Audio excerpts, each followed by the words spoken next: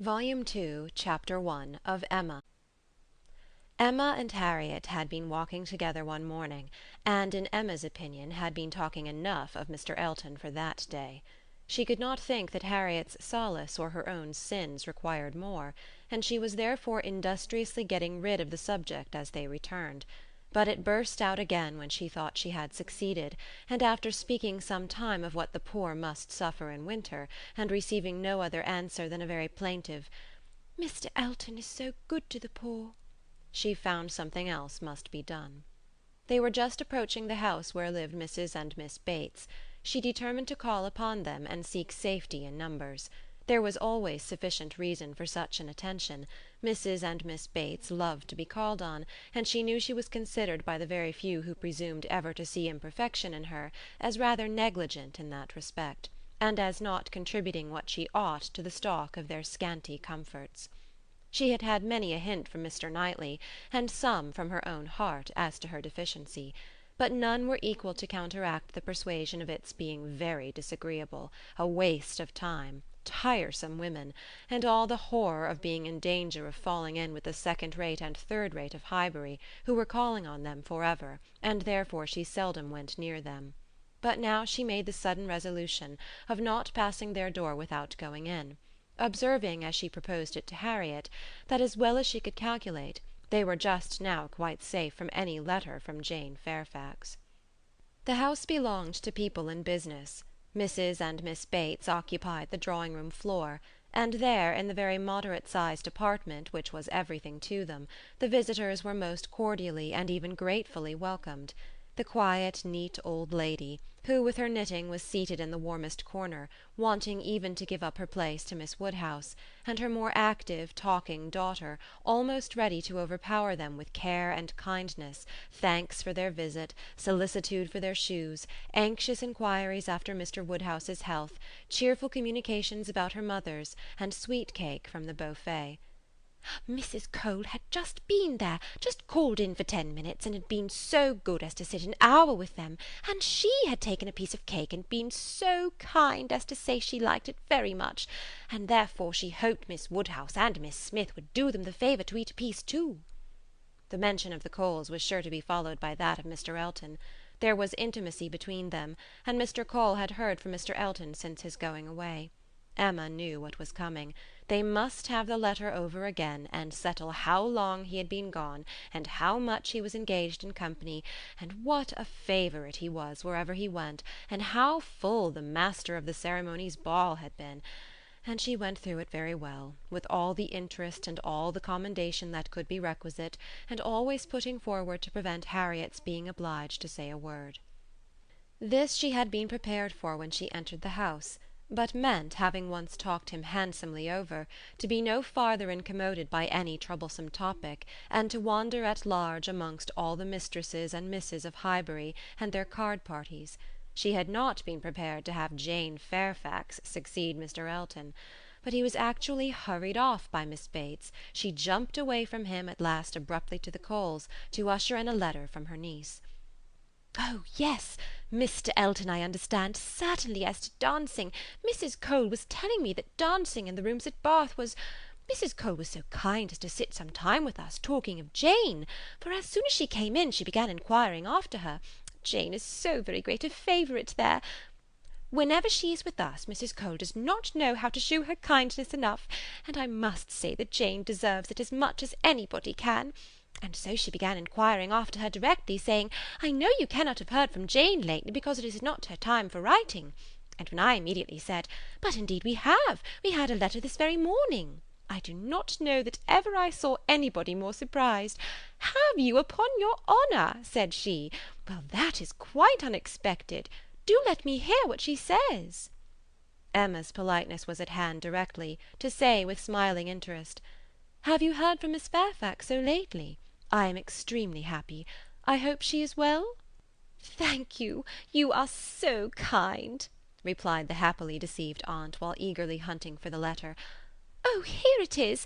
I was sure it could not be far off. But I had put my huswife upon it, you see, without being aware, and so it was quite hid, but I had it in my hand so very lately that I was almost sure it must be on the table. I was reading it to Mrs. Cole, and since she went away, I was reading it again to my mother, for it is such a pleasure to her. A letter from Jane, that she can never hear it often enough. So I knew it could not be far off, and here it is, only just under my huswife. And since you are so kind as to wish to hear what she says— But first of all I really must, in justice to Jane, apologize for her writing so short a letter. Only 2 pages, you see, hardly 2, and in general she fills the whole paper and crosses half.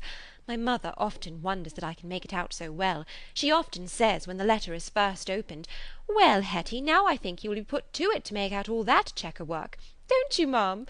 And then I tell her I am sure she would contrive to make it out herself if she had nobody to do it for her, every word of it. I am sure she would pore over it till she had made out every word. And indeed, though my mother's eyes are not so good as they were, she can see amazingly well still, thank God, with the help of spectacles. It is such a blessing.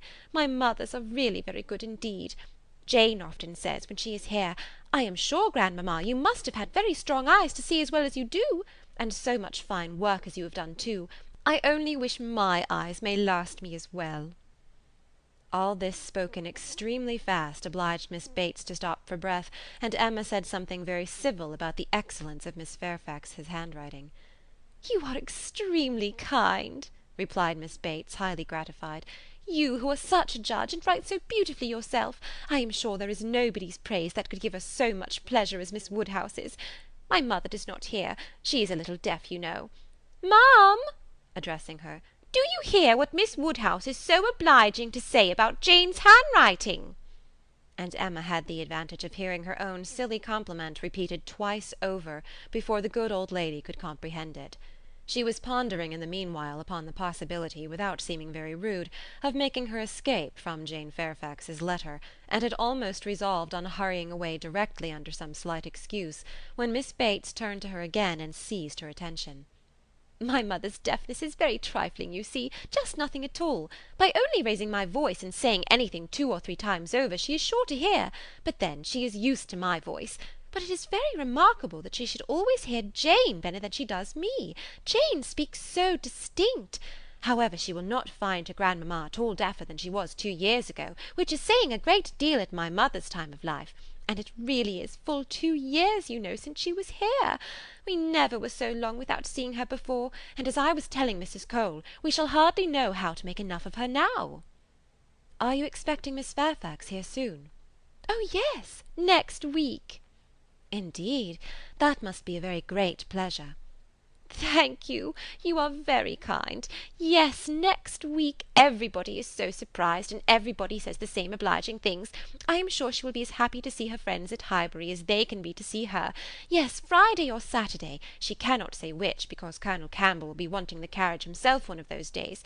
So very good of them to send her the whole way. But they always do, you know.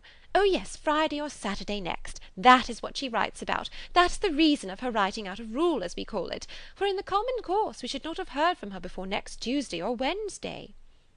"Yes, so I imagined. I was afraid there could be little chance of my hearing anything of Miss Fairfax to-day." "So obliging of you. No, we should not have heard it if not been for this particular circumstance of her being to come here so soon. My mother is so delighted, for she is to be 3 months with us at least. 3 months, she says so, positively, as I am going to have the pleasure of reading to you. The case is, you see, that the Campbells are going to Ireland. Mrs. Dixon has persuaded her father and mother to come over and see her directly. They had not intended to go over till the summer, but she is so impatient to see them again, for till she married last October she was never away from them so much as a week, which must make it very strange to be in different kingdoms, I was going to say, but however, different countries, and so she wrote a very urgent letter to her mother, or her father, I declare I do not know which it was, but we shall see presently in Jane's letter, wrote in Mr. Dixon's name as well as her own, to press their coming over directly, and they would give them the meeting in Dublin, and take them back to their country seat, Ballycraig, a beautiful place, I fancy. Jane has heard a great deal of its beauty. from Mr. Dixon, I mean. I do not know that she ever heard about it from anybody else, but it was very natural, you know, that he should like to speak of his own place while he was paying his addresses, and as Jane used to be very often walking out with them, for Colonel and Mrs. Campbell were very particular about their daughters not walking out often with only Mr. Dixon, for which I do not at all blame them. Of course she heard everything he might be telling Miss Campbell about his own home in Ireland, and I think she wrote us word that he had shown them some drawings of the place, views that he had taken himself. He is a most amiable, charming young man, I believe. Jane was quite longing to go to Ireland from his account of things.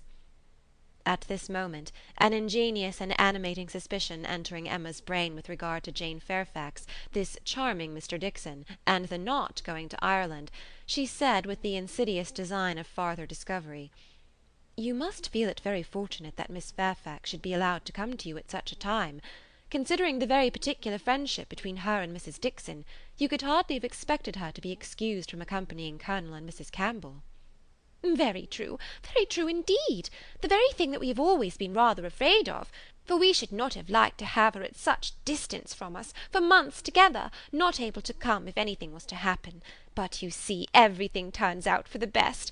They want her, Mr. and Mrs. Dixon, excessively to come over with Colonel and Mrs. Campbell. Quite depend upon it. Nothing can be more kind or pressing than their joint invitation, Jane says, as you will hear presently. Mr. Dixon does not seem in the least backward in any attention. He is a most charming young man. Ever since the service he rendered Jane at Weymouth, when they were out in that party on the water, and she, by the sudden whirling round of something or other among the sails, would have been dashed into the sea at once, and actually was all but gone, if he had not, with the greatest presence of mind, caught hold of her habit. I can never think of it without trembling. But ever since we had the history of that day, I have been so fond of Mr. Dixon." But in spite of her friend's urgency, and her own wish of seeing Ireland, Miss Fairfax prefers devoting the time to you and Mrs. Bates. Yes, entirely her own doing, entirely her own choice, and Colonel and Mrs. Campbell think she does quite right, just what they should recommend, and indeed they particularly wish her to try her native air, as she has not been quite so well as usual lately. I am concerned to hear of it. I think they judge wisely, but Mrs. Dixon must be very much disappointed. Mrs. Dixon, I understand, has no remarkable degree of personal beauty, is not by any means to be compared with Miss Fairfax? Oh, no, you are very obliging to say such things, but certainly not. There is no comparison between them. Miss Campbell always was absolutely plain, but extremely elegant and amiable. Yes, that of course. Jane caught a bad cold, poor thing, so long ago as the 7th of November, as I am going to read to you, and has never been well since. A long time, is it not, for a cold to hang upon her? She never mentioned it before, because she would not alarm us. Just like her, so considerate. But however, she is so far from well that her kind friends the Campbells think she had better come home, and try an air that always agrees with her, and they have no doubt that 3 or 4 months at Highbury will entirely cure her, and it is certainly a great deal better that she should come here than go to Ireland, if she is unwell. Nobody could nurse her as we should do. It appears to me the most desirable arrangement in the world. And so she is to come to us next Friday or Saturday, and the Campbells leave town and their way to Holyhead the Monday following, as you will find from Jane's letter. So sudden! You may guess, dear Miss Woodhouse, what a flurry it has thrown me in, if it were not for the drawback of her illness. But I am afraid we must expect to see her grown thin and looking very poorly. I must tell you what an unlucky thing happened to me as to that. I always make a point of reading Jane's letters through to myself first, before I read them aloud to my mother, you know, for fear of there being anything in them to distress her. Jane desired me to do it, so I always do, and so I began to-day with my usual caution. But no sooner did I come to the mention of her being unwell, than I burst out quite frightened with, "Bless me! Poor Jane is ill," which my mother, being on the watch, heard distinctly, and was sadly alarmed at. However, when I read on, I found it was not near so bad as I had fancied at first, and I make so light of it now to her that she does not think about it much. But I cannot imagine how I could be so off my guard. If Jane does not get well soon, we will call in Mr. Perry. The expense shall not be thought of, and though he is so liberal and so fond of Jane that I dare say he would not mean to charge anything for attendance, we could not suffer it to be so, you know. He has a wife and a family to maintain, and is not to be giving away his time. Well, now I have just given you a hint of what Jane writes about, we will turn to her letter, and I am sure she tells her own story a great deal better than I can tell it for her. "I am afraid we must be running away," said Emma, glancing at Harriet and beginning to rise. "My father will be expecting us. I had no intention, I thought I had no power of staying more than 5 minutes when I first entered the house. I merely called, because I would not pass the door without inquiring after Mrs. Bates. But I have been so pleasantly detained. Now, however, we must wish you and Mrs. Bates good morning." And not all that could be urged to detain her succeeded. She regained the street, happy in this that though much had been forced on her against her will, though she had in fact heard the whole substance of Jane Fairfax's letter, she had been able to escape the letter itself. Chapter 1. Jane Fairfax was an orphan, the only child of Mrs. Bates's youngest daughter. The marriage of Lieutenant Fairfax of the Regiment of Infantry and Miss Jane Bates had had its day of fame and pleasure, hope and interest, but now nothing remained of it, save the melancholy remembrance of him dying in action abroad, of his widow sinking under consumption and grief soon afterwards, and this girl. By birth she belonged to Highbury, and when at 3 years old, on losing her mother, she became the property, the charge, the consolation, the fondling of her grandmother and aunt, there had seemed every probability of her being permanently fixed there, of her being taught only what very limited means could command, and growing up with no advantages of connection or improvement, to be engrafted on what nature had given her in a pleasing person, good understanding, and warm-hearted, well-meaning relations. But the compassionate feelings of a friend of her father gave a change to her destiny.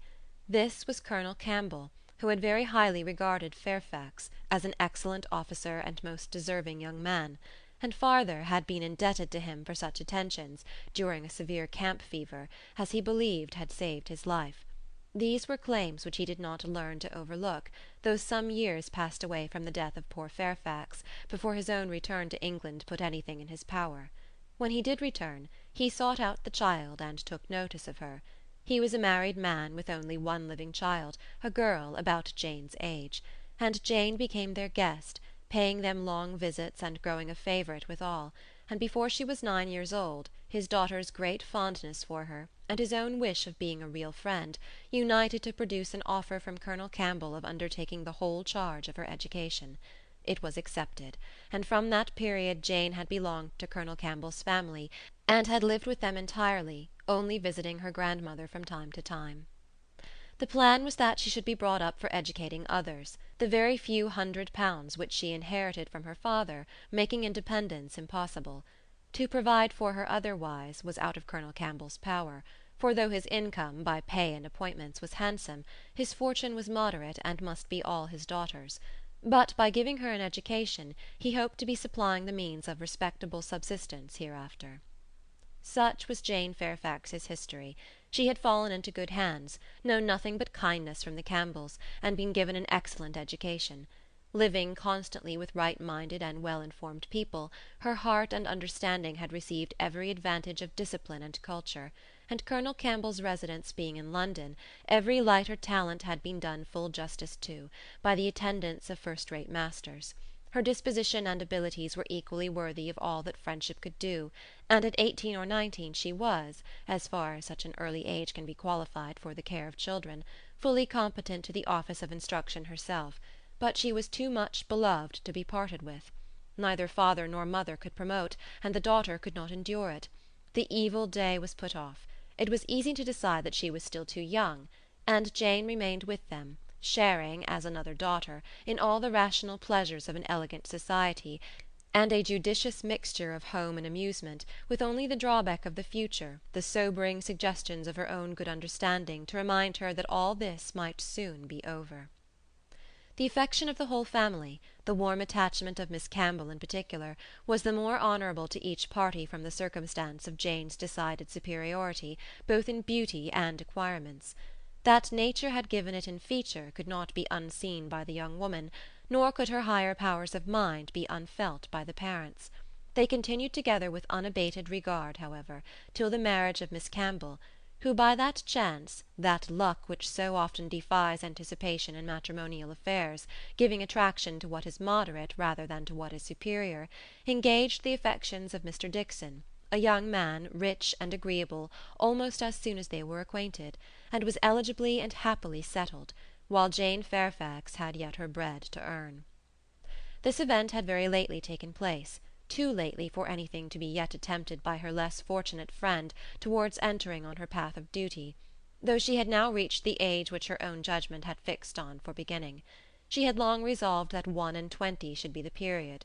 With the fortitude of a devoted novitiate, she had resolved at 21 to complete the sacrifice, and retire from all the pleasures of life, of rational intercourse, equal society, peace and hope, to penance and mortification for ever. The good sense of Colonel and Mrs. Campbell could not oppose such a resolution, though their feelings did. As long as they lived, no exertions would be necessary, their home might be hers for ever, and for their own comfort they would have retained her wholly, but this would be selfishness. What must be at last had better be soon. Perhaps they began to feel it might have been kinder and wiser to have resisted the temptation of any delay, and spared her from a taste of such enjoyments of ease and leisure as must now be relinquished. Still, however, affection was glad to catch at any reasonable excuse for not hurrying on the wretched moment. She had never been quite well since the time of their daughter's marriage, and till she should have completely recovered her usual strength, they must forbid her engaging in duties which, so far from being compatible with a weakened frame and varying spirits, seemed, under the most favourable circumstances, to require something more than human perfection of body and mind to be discharged with tolerable comfort. With regard to her not accompanying them to Ireland, her account to her aunt contained nothing but truth, though there might be some truths not told.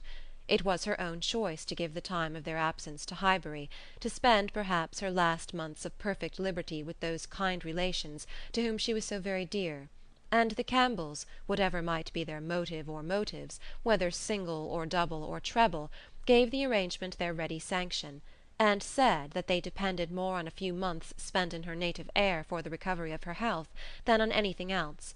Certain it was that she was to come, and that Highbury, instead of welcoming that perfect novelty which had been so long promised it, Mr. Frank Churchill, must put up for the present with Jane Fairfax, who could bring only the freshness of a 2 years' absence.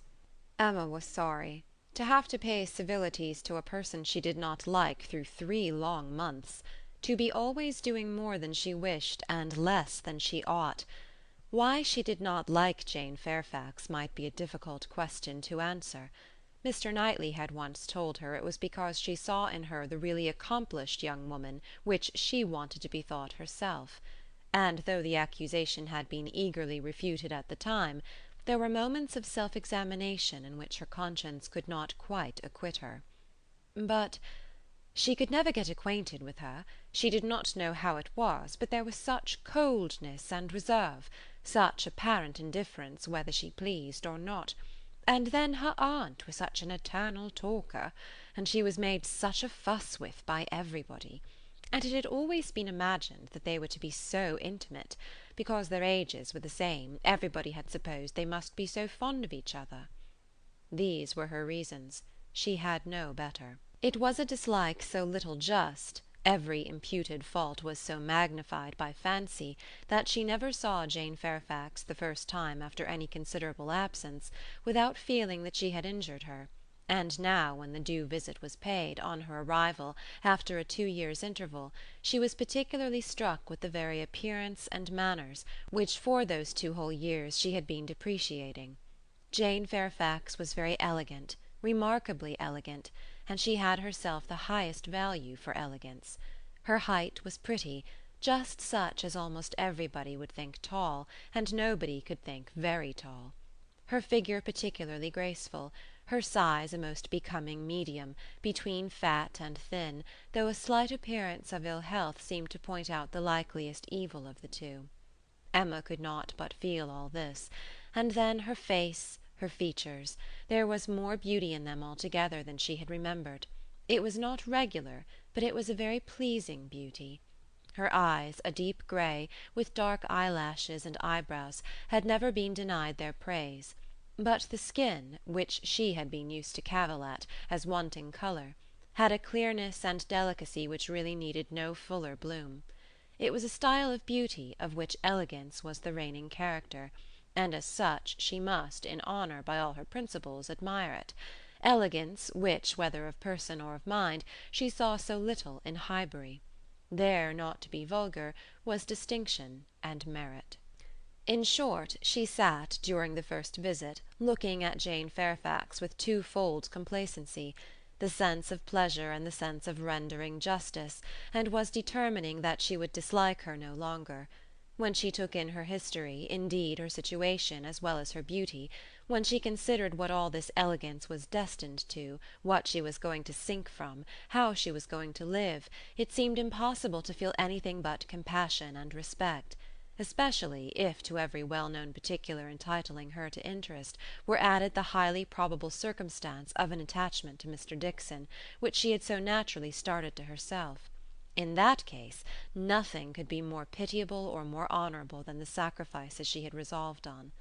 Emma was very willing now to acquit her of having seduced Mr. Dixon's actions from his wife, or of anything mischievous which her imagination had suggested at first. If it were love, it might be simple, single, successless love on her side alone.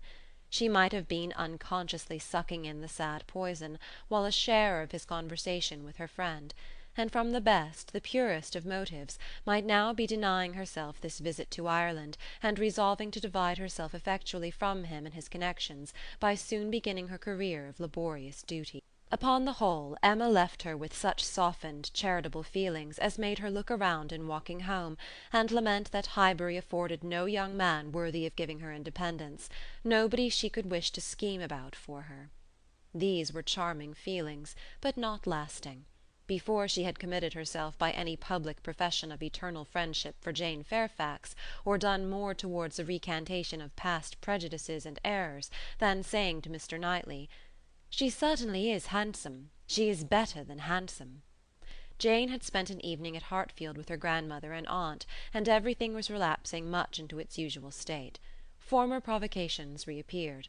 The aunt was as tiresome as ever, more tiresome, because anxiety for her health was now added to admiration of her powers, and they had to listen to the description of exactly how little bread and butter she ate for breakfast, and how small a slice of mutton for dinner, as well as to see exhibitions of new caps and new work-bags for her mother and herself, and Jane's offences rose again. They had music. Emma was obliged to play, and the thanks and praise which necessarily followed appeared to her an affectation of candour, an air of greatness, meaning only to show off in higher style her own very superior performance. She was besides, which was the worst of all, so cold, so cautious. There was no getting at her real opinion. Wrapped up in a cloak of politeness, she seemed determined to hazard nothing. She was disgustingly, was suspiciously reserved. If anything could be more, where all was most, she was more reserved on the subject of Weymouth and the Dixons than anything. She seemed bent on giving no real insight into Mr. Dixon's character, or her own value for his company, or opinion of the suitableness of the match. It was all general approbation and smoothness, nothing delineated or distinguished. It did her no service, however. Her caution was thrown away. Emma saw its artifice, and returned to her first surmises. There probably was something more to conceal than her own preference. Mr. Dixon, perhaps, had been very near changing one friend for the other, or been fixed only to Miss Campbell, for the sake of the future £12,000. The like reserve prevailed on other topics. She and Mr. Frank Churchill had been at Weymouth at the same time. It was known that they were a little acquainted, but not a syllable of real information could Emma procure as to what he truly was. Was he handsome? She believed he was reckoned a very fine young man. Was he agreeable? He was generally thought so. Did he appear a sensible young man, a young man of information? At a watering-place, or in a common London acquaintance, it was difficult to decide on such points. Manners were all that could be safely judged of, under a much longer knowledge than they had had yet of Mr. Churchill. She believed everybody found his manners pleasing. Emma could not forgive her. End of Chapter 2. Volume 2, Chapter 3 of Emma. Emma could not forgive her, but as neither provocation nor resentment were discerned by Mr. Knightley, who had been of the party, and had seen only proper attention and pleasing behaviour on each side, he was expressing the next morning, being at Hartfield again on business with Mr. Woodhouse, his approbation of the whole, not so openly as he might have done had her father been out of the room, but speaking plain enough to be very intelligible to Emma. He had been used to think her unjust to Jane, and had now great pleasure in marking an improvement.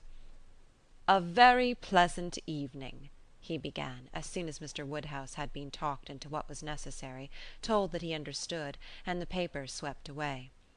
"Particularly pleasant. You and Miss Fairfax gave us some very good music. I do not know a more luxurious state, sir, than sitting at one's ease to be entertained a whole evening by two such young women, sometimes with music and sometimes with conversation. I am sure Miss Fairfax must have found the evening pleasant, Emma. You left nothing undone. I was glad you made her play so much, for having no instrument at her grandmother's, it must have been a real indulgence." "I am happy you approved," said Emma, smiling. "But I hope I am not often deficient in what is due to guests at Hartfield." "No, my dear," said her father instantly. "That I am sure you are not. There is nobody half so attentive and civil as you are. If anything, you are too attentive.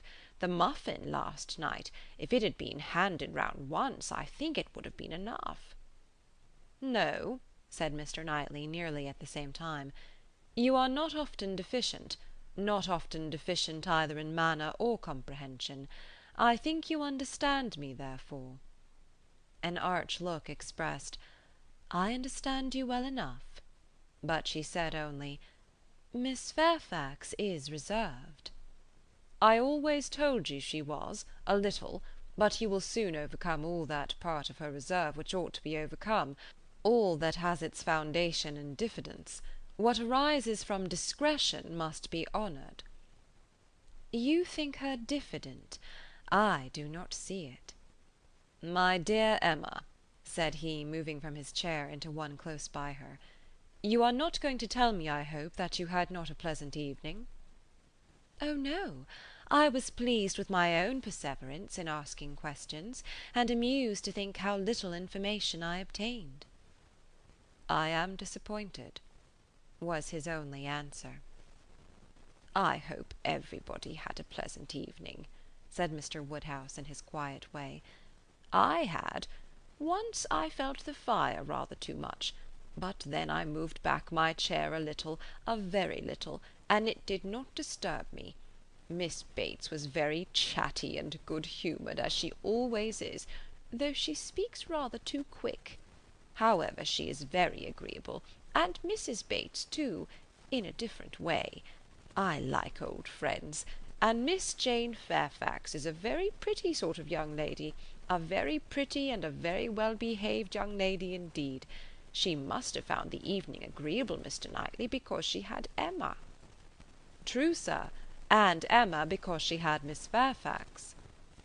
Emma saw his anxiety, and wishing to appease it, at least for the present, said, and with a sincerity which no one could question, "She is a sort of elegant creature that one cannot keep one's eyes from.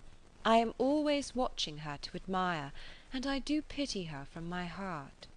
Mr. Knightley looked as if he were more gratified than he cared to express, and before he could make any reply, Mr. Woodhouse, whose thoughts were on the Bateses, said, "It is a great pity that their circumstances should be so confined, a great pity indeed, and I have often wished, but it is so little one can venture to do, small trifling presents of anything uncommon. Now we have killed a porker, and Emma thinks of sending them a loin or a leg. It is very small and delicate. Hartfield pork is not like any other pork, but still it is pork, and, my dear Emma, unless one could be sure of their making it into steaks nicely fried, as ours are fried, without the smallest grease, and not roast it, for no stomach can bear roast pork, I think we had better send the leg. Do not you think so, my dear?" "My dear papa, I sent the whole hind quarter. I knew you would wish it. There will be the leg to be salted, you know, which is so very nice, and the loin to be dressed directly in any manner they like." "That's right, my dear, very right. I had not thought of it before, but that is the best way. They must not over-salt the leg. And then, if it is not over-salted, and if it is very thoroughly boiled, just as Searle boils ours, and eaten very moderately of, with a boiled turnip and a little carrot or parsnip, I do not consider it unwholesome. Emma, said Mr. Knightley presently, I have a piece of news for you. You like news, and I heard an article in my way hither that I think will interest you. News? Oh, yes, I always like news. What is it? Why do you smile so? Where did you hear it? At Randall's? He had time only to say, No, not at Randall's. I have not been near Randall's, when the door was thrown open, and Miss Bates and Miss Fairfax walked into the room. Full of thanks and full of news, Miss Bates knew not which to give quickest. Mr. Knightley soon saw that he had lost his moment, and that not another syllable of communication could rest with him. "Oh, my dear sir, how are you this morning? My dear Miss Woodhouse, I am quite overpowered. Such a beautiful hind quarter of pork! You are too bountiful. Have you heard the news? Mr. Elton is going to be married." Emma had not had time even to think of Mr. Elton, and she was so completely surprised that she could not avoid a little start, and a little blush at the sound. "There is my news. I thought it would interest you," said Mr. Knightley, with a smile which implied a conviction of some part of what had passed between them. "But where could you hear it?" cried Miss Bates. "Where could you possibly hear it, Mr. Knightley? For it is not 5 minutes since I received Mrs. Cole's note. No, it cannot be more than 5, or at least 10, for I had got my bonnet and spencer on, just ready to come out. I was only gone down to speak to Patty again about the pork. Jane was standing in the passage. Were not you, Jane? For my mother was so afraid that we had not any salting pan large enough. So I said I would go down and see, and Jane said, Shall I go down instead? For I think you have a little cold, and Patty has been washing the kitchen. Oh, my dear, said I. Well, and just then came the note. A Miss Hawkins, that's all I know, a Miss Hawkins of Bath. But, Mr. Knightley, how could you possibly have heard it? For the very moment Mr. Cole told Mrs. Cole of it, she sat down and wrote to me, a Miss Hawkins. I was with Mr. Cole on business an hour and a half ago. He had just read Elton's letter as I was shown in, and handed it to me directly. Well, that is quite... I suppose there was never a piece of news more generally interesting. My dear sir, you really are too bountiful. My mother desires her very best compliments and regards, and 1,000 thanks, and says you really quite press her. We consider our Hartfield pork, replied Mr. Woodhouse. Indeed, it certainly is so very superior to all other pork that Emma and I cannot have a greater pleasure than— Oh, my dear sir, as my mother says, our friends are only too good to us. If ever there were people who, without having great wealth themselves, had everything they could wish for, I am sure it is us. We may well say that our lot is cast in a goodly heritage. Well, Mr. Knightley, and so you actually saw the letter. Well! It was short, merely to announce, but cheerful, exulting, of course. Here was a sly glance at Emma. He had been so fortunate as to—I forget the precise words, one has no business to remember them. The information was, as you state, that he was going to be married to a Miss Hawkins. By his style, I should imagine it just settled. Mr. Elton going to be married, said Emma as soon as she could speak. He will have everybody's wishes for his happiness. He is very young to settle, was Mr. Woodhouse's observation. He had better not be in a hurry. He seemed to me very well off as he was. We were always glad to see him at Hartfield. A new neighbour for us all, Miss Woodhouse, said Miss Bates joyfully. My mother is so pleased. She says she cannot bear to have the poor old vicarage without a mistress. This is great news indeed. Jane, you have never seen Mr. Elton. No wonder that you have such a curiosity to see him. Jane's curiosity did not appear of that absorbing nature as wholly to occupy her. No, I have never seen Mr. Elton, she replied, starting on this appeal. Is he a tall man? Who shall answer that question? Cried Emma. My father would say yes, Mr. Knightley no, and Miss Bates and I that he is just the happy medium. When you have been here a little longer, Miss Fairfax, you will understand that Mr. Elton is the standard of perfection in Highbury, both in person and mind." "Very true, Miss Woodhouse, so she will. He is the very best young man. But, my dear Jane, if you remember, I told you yesterday he was precisely the height of Mr. Perry. Miss Hawkins, I dare say an excellent young woman. His extreme attention to my mother, wanting her to sit in the vicarage pew that she might hear the better, for my mother is a little deaf, you know. It is not much, but she does not hear quite quick. Jane says that Colonel Campbell is a little deaf. He fancied bathing might be good for it, the warm bath, but she says it did him no lasting benefit. Colonel Campbell, you know, is quite our angel, and Mr. Dixon seems a very charming young man, quite worthy of him. It is such a happiness when good people get together, and they always do. Now here will be Mr. Elton and Miss Hawkins, and there are the Coles, such very good people, and the Perrys. I suppose there never was a happier or a better couple than Mr. and Mrs. Perry. I say, sir," turning to Mr. Woodhouse, "I think there are few places with such society as Highbury. I always say we are quite blessed in our neighbours. My dear sir, if there is one thing my mother loves better than another, it is pork, a roast loin of pork." "As to who or what Miss Hawkins is, or how long he has been acquainted with her," said Emma, "nothing, I suppose, can be known. One feels that it cannot be a very long acquaintance. He has been gone only 4 weeks." Nobody had any information to give, and after a few more wonderings, Emma said, "You are silent, Miss Fairfax, but I hope you mean to take an interest in this news. You who have been hearing and seeing so much of late on these subjects, who must have been so deep in the business on Miss Campbell's account, we shall not excuse your being indifferent about Mr. Elton and Miss Hawkins." "When I have seen Mr. Elton," replied Jane, "I dare say I shall be interested, but I believe it requires that with me, and as it is some months since Miss Campbell married, the impression may be a little worn off."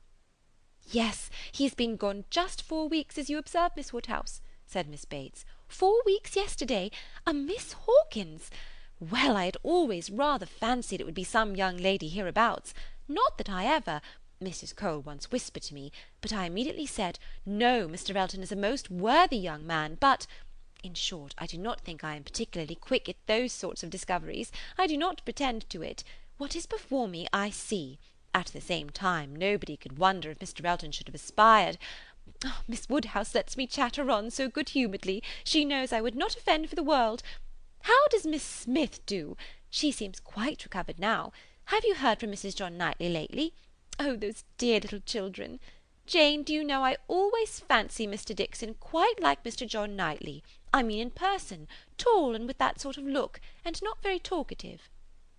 Quite wrong, my dear aunt. There is no likeness at all. Very odd, but one never does form a just idea of anybody beforehand. One takes up a notion and runs away with it. Mr. Dixon, you say, is not, strictly speaking, handsome. Handsome? Oh, no. Far from it. Certainly plain. I told you he was plain. My dear, you said that Miss Campbell would not allow him to be plain, and that you yourself— Oh, as for me, my judgment is worth nothing. Where I have a regard, I always think a person well-looking. But I gave what I believed the general opinion when I called him plain. Well, my dear Jane, I believe we must be running away. The weather does not look well, and grandmamma will be uneasy. You are too obliging, my dear Miss Woodhouse, but we really must take leave. This has been a most agreeable piece of news indeed. I shall just go round by Mrs. Cole's, but I shall not stop 3 minutes. And Jane, you had better go home directly. I would not have you out in a shower. We think she is the better for Highbury already. Thank you, we do indeed. I shall not attempt calling on Mrs. Goddard, for I really do not think she cares for anything but boiled pork. When we dress the leg, it will be another thing. Good morning to you, my dear sir. Oh, Mr. Knightley is coming too. Well, that is so very— I am sure if Jane is tired, you'll be so kind as to give her your arm. Mr. Elton and Miss Hawkins, good morning to you. Emma, alone with her father, had half her attention wanted by him while he lamented that young people would be in such a hurry to marry, and to marry strangers too, and the other half she could give to her own view of the subject. It was to herself an amusing and a very welcome piece of news, as proving that Mr. Elton could not have suffered long. But she was sorry for Harriet. Harriet must feel it, and all that she could hope was, by giving the first information herself, to save her from hearing it abruptly from others. It was now about the time that she was likely to call. If she were to meet Miss Bates in her way, and upon its beginning to rain, Emma was obliged to expect that the weather would be detaining her at Mrs. Goddard's, and that the intelligence would undoubtedly rush upon her without preparation. The shower was heavy but short, and it had not been over 5 minutes when in came Harriet, with just the heated, agitated look which hurrying thither with a full heart was likely to give, and the "Oh, Miss Woodhouse, what do you think has happened?" which instantly burst forth, had all the evidence of corresponding perturbation. As the blow was given, Emma felt that she could not show greater kindness than in listening, and Harriet, unchecked, ran eagerly through what she had to tell. She had set out from Mrs. Goddard's half an hour ago. She had been afraid it would rain. She had been afraid it would pour down every moment. But she thought she might get to Hartfield first. She had hurried on as fast as possible. But then she was passing by the house where a young woman was making up a gown for her. She thought she would just step in and see how it went on. And though she did not seem to stay half a moment there, soon after she came out it began to rain, and she did not know what to do. So she ran on directly, as fast as she could, and took shelter at Ford's. Ford's was the principal woollen draper, linen draper, and haberdasher's shop united, the shop first in size and fashion in the place. And so there she had sat, without an idea of anything in the world, full 10 minutes perhaps, when all of a sudden who should come in? To be sure it was so very odd, but they always dealt at Ford's. Who should come in but Elizabeth Martin and her brother? Dear Miss Woodhouse, only think! I thought I should have fainted. I did not know what to do. I was sitting near the door. Elizabeth saw me directly, but he did not. He was busy with the umbrella. I am sure she saw me, but she looked away directly and took no notice, and they both went to quite the farther end of the shop, and I kept sitting near the door. Oh dear, I was so miserable. I am sure I must have been as white as my gown. I could not go away, you know, because of the rain, but I did so wish myself anywhere in the world but there. Oh dear, Miss Woodhouse! Well, at last I fancy he looked round and saw me, for instead of going on with her buyings they began whispering to one another. I am sure they were talking of me, and I could not help thinking that he was persuading her to speak to me. Do you think he was, Miss Woodhouse? For presently she came forward, came quite up to me and asked how I did, and seemed ready to shake hands if I would. She did not do any of it in the same way that she used. I could see that she was altered. But however she seemed to try to be quite friendly, and we shook hands, and stood talking some time. But I know no more what I said. I was in such a tremble, and I remember she said she was sorry we never met now, which I thought almost too kind. Dear Miss Woodhouse, I was absolutely miserable. By that time it was beginning to hold up, and I was determined that nothing should stop me from getting away, and then, only think, I found he was coming up towards me too, slowly, you know, and as if he did not quite know what to do, and so he came and spoke, and I answered, and I stood for a minute feeling dreadfully, you know, one can't tell how, and then I took courage and said it did not rain, and I must go, and so off I set, and I had not got 3 yards from the door when he came after me, only to say if I was going to Hartfield, he thought I had much better go round by Mr. Cole's stables, for I should find the near way quite floated by this rain. Oh dear, I thought it would have been the death of me. So I said I was very much obliged to him. You know I could not do less, and then he went back to Elizabeth, and I came round by the stables. I believe I did. But I hardly knew where I was or anything about it. Oh, Miss Woodhouse, I would rather done anything that have it happen, and yet you know there was a sort of satisfaction in seeing him behave so pleasantly and so kindly, and Elizabeth too. Oh, Miss Woodhouse, do talk to me and make me comfortable again. Very sincerely did Emma wish to do so, but it was not immediately in her power. She was obliged to stop and think. She was not thoroughly comfortable herself. The young man's conduct, and his sister's, seemed the result of real feeling, and she could not but pity them. As Harriet described it, there had been an interesting mixture of wounded affection and genuine delicacy in their behaviour. But she had believed them to be well-meaning, worthy people before, and what difference did this make in the evils of the connection? It was folly to be disturbed by it. Of course he must be sorry to lose her, they must all be sorry. Ambition as well as love had probably been mortified. They might all have hoped to rise by Harriet's acquaintance, and besides, what was the value of Harriet's description? So easily pleased, so little discerning, what signified her praise? She exerted herself and did try to make her comfortable by considering all that had passed as a mere trifle, and quite unworthy of being dwelt on. "It might be distressing for the moment," said she, "but you seem to have behaved extremely well, and it is over, and may never, can never, as a first meeting, occur again, and therefore you need not think about it." Harriet said, "Very true," and she "would not think about it," but still she talked of it. Still she could talk of nothing else, and Emma at last, in order to put the Martins out of her head, was obliged to hurry on the news, which she had meant to give with so much tender caution, hardly knowing herself whether to rejoice or be angry, ashamed or only amused, at such a state of mind in poor Harriet, such a conclusion of Mr. Elton's importance with her. Mr. Elton's rights, however, gradually revived. Though she did not feel the first intelligence as she might have done the day before, or an hour before, its interest soon increased, and before their first conversation was over she had talked herself into all the sensations of curiosity, wonder, and regret, pain and pleasure, as to this fortune at Miss Hawkins's, which could conduce to place the Martins under proper subordination in her fancy. Emma learned to be rather glad that there had been such a meeting. It had been serviceable in deadening the first shock, without retaining any influence to alarm. As Harriet now lived, the Martins could not get at her without seeking her, where hitherto they had wanted either the courage or the condescension to seek her. For since her refusal of the brother, the sisters never had been at Mrs. Goddard's, and a 12-month might pass without their being thrown together again, with any necessity, or even any power of speech. Chapter 3. Volume 2, Chapter 4 of Emma. Human nature is so well disposed towards those who are in interesting situations that a young person who either marries or dies is sure of being kindly spoken of.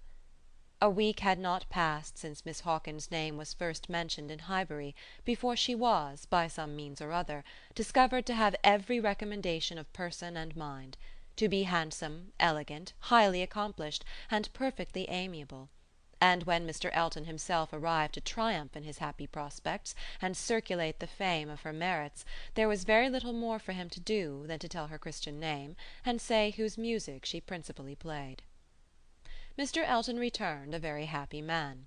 He had gone away rejected and mortified, disappointed in a very sanguine hope, after a series of what appeared to him strong encouragement, and not only losing the right lady, but finding himself debased to the level of a very wrong one. He had gone away deeply offended. He came back engaged to another, and to another as superior, of course, to the first, as under such circumstances what is gained always is to what is lost. He came back gay and self-satisfied, eager and busy, caring nothing for Miss Woodhouse, and defying Miss Smith.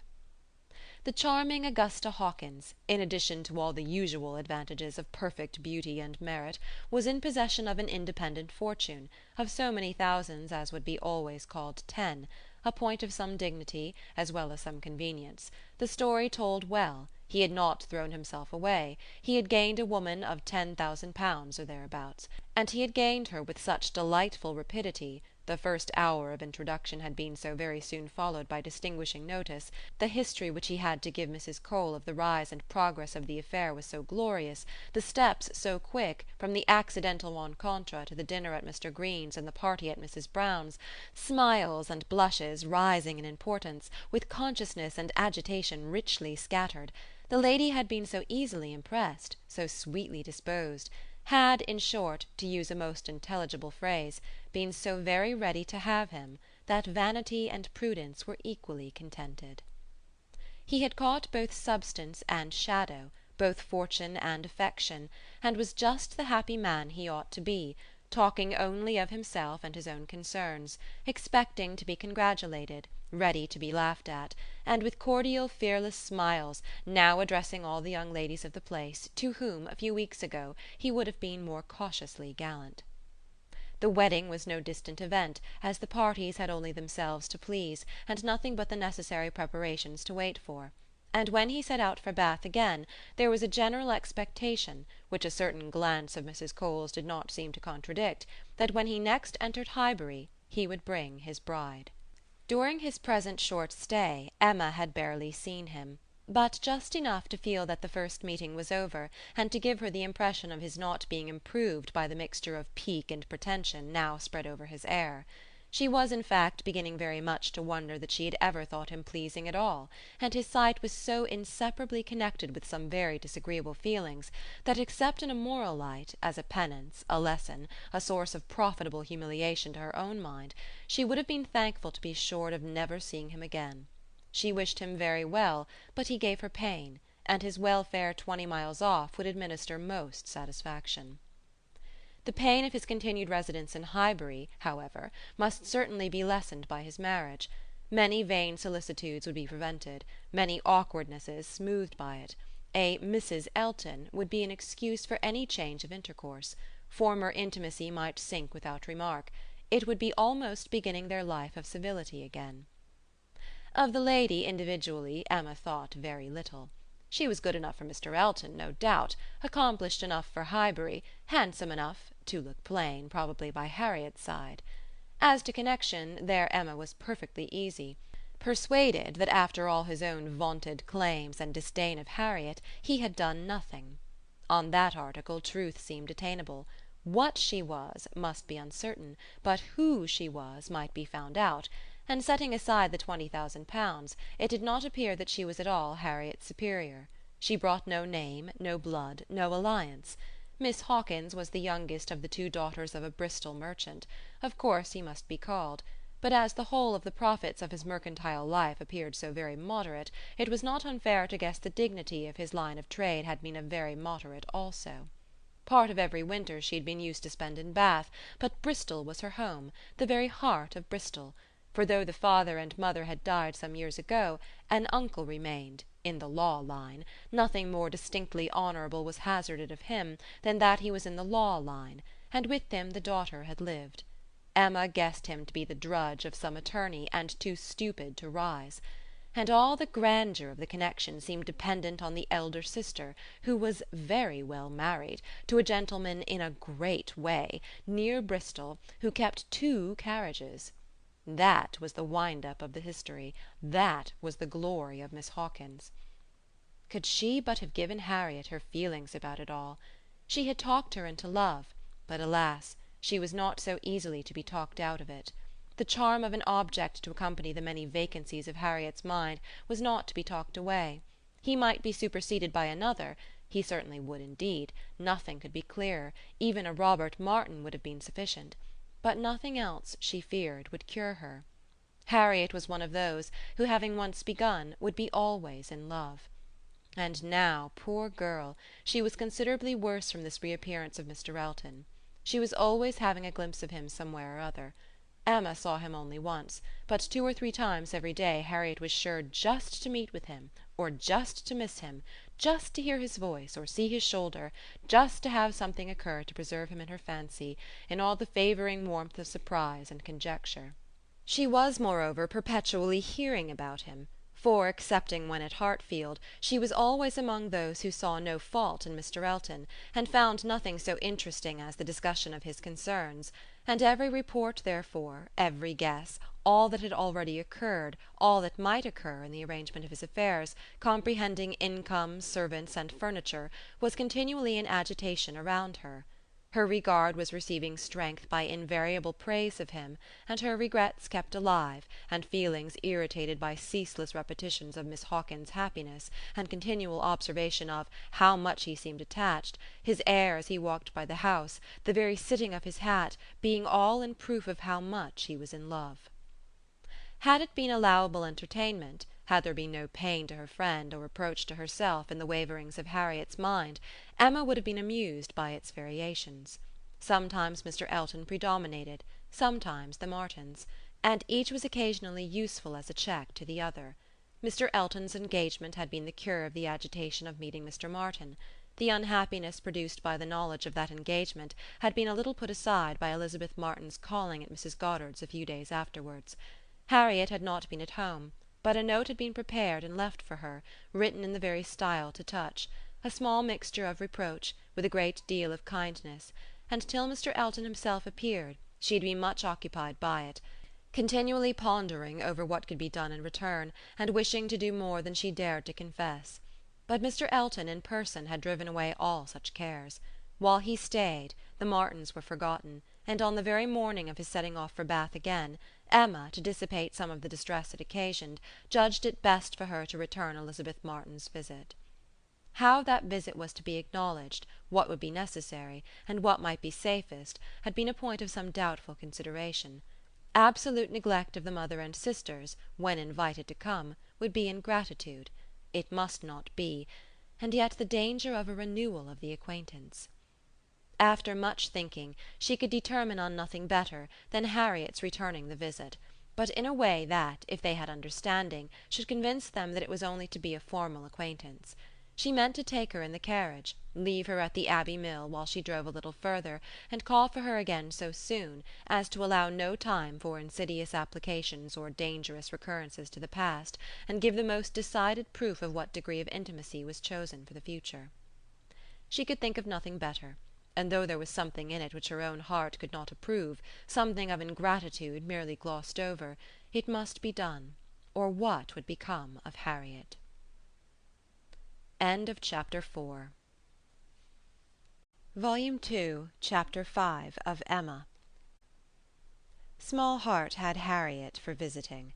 Only half an hour before her friend called for her at Mrs. Goddard's, her evil stars had led her to the very spot where, at that moment, a trunk, directed to the Reverend Philip Elton, White Hart, Bath, was to be seen under the operation of being lifted into the butcher's cart, which was to convey it to where the coaches passed, and everything in this world, excepting that trunk and the direction, was consequently a blank. She went, however, and when they reached the farm, and she was to be put down at the end of the broad, neat gravel walk which led between espalier apple trees to the front door, the sight of everything which had given her so much pleasure the autumn before was beginning to revive a little local agitation, and when they parted, Emma observed her to be looking around with a sort of fearful curiosity, which determined her not to allow the visit to exceed the proposed quarter of an hour. She went on herself, to give that portion of time to an old servant who was married and settled in Donwell. The quarter of an hour brought her punctually to the white gate again, and Miss Smith, receiving her summons, was with her without delay, and unattended by any alarming young man. She came solitarily down the gravel walk, a Miss Martin just appearing at the door, and parting with her seemingly with ceremonious civility. Harriet could not very soon give an intelligible account. She was feeling too much, but at last Emma collected from her enough to understand the sort of meeting and the sort of pain it was creating. She had seen only Mrs. Martin and the two girls. They had received her doubtingly, if not coolly, and nothing beyond the merest commonplace had been talked almost all the time, till just at last, when Mrs. Martin's saying all of a sudden that she thought Miss Smith was grown had brought on a more interesting subject and a warmer manner. In that very room she had been measured last September with her two friends. There were the pencilled marks and memorandums on the wainscot by the window. He had done it. They all seemed to remember the day, the hour, the party, the occasion, to feel the same consciousness, the same regrets, to be ready to return to the same good understanding, and they were just growing again like themselves. Harriet, as Emma must suspect, as ready as the best of them to be cordial and happy, when the carriage reappeared, and all was over. The style of the visit, and the shortness of it, were then felt to be decisive. 14 minutes to be given to those with whom she had thankfully passed 6 weeks, not 6 months ago. Emma could not but picture it all, and feel how justly they might resent, how naturally Harriet must suffer. It was a bad business. She would have given a great deal, or endured a great deal, to have had the Martins in a higher rank of life. They were so deserving that a little higher should have been enough. But as it was, how could she have done otherwise? Impossible. She could not repent. They must be separated. But there was a great deal of pain in the process, so much to herself at this time that she soon felt the necessity of a little consolation, and resolved on going home by way of Randalls to procure it. Her mind was quite sick of Mr. Elton and the Martins. The refreshment of Randalls was absolutely necessary. It was a good scheme, but on driving to the door they heard that neither master nor mistress was at home. They had both been out some time. The man believed they were gone to Hartfield. "This is too bad," cried Emma as they turned away. "And now we shall just miss them. Too provoking. I do not know when I have been so disappointed." And she leaned back in the corner, to indulge her murmurs or to reason them away, probably a little of both, such being the commonest process of a not ill-disposed mind. Presently the carriage stopped. She looked up. It was stopped by Mr. and Mrs. Weston, who were standing to speak to her. There was instant pleasure in the sight of them, and still greater pleasure was conveyed in sound, for Mr. Weston immediately accosted her with, "How d'ye do? How d'ye do? We have been sitting with your father. Glad to see him so well. Frank comes to-morrow. I had a letter this morning. We see him to-morrow by dinner-time to a certainty. He is at Oxford to-day, and he comes for a whole fortnight. I knew it would be so. If he had come at Christmas he could not have stayed 3 days. I was always glad he did not come at Christmas.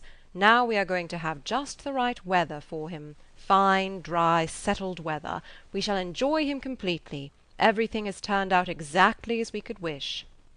There was no resisting such news, no possibility of avoiding the influence of such a happy face as Mr. Weston's, confirmed as it all was by the words and the countenance of his wife, fewer and quieter, but not less to the purpose. To know that she thought his coming certain was enough to make Emma consider it so, and sincerely did she rejoice in their joy. It was a most delightful reanimation of exhausted spirits. The worn-out past was sunk in the freshness of what was coming, and in the rapidity of half a moment's thought she hoped Mr. Elton would now be talked of no more. Mr. Weston gave her the history of the engagements at Enscombe, which allowed his son to answer for having an entire fortnight at his command, as well as the route and the method of his journey, and she listened and smiled and congratulated. "I shall soon bring him over to Hartfield," said he at the conclusion. Emma could imagine she saw a touch of the arm at this speech from his wife. "We had better move on, Mr. Weston," said she. "We are detaining the girls." "Well, well, I am ready." And turning again to Emma, "But you must not be expecting such a very fine young man. You've only had my account, you know. I dare say he is really nothing extraordinary," though his own sparkling eyes at the moment were speaking a very different conviction. Emma could look perfectly unconscious and innocent, and answer in a manner that appropriated nothing. "Think of me to-morrow, my dear Emma, about 4 o'clock," was Mrs. Weston's parting injunction, spoken with some anxiety, and meant only for her.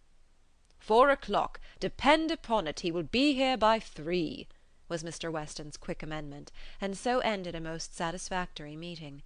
Emma's spirits were mounted quite up to happiness, everything wore a different air, James and his horses seemed not half so sluggish as before. When she looked at the hedges she thought the elder at least must soon be coming out, and when she turned round to Harriet she saw something like a look of spring, a tender smile even there. "Will Frank Churchill pass through Bath as well as Oxford?" was a question, however, which did not augur much. But neither geography nor tranquillity could come all at once, and Emma was now in a humour to resolve that they should both come in time. The morning of the interesting day arrived, and Mrs. Weston's faithful pupil did not forget either at 10 or 11 or 12 o'clock that she was to think of her at 4. "My dear, dear anxious friend," said she in mental soliloquy while walking downstairs from her own room, "always over-careful for everybody's comfort but your own. I see you now, in all your little fidgets, going again and again into his room, to be sure that all is right." The clock struck 12 as she passed through the hall. "'Tis 12. I shall not forget to think of you 4 hours hence, and by this time to-morrow, perhaps, or a little later, I may be thinking of the possibility of their all calling here. I am sure they will bring him soon." She opened the parlour door, and saw 2 gentlemen sitting with her father, Mr. Weston and his son. They had been arrived only a few minutes, and Mr. Weston had scarcely finished his explanation of Frank's being a day before his time, and her father was yet in the midst of his very civil welcome and congratulations, when she appeared, to have her share of surprise, introduction, and pleasure. The Frank Churchill so long talked of, so high in interest, was actually before her, he was presented to her, and she did not think too much had been said in his praise. He was a very good-looking young man. Height, air, address, all were unexceptionable, and his countenance had a great deal of the spirit and liveliness of his father's. He looked quick and sensible. She felt immediately that she should like him, and there was a well-bred ease of manner, and a readiness to talk, which convinced her that he came intending to be acquainted with her, and that acquainted they soon must be. He had reached Randalls the evening before. She was pleased with the eagerness to arrive which had made him alter his plan, and travel earlier, later, and quicker, that he might gain half a day. "I told you yesterday," cried Mr. Weston with exultation, "I told you all that he would be here before the time named. I remembered what I used to do myself. One cannot creep upon a journey, one cannot help getting on faster than one has planned, and the pleasure of coming in upon one's friends before the look-out begins is worth a great deal more than any little exertion it needs." "It is a great pleasure where one can indulge in it," said the young man, "though there are not many houses that I should presume on so far, but in coming home I felt I might do anything." The word home made his father look on him with fresh complacency. Emma was directly sure that he knew how to make himself agreeable. The conviction was strengthened by what followed. He was very much pleased with Randalls, thought it a most admirably arranged house, would hardly allow it even to be very small, admired the situation, the walk to Highbury, Highbury itself, Hartfield still more, and professed himself to have always felt the sort of interest in the country which none but one's own country gives, and the greatest curiosity to visit it. That he should never have been able to indulge so amiable a feeling before, passed suspiciously through Emma's brain. But still, if it were a falsehood, it was a pleasant one, and pleasantly handled. His manner had no air of study or exaggeration. He did really look and speak as if in a state of no common enjoyment. Their subjects in general were such as belonged to an opening acquaintance. On his side were the inquiries, "Was she a horsewoman? Pleasant rides? Pleasant walks? Had they a large neighbourhood? Highbury perhaps afforded society enough. There were several very pretty houses in and about it. Balls? Had they balls? Was it a musical society?" But when satisfied on all these points, and their acquaintance proportionately advanced, he contrived to find an opportunity, while their two fathers were engaged with each other, of introducing his mother-in-law, and speaking of her with so much handsome praise, so much warm admiration, so much gratitude for the happiness she secured to his father, and her very kind reception of himself, as was an additional proof of his knowing how to please, and of his certainly thinking it worth while to try to please her. He did not advance a word of praise beyond what she knew to be thoroughly deserved by Mrs. Weston, but undoubtedly he could know very little of the matter. He understood what would be welcome, he could be sure of little else. "His father's marriage," he said, "had been the wisest measure. Every friend must rejoice in it, and the family from whom he had received such a blessing must be ever considered as having conferred the highest obligation on him." He got as near as he could to thanking her for Miss Taylor's merits, without seeming quite to forget that in the common course of things it was to be rather supposed that Miss Taylor had formed Miss Woodhouse's character than Miss Woodhouse Miss Taylor's. And at last, as if resolved to qualify his opinion completely for travelling round to its object, he wound it all up with astonishment at the youth and beauty of her person. "Elegant, agreeable manners I was prepared for," said he. "But I confess that, considering everything, I had not expected more than a very tolerably well-looking woman of a certain age. I did not know that I was to find a pretty young woman in Mrs. Weston."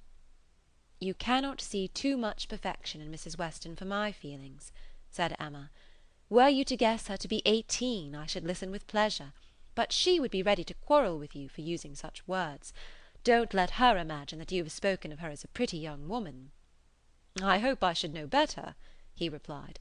"No, depend upon it," with a gallant bow, "that in addressing Mrs. Weston I should understand whom I might praise, without any danger of being thought extravagant in my terms."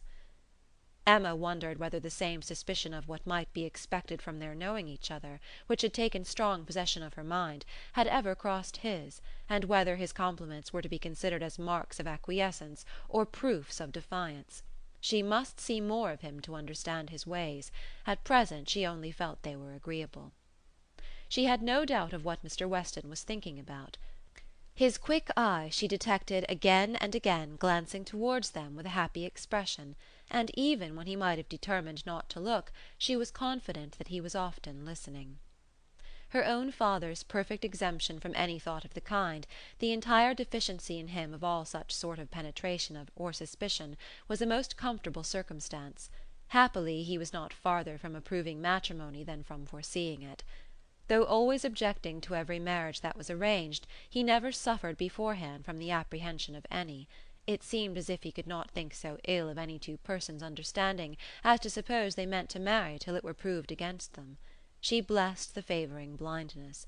He could now, without the drawback of a single unpleasant surmise, without a glance forward at any possible treachery in his guest, give way to all his natural kind-hearted civility in solicitous inquiries after Mr. Frank Churchill's accommodation on his journey, through the sad evils of sleeping 2 nights on the road, and express very genuine unmixed anxiety to know that he had certainly escaped catching cold, which, however, he could not allow him to feel quite assured of himself till after another night. A reasonable visit paid, Mr. Weston began to move. He must be going. He had business at the Crown about his hay, and a great many errands for Mrs. Weston at Ford's, but he need not hurry anybody else. His son, too well bred to hear the hint, rose immediately also, saying, "As you are going farther on business, sir, I will take the opportunity of paying a visit, which must be paid some day or other, and therefore may as well be paid now. I have the honour of being acquainted with a neighbour of yours," turning to Emma, "a lady residing in or near Highbury, a family of the name of Fairfax. I shall have no difficulty, I suppose, in finding the house, though Fairfax, I believe, is not the proper name. I should rather say Barnes or Bates. Do you know any family of that name?" "To be sure we do," cried his father. "Mrs. Bates, we passed her house. I saw Miss Bates at the window. True, true, you are acquainted with Miss Fairfax. I remember you knew her at Weymouth, and a fine girl she is. Call upon her, by all means." "There is no necessity for my calling this morning," said the young man. "Another day would do as well. But there was that degree of acquaintance at Weymouth which—" "Oh, go to-day, go to-day. Do not defer it. What is right to be done cannot be done too soon. And besides, I must give you a hint, Frank. Any want of attention to her here should be carefully avoided. You saw her with the Campbells, when she was the equal of everybody she mixed with, but here she is with a poor old grandmother, who has barely enough to live on. If you do not call early, it will be a slight." The son looked convinced. "I have heard her speak of the acquaintance," said Emma. "She is a very elegant young woman." He agreed to it, but with so quiet a "yes," as inclined her almost to doubt his real concurrence, and yet there must be a very distinct sort of elegance for the fashionable world if Jane Fairfax could be thought only ordinarily gifted with it. "If you were never particularly struck by her manners before," said she, "I think you will to-day. You will see her to advantage. See her and hear her. No, I am afraid you will not hear her at all, for she has an aunt who never holds her tongue." "You are acquainted with Miss Jane Fairfax, sir, are you?" said Mr. Woodhouse, always the last to make his way in conversation. "Then give me leave to assure you that you will find her a very agreeable young lady. She is staying here on a visit to her grandmamma and aunt, very worthy people. I have known them all my life. They will be extremely glad to see you, I am sure, and one of my servants shall go with you to show you the way." "My dear sir, upon no account in the world. My father can direct me." "But your father is not going so far. He is only going to the Crown, quite on the other side of the street, and there are a great many houses. You might be very much at a loss, and it is a very dirty walk, unless you keep on the footpath. But my coachman can tell you where you had best cross the street." Mr. Frank Churchill still declined it, looking as serious as he could, and his father gave his hearty support by calling out, "My good friend, this is quite unnecessary. Frank knows a puddle of water when he sees it, and as to Mrs. Bates, he may get there from the Crown in a hop, step, and jump." They were permitted to go alone, and with a cordial nod from one, and a graceful bow from the other, the two gentlemen took leave. Emma remained very well pleased with this beginning of the acquaintance, and could now engage to think of them all at Randalls any hour of the day, with full confidence in their comfort. End of Chapter 5. Volume 2, Chapter 6 of Emma. The next morning brought Mr. Frank Churchill again. He came with Mrs. Weston, to whom and to Highbury he seemed to take very cordially. He had been sitting with her, it appeared, most companionably at home, till her usual hour of exercise, and on being desired to choose their walk, immediately fixed on Highbury. He did not doubt there being very pleasant walks in every direction, but if left to him, he should always choose the same. Highbury, that airy, cheerful, happy-looking Highbury, would be his constant attraction. Highbury, with Mrs. Weston, stood for Hartfield, and she trusted to its bearing the same construction with him. They walked thither directly. Emma had hardly expected them, for Mr. Weston, who had called in for half a minute, in order to hear that his son was very handsome, knew nothing of their plans, and it was an agreeable surprise to her, therefore, to perceive them walking up to the house together, arm in arm. She was wanting to see him again, and especially to see him in company with Mrs. Weston, upon his behaviour to whom her opinion of him was to depend. If he were deficient there, nothing should make amends for it. But on seeing them together, she became perfectly satisfied. It was not merely in fine words or hyperbolical compliment that he paid his duty. Nothing could be more proper or pleasing than his whole manner to her. Nothing could more agreeably denote his wish of considering her as a friend and securing her affection. And there was time enough for Emma to form a reasonable judgment, as their visit included all the rest of the morning. They were all three walking about together for an hour or two, first round the shrubberies of Hartfield, and afterwards in Highbury. He was delighted with everything, admired Hartfield sufficiently for Mr. Woodhouse's ear, and when their going farther was resolved on, confessed his wish to be made acquainted with the whole village, and found matter of commendation and interest much oftener than Emma could have supposed. Some of the objects of his curiosity spoke very amiable feelings. He begged to be shown the house which his father had lived in so long, and which had been the home of his father's father, and on recollecting that an old woman who had nursed him was still living, walked in quest of her cottage from one end of the street to the other, and though in some points of pursuit or observation there was no positive merit, they showed altogether a good will towards Highbury in general, which must be very like a merit to those he was with. Emma watched and decided that with such feelings as were now shown, it could not be fairly supposed that he had ever been voluntarily absenting himself, that he had not been acting a part, or making a parade of insincere professions, and that Mr. Knightley certainly had not done him justice.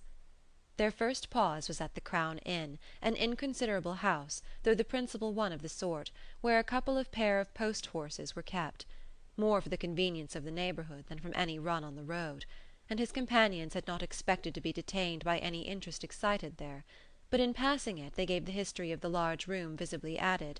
It had been built many years ago for a ball-room, and while the neighbourhood had been in particularly populous dancing state, had been occasionally used as such, but such brilliant days had long passed away, and now the highest purpose for which it was ever wanted was to accommodate a whist-club established among the gentlemen and half-gentlemen of the place.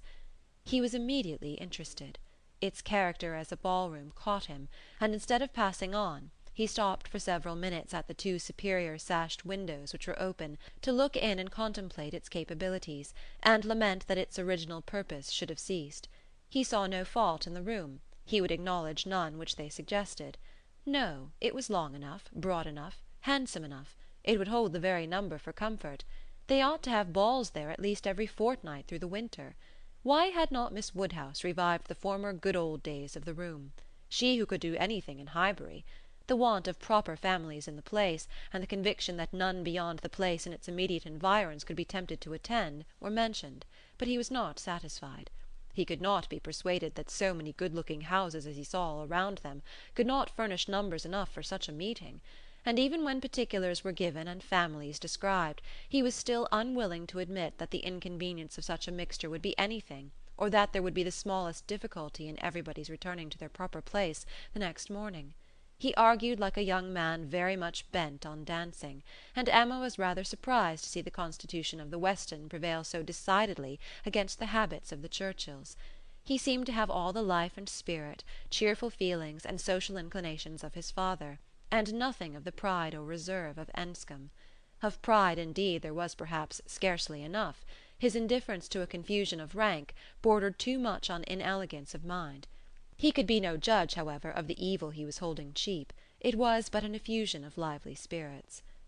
At last he was persuaded to move on from the front of the Crown, and being now almost facing the house where the Bateses lodged, Emma recollected his intended visit the day before, and asked him if he had paid it.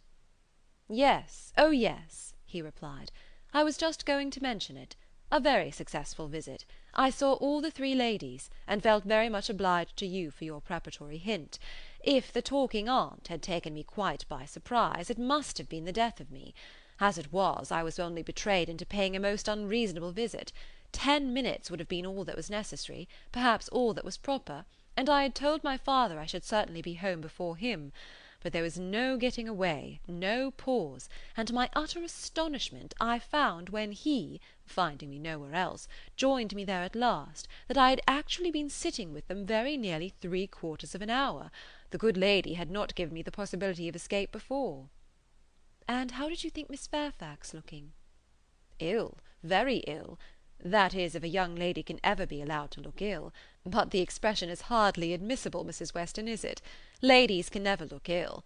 And seriously, Miss Fairfax is naturally so pale as almost always to give the appearance of ill health, a most deplorable want of complexion." Emma would not agree to this, and began a warm defence of Miss Fairfax's complexion. It was certainly never brilliant, but she would not allow it to have a sickly hue in general, and there was a softness and delicacy in her skin which gave peculiar elegance to the character of her face. He listened with all due deference, acknowledged that he had heard many people say the same, but yet he must confess that to him nothing could make amends for the want of the fine glow of health. Where features were indifferent, a fine complexion gave beauty to them all, and where they were good, the effect was— Fortunately, he need not attempt to describe what the effect was. "Well," said Emma, "there is no disputing about taste. At least you admire her, except her complexion." He shook his head and laughed. "I cannot separate Miss Fairfax and her complexion." "Did you see her often at Weymouth? Were you often in the same society?" At this moment they were approaching Ford's, and he hastily exclaimed, "Ha! This must be the very shop that everybody attends every day of their lives, as my father informs me. He comes to Highbury himself, he says, 6 days out of the 7, and has always business at Ford's.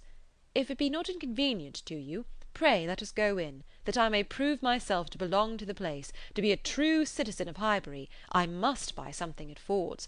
It will be taking out my freedom. I dare say they sell gloves." "Oh, yes, gloves and everything. I do admire your patriotism. You will be adored in Highbury. You were very popular before you came, because you were Mr. Weston's son, but lay out half a guinea at Ford's, and your popularity will stand upon your own virtues." They went in, and while the sleek, well-tied parcels of men's beavers and York tan were bringing down and displaying on the counter, he said, "But I beg your pardon, Miss Woodhouse. You were speaking to me, you were saying something at the very moment of this burst of my amour patriae. Do not let me lose it. I assure you the utmost stretch of public fame would not make me amends for the loss of any happiness in private life." "I merely asked whether you had known much of Miss Fairfax and her party at Weymouth." "And now that I understand your question, I must pronounce it to be a very unfair one. It is always the lady's right to decide on the degree of acquaintance. Miss Fairfax must have already given her account. I shall not commit myself by claiming more than she may choose to allow." "Upon my word, you answer as discreetly as she could do herself. But her account of everything leaves so much to be guessed, she is so very reserved, so very unwilling to give the least information about anybody, that I really think you may say what you like of your acquaintance with her." "May I indeed? Then I will speak the truth, and nothing suits me so well. I met her frequently at Weymouth. I had known the Campbells a little in town, and at Weymouth we were very much in the same set. Colonel Campbell is a very agreeable man, and Mrs. Campbell a friendly, warm-hearted woman. I like them all." "You know Miss Fairfax's situation in life, I conclude, what she is destined to be?" "Yes," rather hesitatingly, "I believe I do." "You get upon delicate subjects, Emma," said Mrs. Weston, smiling. "Remember that I am here. Mr. Frank Churchill hardly knows what to say when you speak of Miss Fairfax's situation in life. I will move a little farther off." "I certainly do forget to think of her," said Emma, "as having ever been but anything but my friend and my dearest friend." He looked as if he fully understood and honoured such a sentiment. When the gloves were bought, and they had quitted the shop again, "Did you ever hear the young lady we were speaking of play?" said Frank Churchill. "Ever hear her?" repeated Emma. "You forget how much she belongs to Highbury. I have heard her every year of our lives since we both began. She plays charmingly." "You think so, do you? I wanted the opinion of someone who could really judge. She appeared to me to play well, that is, with considerable taste, but I know nothing of the matter myself. I am excessively fond of music, but without the smallest skill or right of judging of anybody's performance. I have been used to hear hers admired, and I remember one proof of her being thought to play well. A man, a very musical man, and in love with another woman, engaged to her, on the point of marriage, would yet never ask that other woman to sit down to the instrument if the lady in question could sit down instead, never seemed to like to hear one if he could hear the other. That, I thought, in a man of known musical talent, was some proof." "Proof indeed," said Emma, highly amused. "Mr. Dixon is very musical, is he? We shall know more about them all in half an hour, from you, than Miss Fairfax would have vouchsafed in half a year." "Yes, Mr. Dixon and Miss Campbell were the persons, and I thought it a very strong proof." "Certainly, very strong it was. To own the truth, a great deal stronger than, if I had been Miss Campbell, would have been at all agreeable to me. I could not excuse a man's having more music than love, more ear than eye, a more acute sensibility to fine sounds than to my feelings. How did Miss Campbell appear to like it?" "It was her very particular friend, you know." "Poor comfort," said Emma, laughing. "One would rather have a stranger preferred than one's very particular friend. With a stranger it might not recur again, but the misery of having a very particular friend always at hand, to do everything better than one does oneself. Poor Mrs. Dixon! Well, I am glad she has gone to settle in Ireland." "You are right. It was not very flattering to Miss Campbell, but really she did not seem to feel it." "So much the better, or so much the worse, I do not know which. But be it sweetness or be it stupidity in her, quickness of friendship or dullness of feeling, there was one person, I think, who must have felt it. Miss Fairfax herself. She must have felt the improper and dangerous distinction."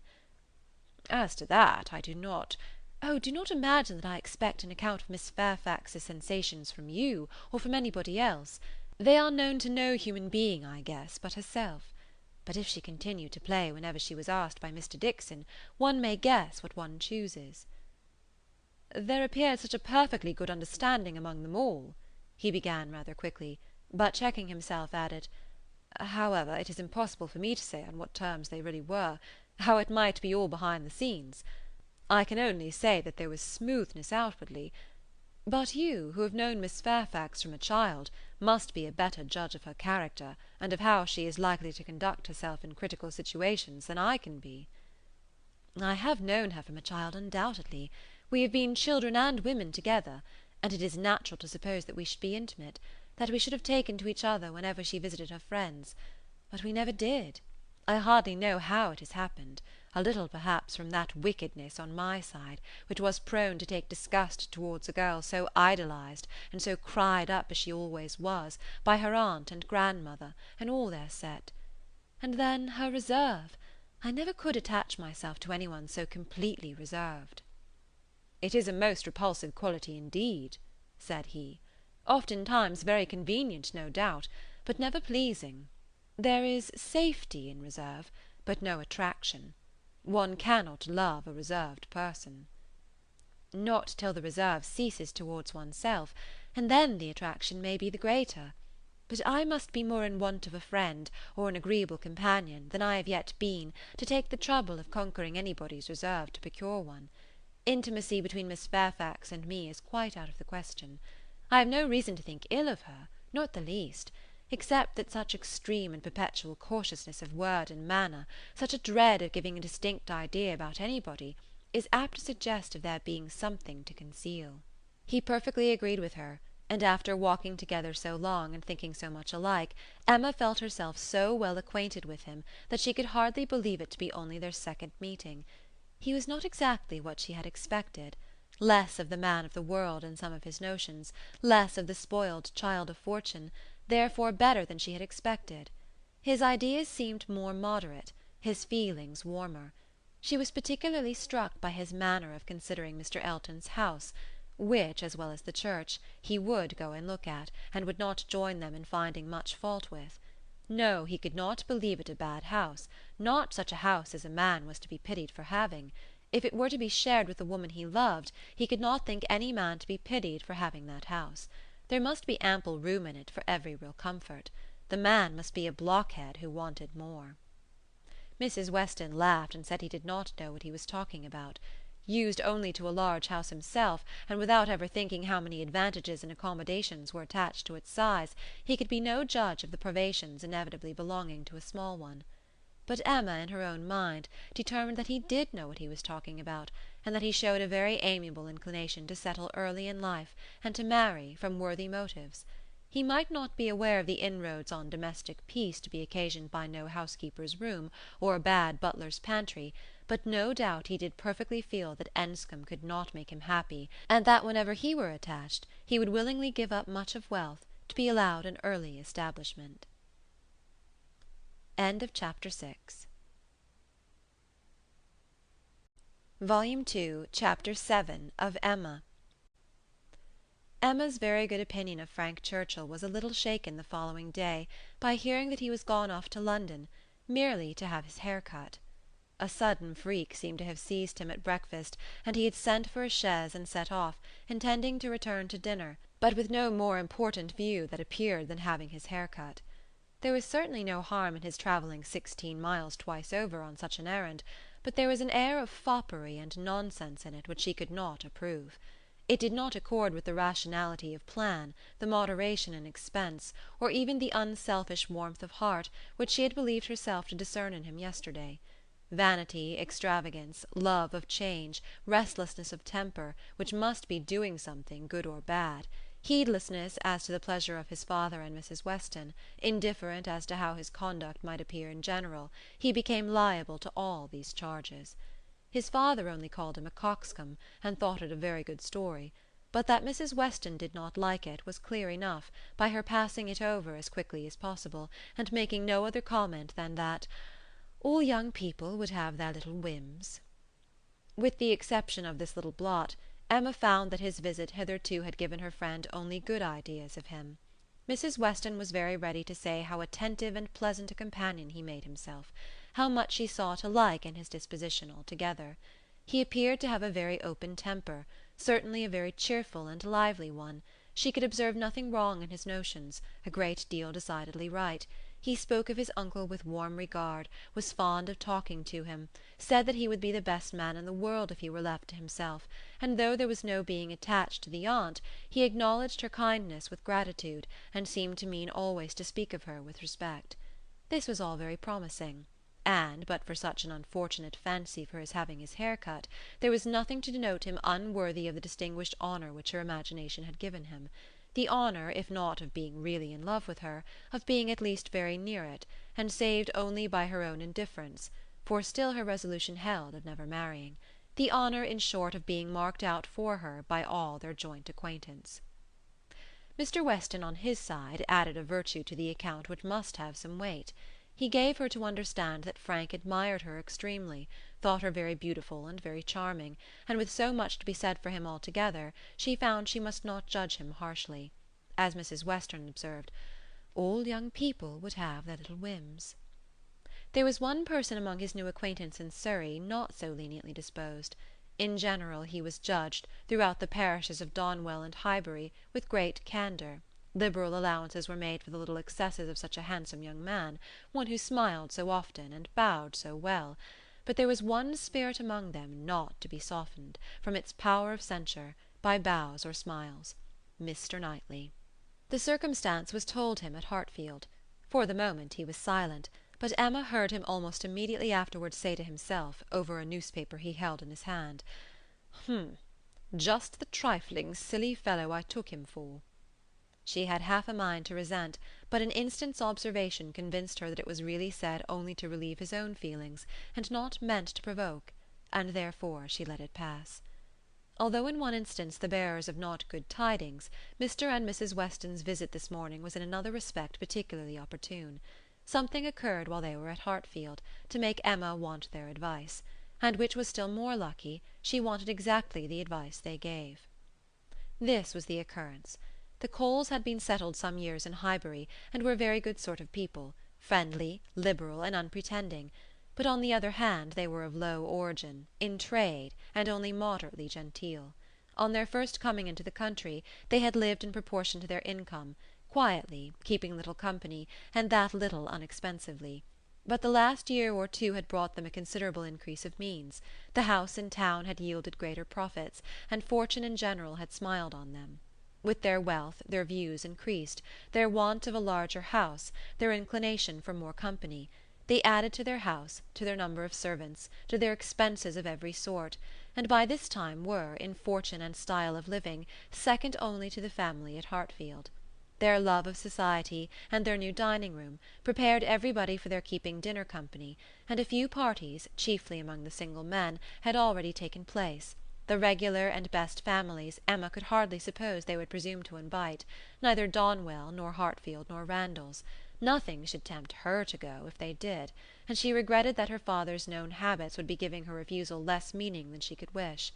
The Coles were very respectable in their way, but they ought to be taught that it was not for them to arrange the terms on which the superior families would visit them. This lesson, she very much feared, they would receive only from herself. She had little hope of Mr. Knightley, none of Mr. Weston. But she had made up her mind how to meet this presumption so many weeks before it appeared, that when the insult came at last, it found her very differently affected. Donwell and Randalls had received their invitation, and none had come for her father and herself, and Mrs. Weston's accounting for it with, "I suppose they will not take the liberty with you. They know you do not dine out," was not quite sufficient. She felt that she should like to have had the power of refusal, and afterwards, as the idea of the party to be assembled there, consisting precisely of those whose society was dearest to her, occurred again and again, she did not know that she might not have been tempted to accept. Harriet was to be there in the evening, and the Bateses. They had been speaking of it as they walked about Highbury the day before, and Frank Churchill most earnestly lamented her absence. Might not the evening end in a dance? Had been a question of his. The bare possibility of it acted as a farther irritation on her spirits, and her being left in solitary grandeur, even supposing the omission to be intended as a compliment, was but poor comfort.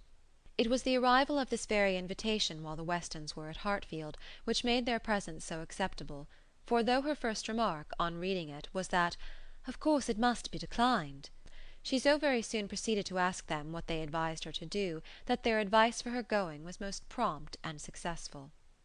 She owned that, considering everything, she was not absolutely without inclination for the party. The Coles expressed themselves so properly, there was so much real attention in the manner of it, so much consideration for her father. They would have solicited the honour earlier, but had been waiting upon the arrival of a folding screen from London, which they hoped might keep Mr. Woodhouse from any draught of air, and therefore induce him the more readily to give them the honour of his company. Upon the whole she was very persuadable, and it being briefly settled among themselves how it might be done without neglecting his comfort, how certainly Mrs. Goddard, if not Mrs. Bates, might be depended on for bearing him company, Mr. Woodhouse was to be talked into an acquiescence of his daughter's going out to dinner on a day now near at hand, and spending the whole evening away from him. As for his going, Emma did not wish him to think it possible. The hours would be too late, and the party too numerous. He was soon pretty well resigned. "I am not fond of dinner visiting," said he. "I never was. No more is Emma. Late hours do not agree with us. I am sorry Mr. and Mrs. Cole should have done it. I think it would be much better if they would come in one afternoon next summer, and take their tea with us, take us in their afternoon walk, which they might do, as our hours are so reasonable, and yet get home without being out in the damp of the evening. The dews of a summer evening are what I would not expose anybody to. However, as they are so very desirous to have dear Emma dine with them, and as you will both be there, and Mr. Knightley too, to take care of her, I cannot wish to prevent it, provided the weather be what it ought, neither damp, nor cold, nor windy." Then turning to Mrs. Weston with a look of gentle reproach, "Ah, Miss Taylor, if you had not married, you would have stayed at home with me." "Well, sir," cried Mr. Weston, As I took Miss Taylor away, it is incumbent on me to supply her place if I can, and I will step to Mrs. Goddard's in a moment if you wish it." But the idea of anything to be done in a moment was increasing, not lessening, Mr. Woodhouse's agitation. The ladies knew better how to allay it. Mr. Weston must be quiet, and everything deliberately arranged. With this treatment Mr. Woodhouse was soon composed enough for talking as usual. "He should be happy to see Mrs. Goddard. He had a great regard for Mrs. Goddard, and Emma should write a line and invite her. James could take the note. But first of all there must be an answer written to Mrs. Cole." "You will make excuses, my dear, as civilly as possible. You will say that I am quite an invalid, and go nowhere, and therefore must decline their obliging invitation, beginning with my compliments, of course. But you will do everything right. I need not tell you what is to be done. We must remember to let James know that the carriage will be wanted on Tuesday. I shall have no fears for you with him. We have never been there above once since the new approach was made, but still I have no doubt that James will take you very safely. And when you get there, you must tell him at what time you would have him come for you again, and you had better name an early hour. You will not like staying late. You will get very tired when tea is over."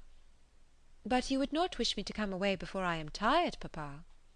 "Oh, no, my love, but you will soon be tired. There will be a great many people talking at once. You will not like the noise." "But, my dear sir," cried Mr. Weston, "if Emma comes away too early, it will be breaking up the party." "And no great harm if it does," said Mr. Woodhouse. "The sooner every party breaks up, the better." "But you do not consider how it may appear to the Coles. Emma's going away directly after tea might be giving offence. They are good-natured people, and think little of their own claims, but still they must feel that anybody's hurrying away is no great compliment, and Miss Woodhouse's doing it would be more thought of than any other person's in the room. You would not wish to disappoint and mortify the Coles, I am sure, sir. Friendly, good sort of people as ever lived, and who have been your neighbours these 10 years. "Oh, no, upon no account in the world, Mr. Weston. I am much obliged to you for reminding me. I should be extremely sorry to be giving them any pain. I know what worthy people they are. Perry tells me that Mr. Cole never touches malt liquor. You would not think it to look at him, but he is bilious. Mr. Cole is very bilious. No, I would not be the means of giving them any pain. My dear Emma, we must consider this. I am sure, rather than run the risk of hurting Mr. and Mrs. Cole, you would stay a little longer than you might wish. You will not regard being tired. You will be perfectly safe, you know, among your friends." "Oh, yes, papa, I have no fears at all for myself, and I should have no scruples of staying as late as Mrs. Weston, but on your account. I am only afraid of your sitting up for me. I am not afraid of your being extremely comfortable with Mrs. Goddard. She loves piquet, you know, but when she is gone home I am afraid you'll be sitting up by yourself, instead of going to bed at your usual time, and the idea of that would entirely destroy my comfort. You must promise me not to sit up." He did, on the condition of some promises on her side, such as that, if she came home cold, she would be sure to warm herself thoroughly; if hungry, that she would take something to eat; that her own maid should sit up for her, and that Searle and the butler should see that everything were safe in the house as usual. Chapter 7. Volume 2, Chapter 8 of Emma. Frank Churchill came back again, and if he kept his father's dinner waiting, it was not known at Hartfield, for Mrs. Weston was too anxious for his being a favourite with Mr. Woodhouse to betray any imperfection which could be concealed. He came back, had had his hair cut, and laughed at himself with a very good grace, but without seeming really at all ashamed of what he had done. He had no reason to wish his hair longer, to conceal any confusion of face, no reason to wish the money unspent, to improve his spirits. He was quite as undaunted and as lively as ever, and after seeing him, Emma thus moralized to herself. "I do not know whether it ought to be so, but certainly silly things do cease to be silly if they are done by sensible people in an impudent way. Wickedness is always wickedness, but folly is not always folly. It depends upon the character of those who handle it.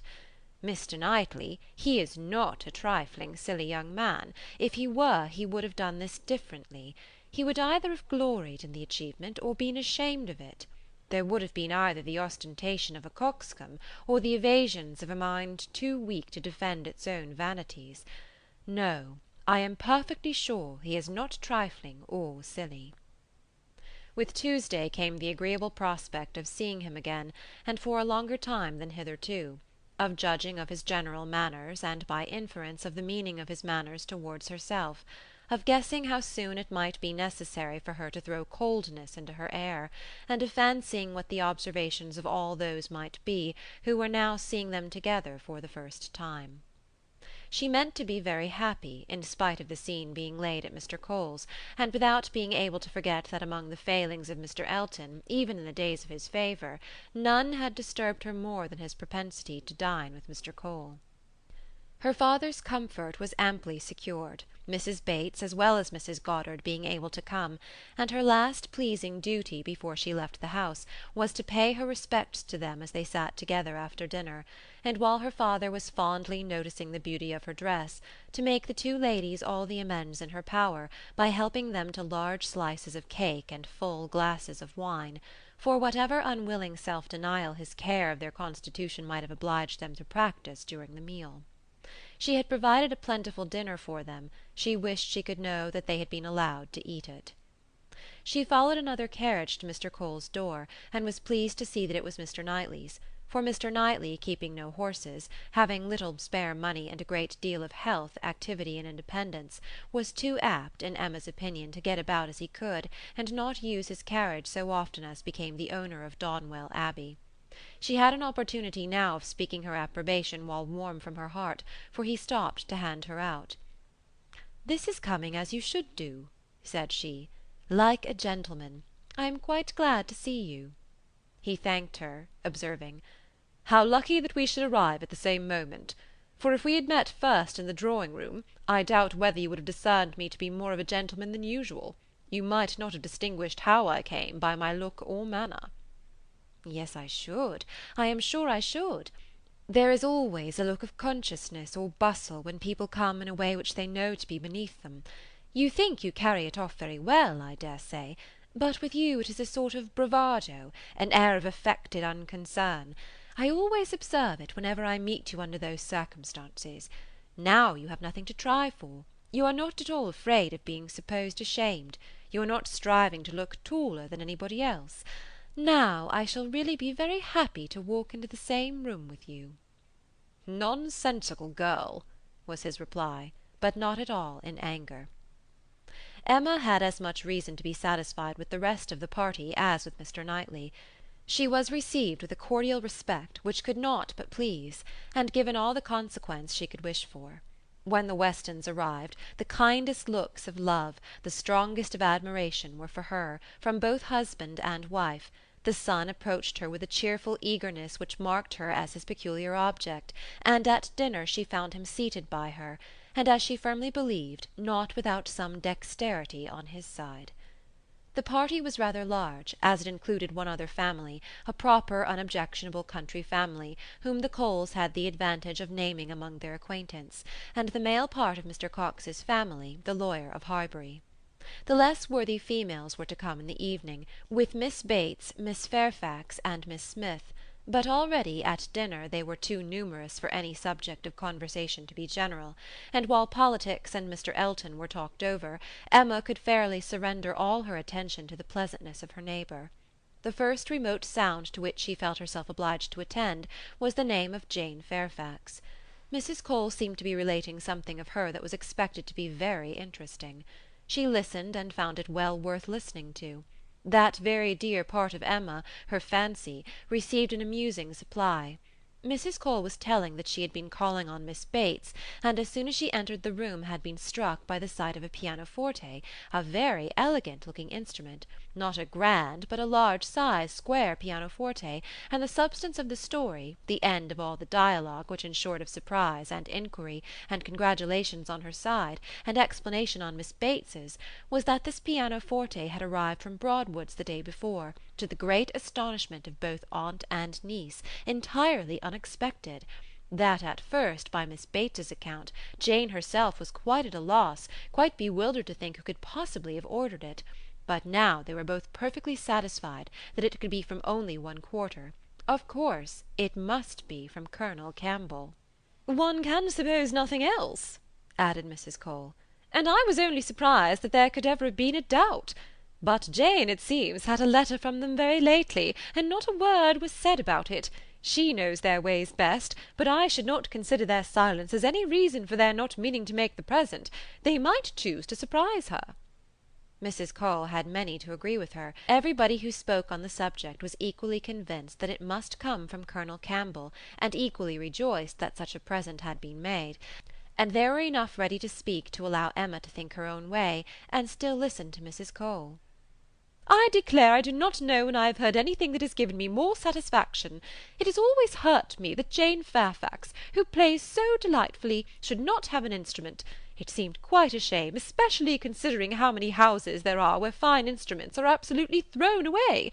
This is like giving ourselves a slap, to be sure, and it was but yesterday I was telling Mr. Cole I really was ashamed to look at our new grand pianoforte in the drawing-room, while I do not know one note from another, and our little girls, who are but just beginning, perhaps may never make anything of it. And there is poor Jane Fairfax, who is mistress of music, has not anything of the nature of an instrument, not even the pitifullest old spinet in the world to amuse herself with.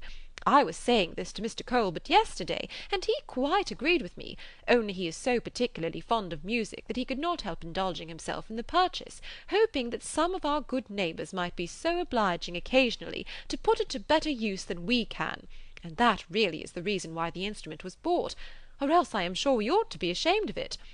We are in great hopes that Miss Woodhouse may be prevailed with to try it this evening." Miss Woodhouse made the proper acquiescence, and finding that nothing more was to be entrapped from any communication of Mrs. Cole's, turned to Frank Churchill. "Why do you smile?" said she. "Nay, why do you?" "Me? I suppose I smile for pleasure at Colonel Campbell's being so rich and so liberal. It is a handsome present." "Very." "I rather wonder that it was never made before." "Perhaps Miss Fairfax has never been staying here so long before."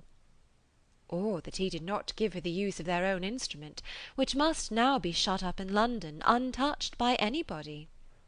"That is a grand pianoforte, and he might think it too large for Mrs. Bates's house."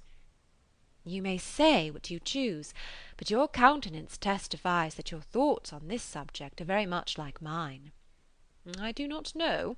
I rather believe you are giving me more credit for acuteness than I deserve. I smile because you smile, and shall probably suspect whatever I find you suspect, but at present I do not see what there is to question. If Colonel Campbell is not the person, who can be?" "What do you say to Mrs. Dixon?" "Mrs. Dixon? Very true indeed. I had not thought of Mrs. Dixon. She must know, as well as her father, how acceptable an instrument would be, and perhaps the mode of it, the mystery, the surprise, is more like a young woman's scheme than an elderly man's. It is Mrs. Dixon, I dare say. I told you that your suspicions would guide mine." "If so, you must extend your suspicions, and comprehend Mr. Dixon in them." "Mr. Dixon? Very well. Yes, I immediately perceive that it must be the joint present of Mr. and Mrs. Dixon. We were speaking the other day, you know, of his being so warm an admirer of her performance." "Yes, and what you told me on that head confirmed an idea which I had entertained before.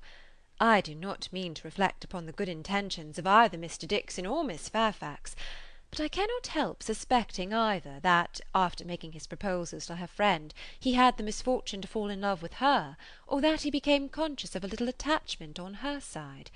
One might guess 20 things without guessing exactly the right, but I am sure there must be a particular cause for her choosing to come to Highbury instead of going with the Campbells to Ireland. Here she must be leading a life of privation and penance, there it would have been all enjoyment. As to the pretence of trying her native air, I look upon that as a mere excuse. In the summer it might have passed, but what can anybody's native air do for them in the months of January, February, and March? Good fires and carriages would be much more to the purpose in most cases of delicate health, and I dare say in hers. I do not require you to adopt all my suspicions, though you make so noble a profession of doing it, but I honestly tell you what they are." and upon my word, they have an air of great probability. Mr. Dixon's preference of her music to her friends I can answer for being very decided." "And then he saved her life. Did you ever hear of that? A water party, and by some accident she was falling overboard. He caught her." "He did. I was there, one of the party." "Were you really? Well, but you observed nothing, of course, for it seems to be a new idea to you. If I had been there, I think I should have rather made some discoveries." "I dare say you would. But I, simple I, saw nothing but the fact that Miss Fairfax was very nearly dashed from the vessel and that Mr. Dixon caught her. It was the work of a moment. And though the consequent shock and alarm was very great and much more durable, indeed I believe it was half an hour before any of us were comfortable again, yet that was too general a sensation for anything of peculiar anxiety to be observable. I do not mean to say, however, that you might not have made discoveries." The conversation was here interrupted. They were called on to share in the awkwardness of a rather long interval between the courses, and obliged to be as formal and as orderly as the others; but when the table was again safely covered, when every corner dish was placed exactly right, and occupation and ease were generally restored, Emma said, "The arrival of this pianoforte is decisive with me. I wanted to know a little more, and this tells me quite enough. Depend upon it, we shall soon hear that it is a present from Mr. and Mrs. Dixon." "And if the Dixons should absolutely deny all knowledge of it, we must conclude it to come from the Campbells." "No, I am sure it is not from the Campbells. Miss Fairfax knows it is not from the Campbells, or they would have been guessed at first. She would not have been puzzled had she dared fix on them. I may not have convinced you, perhaps, but I am perfectly convinced myself that Mr. Dixon is a principal in the business." "Indeed, you injure me if you suppose me unconvinced. Your reasonings carry my judgment along with them entirely. At first, while I supposed you satisfied that Colonel Campbell was the giver, I saw it only as paternal kindness, and thought it the most natural thing in the world.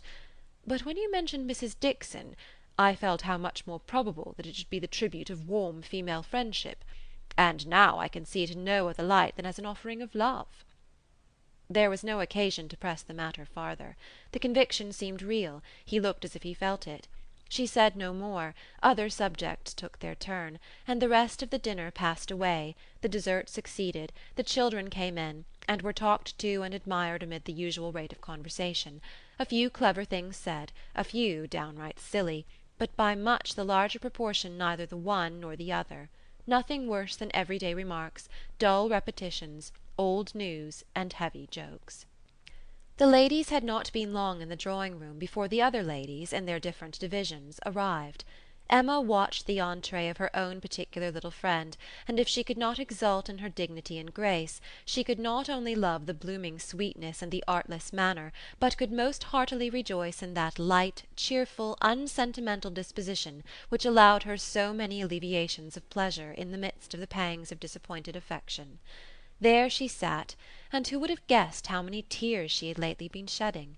To be in company, nicely dressed herself, and seeing others nicely dressed, to sit and smile and look pretty, and say nothing, was enough for the happiness of the present hour. Jane Fairfax did look and move superior, but Emma suspected she might have been glad to change feelings with Harriet, very glad to have purchased the mortification of having loved, yes, of having loved even Mr. Elton in vain, by the surrender of all the dangerous pleasure of knowing herself beloved by the husband of her friend. In so large a party it was not necessary that Emma should approach her. She did not wish to speak of the pianoforte; she felt too much in the secret herself to think the appearance of curiosity or interest fair, and therefore purposely kept at a distance; but by the others the subject was almost immediately introduced, and she saw the blush of consciousness with which congratulations were received, the blush of guilt which accompanied the name of "my excellent friend Colonel Campbell." Mrs. Weston, kind-hearted and musical, was particularly interested by the circumstance, and Emma could not help being amused at her perseverance in dwelling on the subject, and having so much to ask and to say as to tone, touch, and pedal, wholly unsuspicious of that wish of saying as little about it as possible which she plainly read in the fair heroine's countenance. They were soon joined by some of the gentlemen, and the very first of the early was Frank Churchill. In he walked, the first and the handsomest, and after paying his compliments en passant to Miss Bates and her niece, made his way directly to the opposite side of the circle, where sat Miss Woodhouse, and till he could find a seat by her, would not sit at all. Emma divined what everybody present must be thinking. She was his object, and everybody must perceive it. She introduced him to her friend Miss Smith, and at convenient moments afterwards heard what each thought of the other. He had never seen so lovely a face, and was delighted with her naivete. And she, only to be sure it was paying him too great a compliment, but she did think there were some looks a little like Mr. Elton. Emma restrained her indignation, and only turned from her in silence. Smiles of intelligence passed between her and the gentleman on first glancing towards Miss Fairfax, but it was most prudent to avoid speech. He told her that he had been impatient to leave the dining-room, hated sitting long, was always the first to move when he could, that his father, Mr. Knightley, Mr. Cox, and Mr. Cole were left very busy over parish business, that as long as he had stayed, however, it had been pleasant enough, as he had found them in general a set of gentlemanlike, sensible men, and spoke so handsomely of Highbury altogether, thought it so abundant in agreeable families, that Emma began to feel she had been used to despise the place rather too much. She questioned him as to the society in Yorkshire, the extent of the neighbourhood about Enscombe and the sort, and could make out from his answers that as far as Enscombe was concerned there was very little going on, that their visitings were among a range of great families, none very near, and that even when days were fixed and invitations accepted it was an even chance that Mrs. Churchill was not in health and spirits for going, that they made a point of visiting no fresh person, and that, though he had his separate engagements, it was not without difficulty, without considerable address at times, that he could get away or introduce an acquaintance for a night. She saw that Enscombe could not satisfy, and that Highbury, taken at its best, might reasonably please a young man who had more retirement at home than he liked. His importance at Enscombe was very evident. He did not boast, but it naturally betrayed itself, that he had persuaded his aunt where his uncle could do nothing, and on her laughing and noticing it, he owned that he believed, excepting one or two points, he could with time persuade her to anything. One of those points on which his influence failed he then mentioned. He had wanted very much to go abroad, had been very eager indeed to be allowed to travel, but she would not hear of it. This had happened the year before. Now, he said, he was beginning to have no longer the same wish. The unpersuadable point, which he did not mention, Emma guessed to be good behaviour to his father. "I have made a most wretched discovery," said he, after a short pause. "I have been here a week to-morrow, half my time. I never knew days fly so fast. A week to-morrow, and I have hardly begun to enjoy myself, but just got acquainted with Mrs. Weston and others. I hate the recollection." "Perhaps you may now begin to regret that you spent one whole day out of so few in having your hair cut." "No," said he, smiling, "that is no subject of regret at all. I have no pleasure in seeing my friends unless I can believe myself fit to be seen." The rest of the gentlemen being now in the room, Emma found herself obliged to turn from him for a few minutes, and listen to Mr. Cole. When Mr. Cole had turned away, and her attention could be restored as before, she saw Frank Churchill looking intently across the room at Miss Fairfax, who was sitting exactly opposite. "What is the matter?" said she. He started. "Thank you for rousing me," he replied. "I believe I have been very rude. But really Miss Fairfax has done her hair in so odd a way, so very odd a way, that I cannot keep my eyes from her. I never saw anything so outré. Those curls! This must be a fancy of her own. I see nobody else looking like her. I must go and ask her whether it is an Irish fashion. Shall I? Yes, I will. I declare I will, and you shall see how she takes it, whether she colours." He was gone immediately, and Emma soon saw him standing before Miss Fairfax and talking to her. But as to its effect on the young lady, as he had improvidently placed himself exactly between them, exactly in front of Miss Fairfax, she could absolutely distinguish nothing. Before he could return to his chair, it was taken by Mrs. Weston. "This is the luxury of a large party," said she. "One can get near everybody, and say everything. My dear Emma, I am longing to talk to you. I have been making discoveries and forming plans, just like yourself, and I must tell them while the idea is fresh. Do you know how Miss Bates and her niece came here?" "How? They were invited, were not they?" "Oh, yes, but how they were conveyed hither, the manner of their coming." "They walked, I conclude. How else could they come?" "Very true. Well, a little while ago it occurred to me how very sad it would be to have Jane Fairfax walking home again late at night, and cold as the nights are now, and as I looked at her, though I never saw her appear to more advantage, it struck me that she was heated, and would therefore be particularly liable to take cold. Poor girl! I could not bear the idea of it, so as soon as Mr. Weston came into the room and I could get at him, I spoke to him about the carriage. You may guess how readily he came into my wishes, and having his approbation I made my way directly to Miss Bates, to assure her that the carriage would be at her service before it took us home, for I thought it would be making her comfortable at once. Good soul! She was as grateful as possible, you may be sure. Nobody was ever so fortunate as herself, but with many, many thanks. There was no occasion to trouble us, for Mr. Knightley's carriage had brought and was to take them home again. I was very surprised, very glad, I am sure, but really quite surprised. Such a very kind attention, and so thoughtful an attention, the sort of thing that so few men would think of, and in short, from knowing his usual ways, I am very much inclined to think that it was for their accommodation the carriage was used at all. I do suspect he would not have had a pair of horses for himself, and that it was only an excuse for assisting them." "Very likely," said Emma. "Nothing more likely. I know no man more likely than Mr. Knightley to do the sort of thing, to do anything really good-natured, useful, considerate, or benevolent. He is not a gallant man, but he is a very humane one, and this, considering Jane Fairfax's ill health, would appear a case of humanity to him. And for an act of unostentatious kindness, there is nobody whom I would fix on more than Mr. Knightley. I know he had horses to-day, for we arrived together, and I laughed at him about it, but he said not a word that could betray." "Well," said Mrs. Weston, smiling, "you give him credit for more simple disinterested benevolence in this instance than I do, for while Miss Bates was speaking, a suspicion darted into my head, and I have never been able to get it out again. The more I think of it, the more probable it appears. In short, I have made a match between Mr. Knightley and Jane Fairfax. See the consequence of keeping you company.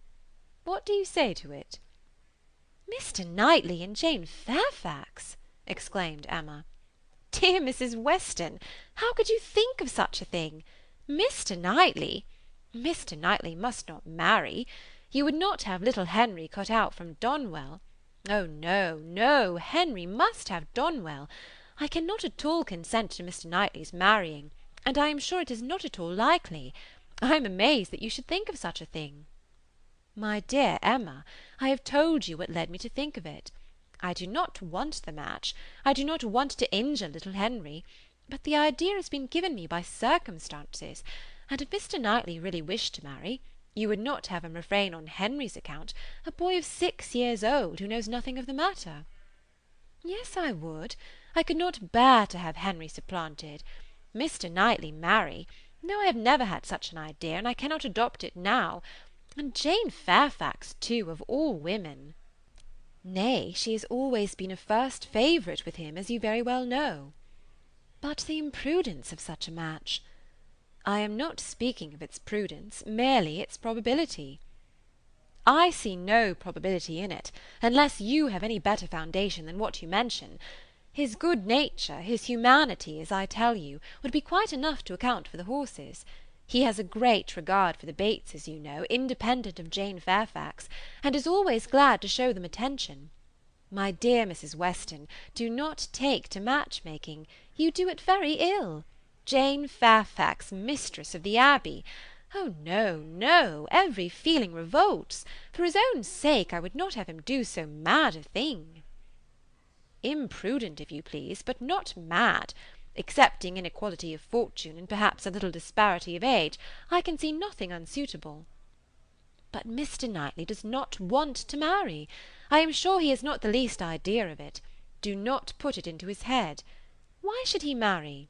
He is as happy as possible by himself, with his farm, and his sheep, and his library, and all the parish to manage, and he is extremely fond of his brother's children. He has no occasion to marry, either to fill up his time or his heart."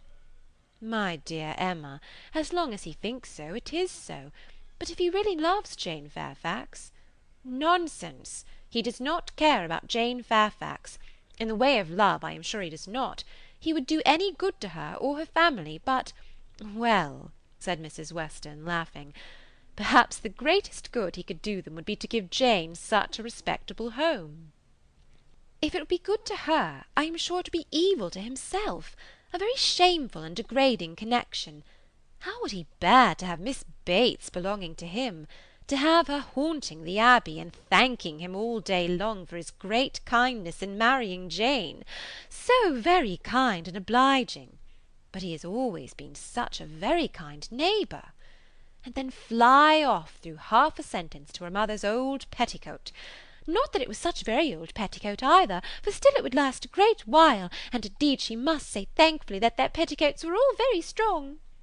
For shame, Emma, do not mimic her. You divert me against my conscience, and upon my word I do not think Mr. Knightley would be much disturbed by Miss Bates.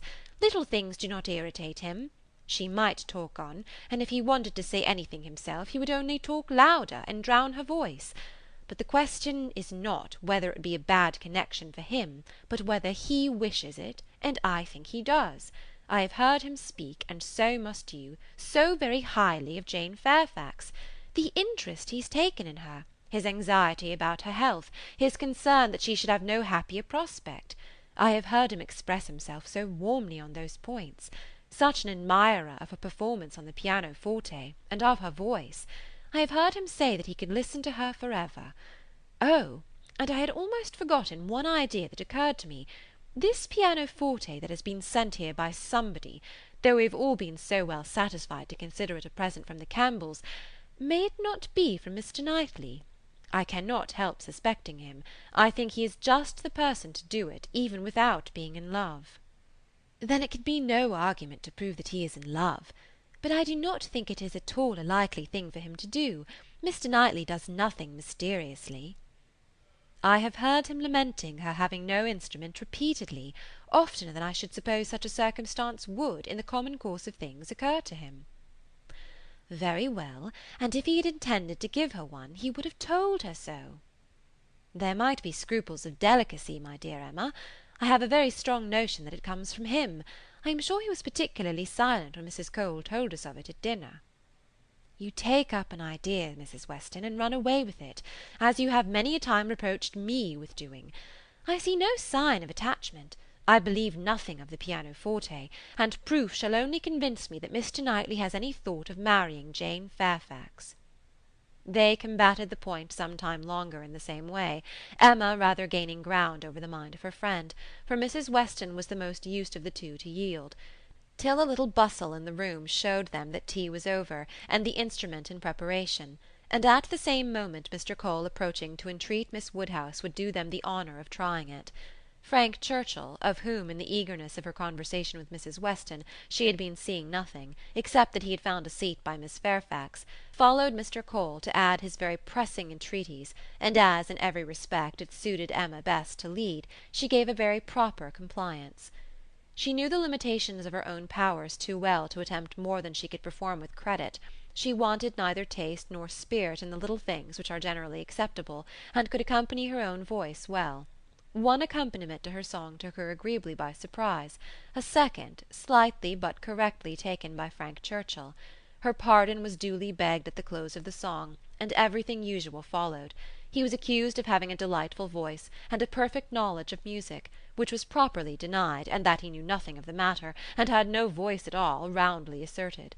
They sang together once more, and Emma would then resign her place to Miss Fairfax, whose performance, both vocal and instrumental, she never could attempt to conceal from herself, was infinitely superior to her own.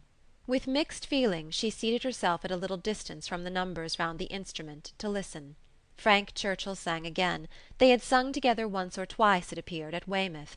But the sight of Mr. Knightley among the most attentive soon drew away half Emma's mind, and she fell into a train of thinking on the subject of Mrs. Weston's suspicions, to which the sweet sounds of the united voices gave only momentary interruptions.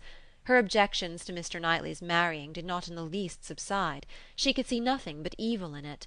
It would be a great disappointment to Mr. John Knightley, consequently to Isabella, a real injury to the children, a most mortifying change, and material loss to them all, a very great deduction from her father's daily comfort, and as to herself, she could not at all endure the idea of Jane Fairfax at Donwell Abbey, a Mrs. Knightley for them all to give way to. No, Mr. Knightley must never marry. Little Henry must remain the heir of Donwell. Presently Mr. Knightley looked back and came and sat down by her. They talked at first only of the performance. His admiration certainly was very warm, yet she thought but for Mrs. Weston it would not have struck her. As a sort of touchstone, however, she began to speak of his kindness in conveying the aunt and niece, and though his answer was in the spirit of cutting the matter short, she believed it to indicate only his disinclination to dwell on any kindness of his own. "I often feel concern," said she, "that I dare not make our carriage more useful on such occasions. It is not that I am without the wish, but you know how impossible my father would deem it that James should put to for such a purpose." "Quite out of the question, quite out of the question," he replied. "But you must often wish it, I am sure." And he smiled with such seeming pleasure at the conviction, that she must proceed another step.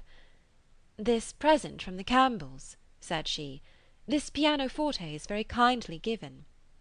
"Yes," he replied, and without the smallest apparent embarrassment, "but they would have done better had they given her notice of it. Surprises are foolish things. The pleasure is not enhanced, and the inconvenience is often inconsiderable. I should have expected better judgment in Colonel Campbell."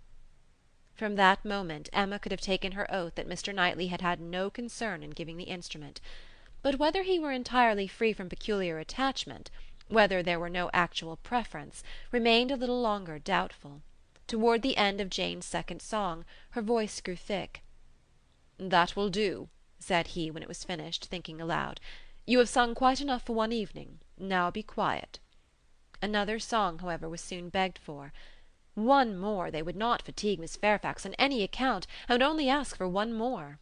And Frank Churchill was heard to say, "I think you could manage this without effort. The first part is so very trifling. The strength of the song falls on the second." Mr. Knightley grew angry. "That fellow," said he indignantly, "thinks of nothing but showing off his own voice. This must not be." And touching Miss Bates, who at that moment passed near, "Miss Bates, are you mad to let your niece sing herself hoarse in this manner? Go and interfere. They have no mercy on her." Miss Bates, in her real anxiety for Jane, could hardly stay even to be grateful, before she stepped forward and put an end to all farther singing. Here ceased the concert part of the evening, for Miss Woodhouse and Miss Fairfax were the only young lady performers, but soon, within 5 minutes, the proposal of dancing, originating nobody knew exactly where, was so effectually promoted by Mr. and Mrs. Cole that everything was rapidly clearing away to give proper space. Mrs. Weston, capital in her country dances, was seated and beginning an irresistible waltz, and Frank Churchill, coming up with most becoming gallantry to Emma, had secured her hand and led her to the top. While waiting till the other young people could pair themselves off, Emma found time, in spite of the compliments she was receiving on her voice and her taste, to look about, and see what became of Mr. Knightley. This would be a trial. He was no dancer in general. If he were to be very alert in engaging Jane Fairfax now, it might augur something. There was no immediate appearance. No, he was talking to Mrs. Cole. He was looking on unconcerned. Jane was asked by somebody else, and he was still talking to Mrs. Cole. Emma had no longer an alarm for Henry. His interest was yet safe, and she led off the dance with genuine spirit and enjoyment. Not more than 5 couple could be mustered, but the rarity and the suddenness of it made it very delightful, and she found herself well matched in a partner. They were a couple worth looking at. 2 dances, unfortunately, were all that could be allowed. It was growing late, and Miss Bates became anxious to get home on her mother's account. After some attempts, therefore, to be permitted to begin again, they were obliged to thank Mrs. Weston, look sorrowful, and have done.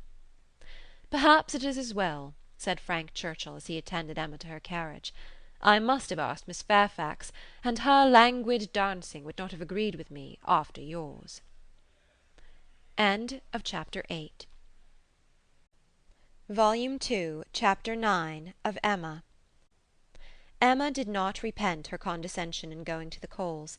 The visit afforded her many pleasant recollections the next day, and all that she might be supposed to have lost on the side of dignified seclusion must be amply repaid in the splendour of popularity. She must have delighted the Coles, worthy people who deserved to be made happy, and left a name behind her that would not soon die away. Perfect happiness, even in memory, is not common, and there were 2 points on which she was not quite easy. She doubted whether she had not transgressed the duty of woman by woman in betraying her suspicions of Jane Fairfax's feelings to Frank Churchill. It was hardly right, but it had been so strong an idea that it would escape her, and his submission to all that she told was a compliment to her penetration, which made it difficult for her to be quite certain that she ought to have held her tongue. The other circumstance of regret related also to Jane Fairfax, and there she had no doubt. She did unfeignedly and unequivocally regret the inferiority of her own playing and singing. She did most heartily grieve over the idleness of her childhood, and sat down and practised vigorously an hour and a half. She was then interrupted by Harriet's coming in, and if Harriet's praise could have satisfied her, she might soon have been comforted. "Oh, if I could but play as well as you and Miss Fairfax!" "Don't class us together, Harriet. My playing is no more like hers than a lamp is like sunshine." "Oh dear, I think you play the best of the two. I think you play quite as well as she does. I am sure I'd much rather hear you. Everybody last night said how well you played." "Those who knew anything about it must have felt the difference. The truth is, Harriet, that my playing is just good enough to be praised, but Jane Fairfax's is much beyond it." "Well, I shall always think that you play quite as well as she does, or that if there is any difference nobody would ever find it out. Mr. Cole said how much taste you had, and Mr. Frank Churchill talked a great deal about your taste, and that he valued taste much more than execution." "Ah, but Jane Fairfax has them both, Harriet." "Are you sure? I saw she had execution, but I did not know she had any taste. Nobody talked about it. And I hate Italian singing. There is no understanding a word of it. Besides, if she does play so very well, you know it is no more than she is obliged to do, because she will have to teach. The Coxes were wondering last night whether she would get into any great family. How did you think the Coxes looked?" "Just as they always do, very vulgar." "They told me something," said Harriet rather hesitatingly, "but it is nothing of any consequence." Emma was obliged to ask what they had told her, though fearful of its producing Mr. Elton. "They told me that Mr. Martin dined with them last Saturday." "Oh?" "He came to their father upon some business, and he asked him to stay to dinner." "Oh!" "They talked a great deal about him, especially Anne Cox. I do not know what she meant, but she asked me if I thought I should go and stay there again next summer." She meant to be impertinently curious, just as such an Anne Cox should be. "She said he was very agreeable the day he dined there. He sat by her at dinner. Miss Nash thinks either of the Coxes would be very glad to marry him." "Very likely. I think they are, without exception, the most vulgar girls in Highbury." Harriet had business at Ford's. Emma thought it most prudent to go with her. Another accidental meeting with the Martins was possible, and in her present state would be dangerous. Harriet, tempted by everything and swayed by half a word, was always very long at a purchase, and while she was still hanging over muslins and changing her mind, Emma went to the door for amusement. Much could not be hoped from the traffic of even the busiest part of Highbury. Mr. Perry walking hastily by, Mr. William Cox letting himself in at the office door, Mr. Cole's carriage horses returning from exercise, or a stray letter boy on an obstinate mule, were the liveliest objects she could presume to expect, and when her eyes fell only on the butcher with his tray, a tidy old woman travelling homewards from shop with her full basket, 2 curs quarrelling over a dirty bone, and a string of dawdling children round the baker's little bow window eyeing the gingerbread, she knew she had no reason to complain, and was amused enough, quite enough still to stand at the door. A mind lively and at ease can do with seeing nothing, and can see nothing that does not answer. She looked down the Randalls road. The scene enlarged. 2 persons appeared. Mrs. Weston and her son-in-law. They were walking into Highbury, to Hartfield, of course. They were stopping, however, in the first place at Mrs. Bates's, whose house was a little nearer Randall's than Ford's, and had all but knocked when Emma caught their eye. Immediately they crossed the road and came forward to her, and the agreeableness of yesterday's engagement seemed to give fresh pleasure to the present meeting. Mrs. Weston informed her that she was going to call on the Bateses in order to hear the new instrument. "For my companion tells me," said she, "that I absolutely promised Miss Bates last night that I would come this morning. I was not aware of it myself. I did not know that I had fixed a day, but as he says I did, I am going now." "And while Mrs. Weston pays her visit, I may be allowed, I hope," said Frank Churchill, "to join your party and wait for her at Hartfield, if you are going home." Mrs. Weston was disappointed. "I thought you meant to go with me. They would be very much pleased." "Me? I should be quite in the way. But perhaps I may be equally in the way here. Miss Woodhouse looks as if she did not want me.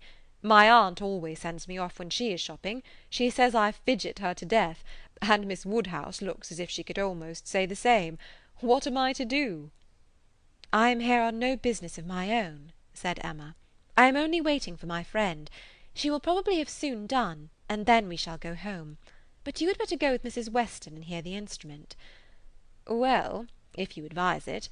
But," with a smile, "if Colonel Campbell should have employed a careless friend, and if it should prove to have an indifferent tone, what shall I say? I shall be no support to Mrs. Weston. She might do very well by herself. A disagreeable truth would be palatable through her lips, but I am the wretchedest being in the world at a civil falsehood." "I do not believe any such thing," replied Emma. "I am persuaded that you can be as insincere as your neighbours when it is necessary, but there is no reason to suppose the instrument is indifferent. Quite otherwise, indeed, if I understood Miss Fairfax's opinion last night." "Do come with me," said Mrs. Weston, "if it be not very disagreeable to you. It need not detain us long. We will go to Hartfield afterwards. We will follow them to Hartfield. I really wish you to call with me. It will be felt so great an attention, and I always thought you meant it." He could say no more, and with the hope of Hartfield to reward him, returned with Mrs. Weston to Mrs. Bates's door. Emma watched them in, and then joined Harriet at the interesting counter, trying with all the force of her own mind to convince her that if she wanted plain muslin it was of no use to look at figured, and that a blue ribbon, be it ever so beautiful, would still never match her yellow pattern. At last it was all settled, even to the destination of the parcel.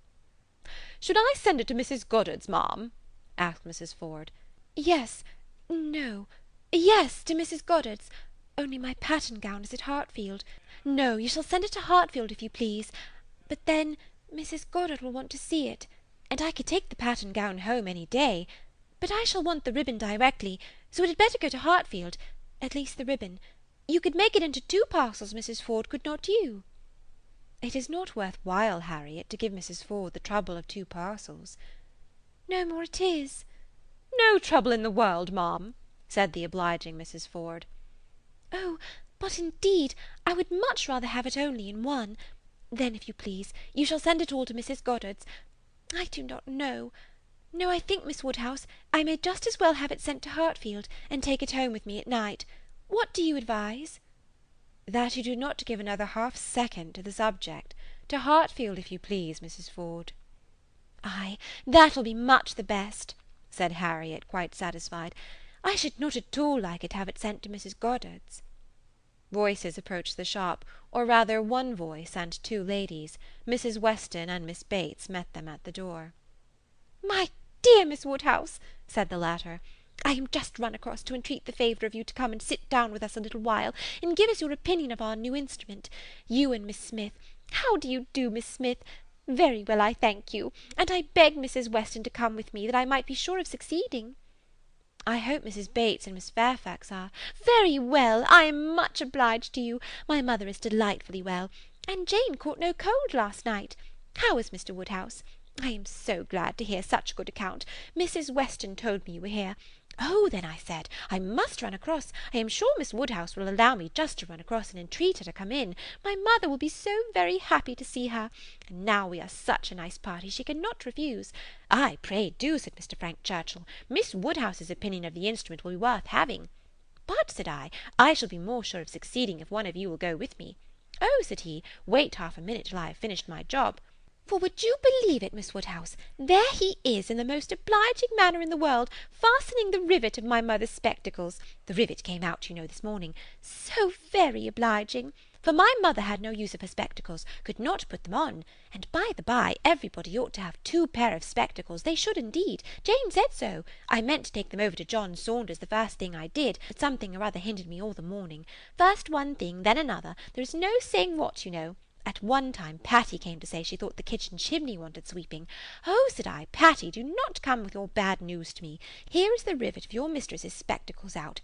Then the baked apples came home. Mrs. Wallace sent them by her boy. They are extremely civil and obliging to us, the Wallaces, always. I have heard some people say that Mrs. Wallace can be uncivil and give a very rude answer, but we have never known anything but the greatest attention from them. And it cannot be for the value of our custom now, for what is our consumption of bread, you know? Only 3 of us, besides dear Jane at present, and she really eats nothing. Makes such a shocking breakfast, you would be quite frightened if you saw it. I dare not let my mother know how little she eats, so I say one thing and then I say another, and it passes off. But about the middle of the day she gets hungry, and there is nothing she likes so well as these baked apples, and they are extremely wholesome. For I took the opportunity the other day of asking Mr. Perry. I happened to meet him in the street. Not that I had any doubt before. I have so often heard Mr. Woodhouse recommend baked apple. I believe it is the only way that Mr. Woodhouse thinks the fruit thoroughly wholesome. We have apple dumplings, however, very often. Patty makes an excellent apple dumpling. Well, Mrs. Weston, you have prevailed, I hope, and these ladies will oblige us. Emma would be very happy to wait on Mrs. Bates, etc., and they did at last move out of the shop, with no farther delay from Miss Bates than, "How do you do, Mrs. Ford? I beg your pardon, I did not see you before. I hear you have a charming collection of new ribbons from town. Jane came back delighted yesterday. Thank ye, the gloves do very well, only a little too large about the wrist, but Jane is taking them in. What was I talking of?" said she, beginning again when they were all in the street. Emma wondered on what, of all the medley, she would fix. "I declare I cannot recollect what I was talking of. Oh, my mother's spectacles! So very obliging of Mr. Frank Churchill. Oh," said he, "I do think I can fasten the rivet. I like a job of this kind excessively," which you know showed him to be so very— Indeed, I must say that as much as I had heard of him before and much as I had expected, he very far exceeds anything. I do congratulate you, Mrs. Weston, most warmly. He seems everything the fondest parent could— "Oh," said he, "I can fasten the rivet. I like a job of that sort excessively." I never shall forget his manner. And when I brought out the baked apples from the closet, and hoped our friends would be very so much obliging as to take some, "Oh," said he directly, "there is nothing in the way of fruit half so good, and these are the finest looking home-baked apples I ever saw in my life." That, you know, was so very— And I am sure by his manner it was no compliment. Indeed, they are very delightful apples, and Mrs. Wallace does them full justice, only we do not have them baked more than twice, and Mr. Woodhouse made us promise to have them done 3 times. But Miss Woodhouse will be so good as not to mention it. The apples themselves are the very finest sort for baking, beyond a doubt. All from Donwell, some of Mr. Knightley's most liberal supply. He sends us a sack every year, and certainly there never was such a keeping apple anywhere as one of his trees. I believe there is 2 of them. My mother says the orchard was always famous in her younger days, but I was really quite shocked the other day, for Mr. Knightley called one morning, and Jane was eating these apples, and we talked about them and said how much she enjoyed them, and he asked whether we were not got to the end of our stock. "I am sure you must be," said he, "and I will send you another supply, for I have a great many more than I can ever use. William Larkins let me keep a larger quantity than usual this year. I will send you some more before they get good for nothing." So I begged he would not, for really, as to ours being gone, I could not absolutely say that we had a great many left. It was but half a dozen indeed, but they should be all kept for Jane, and I could not at all bear that he should be sending us more, so liberal as he has been already. And Jane said the same, and when he was gone she almost quarrelled with me. No, I should not say quarrelled, for we never had a quarrel in our lives, but she was quite distressed that I had owned the apples were so nearly gone. She wished I had made him believe we had a great many left. "Oh," said I, "my dear, I did say as much as I could." However, the very same evening William Larkins came over with a large basket of apples, the same sort of apples, a bushel at least, and I was very much obliged, and went down and spoke to William Larkins, and said everything, as you may suppose. William Larkins is such an old acquaintance. I am always glad to see him. But, however, I found afterwards from Patty that William said it was all the apples of that sort his master had. He had brought them all, and now his master had not one left to bake or boil. William did not seem to mind it himself, he was so pleased to think his master had sold so many, for William, you know, thinks more of his master's profit than anything. But Mrs. Hodges, he said, was quite displeased at their being all sent away. She could not bear that her master should not be able to have another apple tart this spring. He told Patty this, but bid her not mind it, and be sure not to say anything to us about it, for Mrs. Hodges would be cross sometimes, and as long as so very many sacks were sold, it did not signify who ate the remainder. And so Patty told me, and I was excessively shocked indeed. I would not have Mr. Knightley know anything about it for the world. He would be so very— I wanted to keep it from Jane's knowledge, but unluckily I had mentioned it before I was aware. Miss Bates had just done as Patty opened the door, and her visitors walked upstairs without having any regular narration to attend to, pursued only by the sounds of her desultory goodwill. "Pray take care, Mrs. Weston, there is a step at the turning. Pray take care, Miss Woodhouse, ours is rather a dark staircase, rather darker and narrower than one could wish. Miss Smith, pray take care. Miss Woodhouse, I am quite concerned. I am sure you hit your foot. Miss Smith, the step at the turning." End of Chapter 9. Volume 2, Chapter 10 of Emma.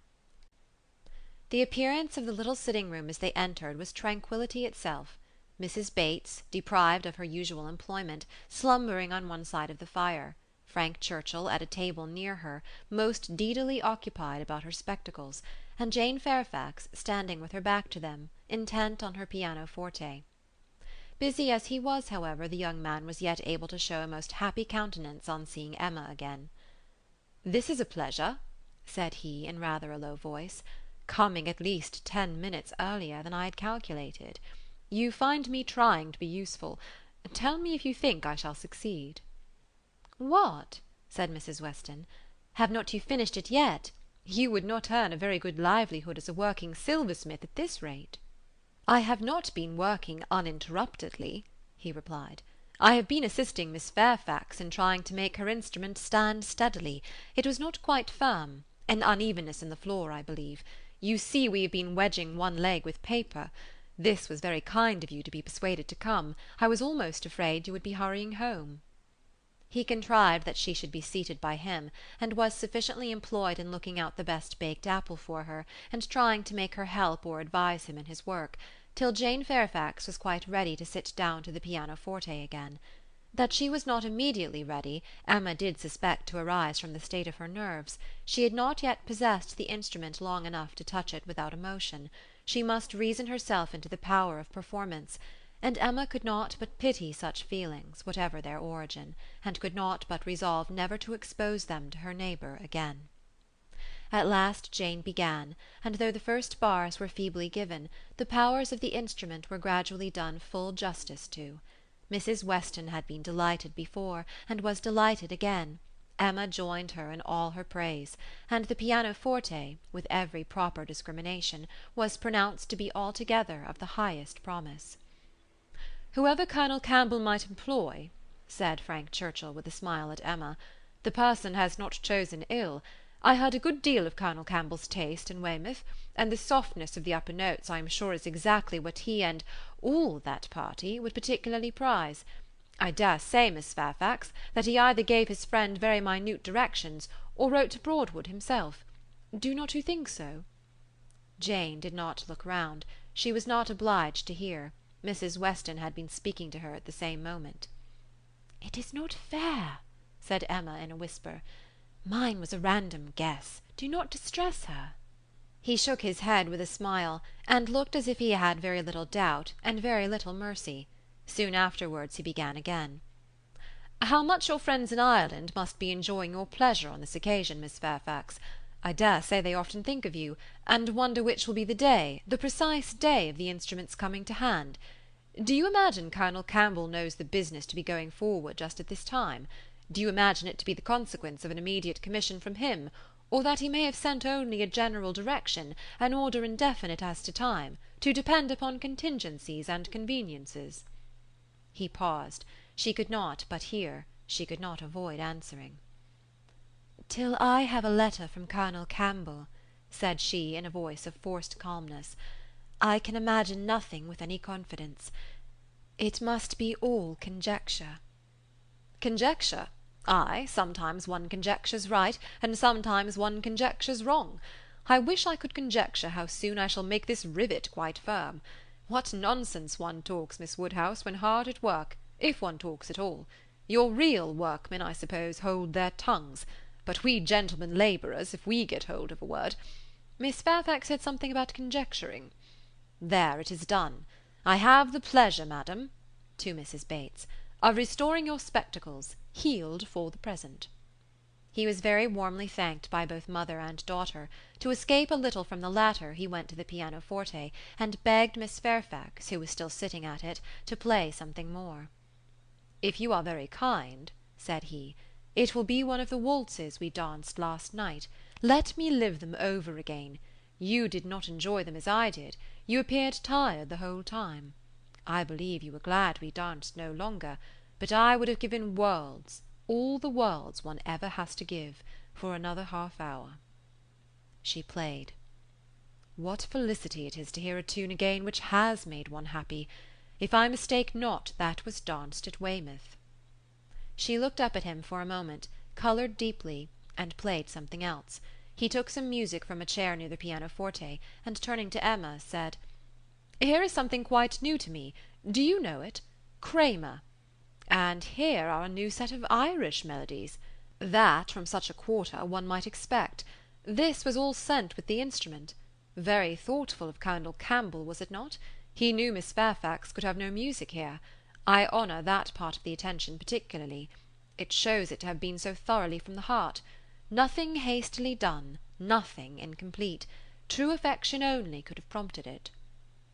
Emma wished he would be less pointed, yet could not help being amused, and when, on glancing her eye towards Jane Fairfax, she caught the remains of a smile, when she saw that with all the deep blush of consciousness there had been a smile of secret delight, she had less scruple in the amusement, and much less compunction with respect to her. This amiable, upright, perfect Jane Fairfax was apparently cherishing very reprehensible feelings. He brought all the music to her, and they looked it over together. Emma took the opportunity of whispering, "You speak too plain. She must understand you." "I hope she does. I would have her understand me. I am not in the least ashamed of my meaning." "But really I am half ashamed, and wish I had never taken up the idea." "I am very glad you did, and that you communicated it to me. I have now a key to all her odd looks and ways.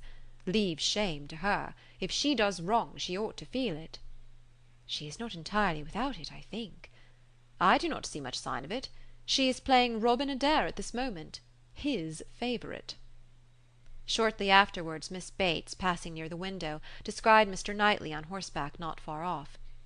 "Mr. Knightley, I declare! I must speak to him if possible, just to thank him. I will not open the window here, it will give you all cold, but I can go into my mother's room, you know. I dare say he will come in when he knows who is here. Quite delightful to have you all meet so. Our little room so honoured." She was in the adjoining chamber while she still spoke, and opening the casement there, immediately called Mr. Knightley's attention, and every syllable of their conversation was as distinctly heard by the others as if it had passed within the same apartment. "How do you do? How do you do? Oh, very well, I thank you. So obliged to you for the carriage last night. We were just in time, my mother just ready for us. Pray come in, do come in, you will find some friends here." So began Miss Bates, and Mr. Knightley seemed determined to be heard in his turn, for most resolutely and commandingly did he say, "How is your niece, Miss Bates? I want to inquire after you all, but particularly your niece. How is Miss Fairfax? I hope she caught no cold last night. How is she to-day? Tell me how Miss Fairfax is." And Miss Bates was obliged to give a direct answer before he would hear her in anything else. The listeners were amused, and Mrs. Weston gave Emma a look of particular meaning, but Emma still shook her head in steady scepticism. "So obliged to you, so very much obliged to you for the carriage," resumed Miss Bates. He cut her short with, "I am going to Kingston. Can I do anything for you?" "Oh, dear, Kingston, are you? Mrs. Cole was saying the other day she wanted something from Kingston." "Mrs. Cole has servants to send. Can I do anything for you?" "No, I thank you. But do come in. Who do you think is here? Miss Woodhouse and Miss Smith, so kind as to call to hear the new pianoforte. Do put up your horse at the Crown and come in." "Well," said he in a deliberating manner. "For 5 minutes, perhaps." And here is Mrs. Weston and Frank Churchill too. Quite delightful. So many friends. No, not now, I thank you. I could not stay 2 minutes. I must get on to Kingston as fast as I can. Oh, do come in. They will be so very happy to see you. No, no, your room is full enough. I will call another day and hear the pianoforte. Well, I am so sorry. Oh, Mr. Knightley, what a delightful party last night, and how extremely pleasant. Did you ever see such dancing? Was not it delightful? Miss Woodhouse and Mr. Frank Churchill, I never saw anything equal to it.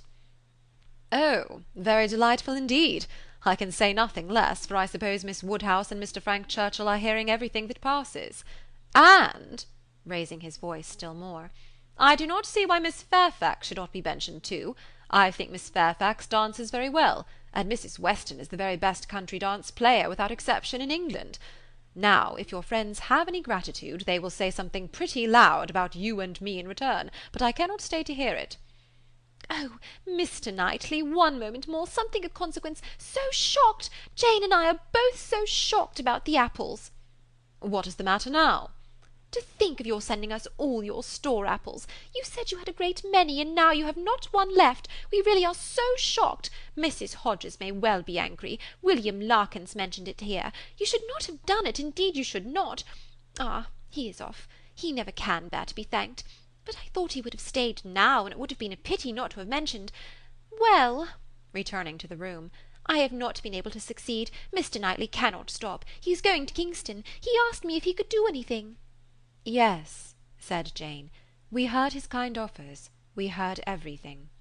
Oh, yes, my dear. I dare say you might, because you know the door was open and the window was open, and Mr. Knightley spoke loud. You must have heard everything, to be sure. Can I do anything for you at Kingston? Said he. So I just mentioned. Oh, Miss Woodhouse, must you be going? You seem but just come. So very obliging of you. Emma found it really time to be at home. The visit had already lasted long, and on examining watches, so much of the morning was perceived to be gone, that Mrs. Weston and her companion, taking leave also, could allow themselves only to walk with the two young ladies to Hartfield gates before they set off for Randalls. End of Chapter 10. Volume 2, Chapter 11 of Emma. It may be possible to do without dancing entirely. Instances have been known of young people passing many, many months successively without being at any ball of any description, and no material injury accrue either to body or mind. But when a beginning is made, when the felicities of rapid motion have once been, though slightly felt, it must be a very heavy set that does not ask for more. Frank Churchill had danced once at Highbury, and longed to dance again, and the last half-hour of an evening which Mr. Woodhouse was persuaded to spend with his daughter at Randalls was passed by the two young people in schemes on the subject. Frank's was the first idea, and his the greatest zeal in pursuing it, for the lady was the best judge of the difficulties, and the most solicitous for accommodation and appearance.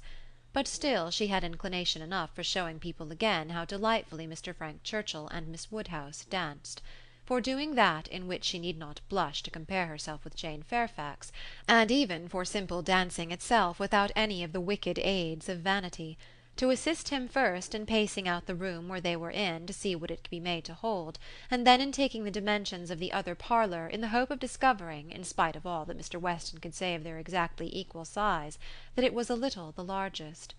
His first proposition and request, that the dance begun at Mr. Cole's should be finished there, that the same party should be collected, and the same musician engaged, met with the readiest acquiescence.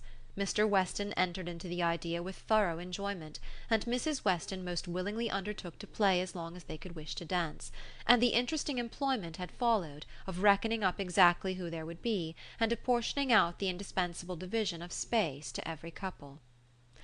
"You and Miss Smith and Miss Fairfax will be 3, and the 2 Miss Coxes 5, had been repeated many times over.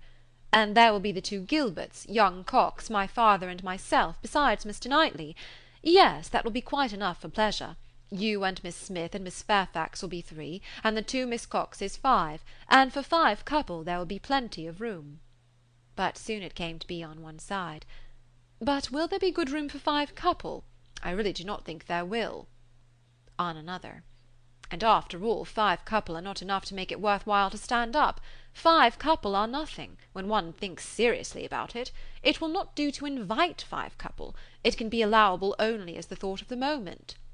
Somebody said that Miss Gilbert was expected at her brother's, and must be invited with the rest. Somebody else believed Mrs. Gilbert would have danced the other evening if she had been asked. A word was put in for a second young Cox, and at last, Mr. Weston naming one family of cousins who must be included, and another of very old acquaintance who could not be left out, it became a certainty that the 5 couple would be at least 10, and a very interesting speculation in what possible manner they could be disposed of. The doors of the 2 rooms were just opposite each other. Might not they use both rooms, and dance across the passage? It seemed the best scheme, and yet it was not so good but that many of them wanted a better. Emma said it would be awkward, Mrs. Weston was in distress about the supper, and Mr. Woodhouse opposed it earnestly on the score of health. It made him so very unhappy, indeed, that it could not be persevered in.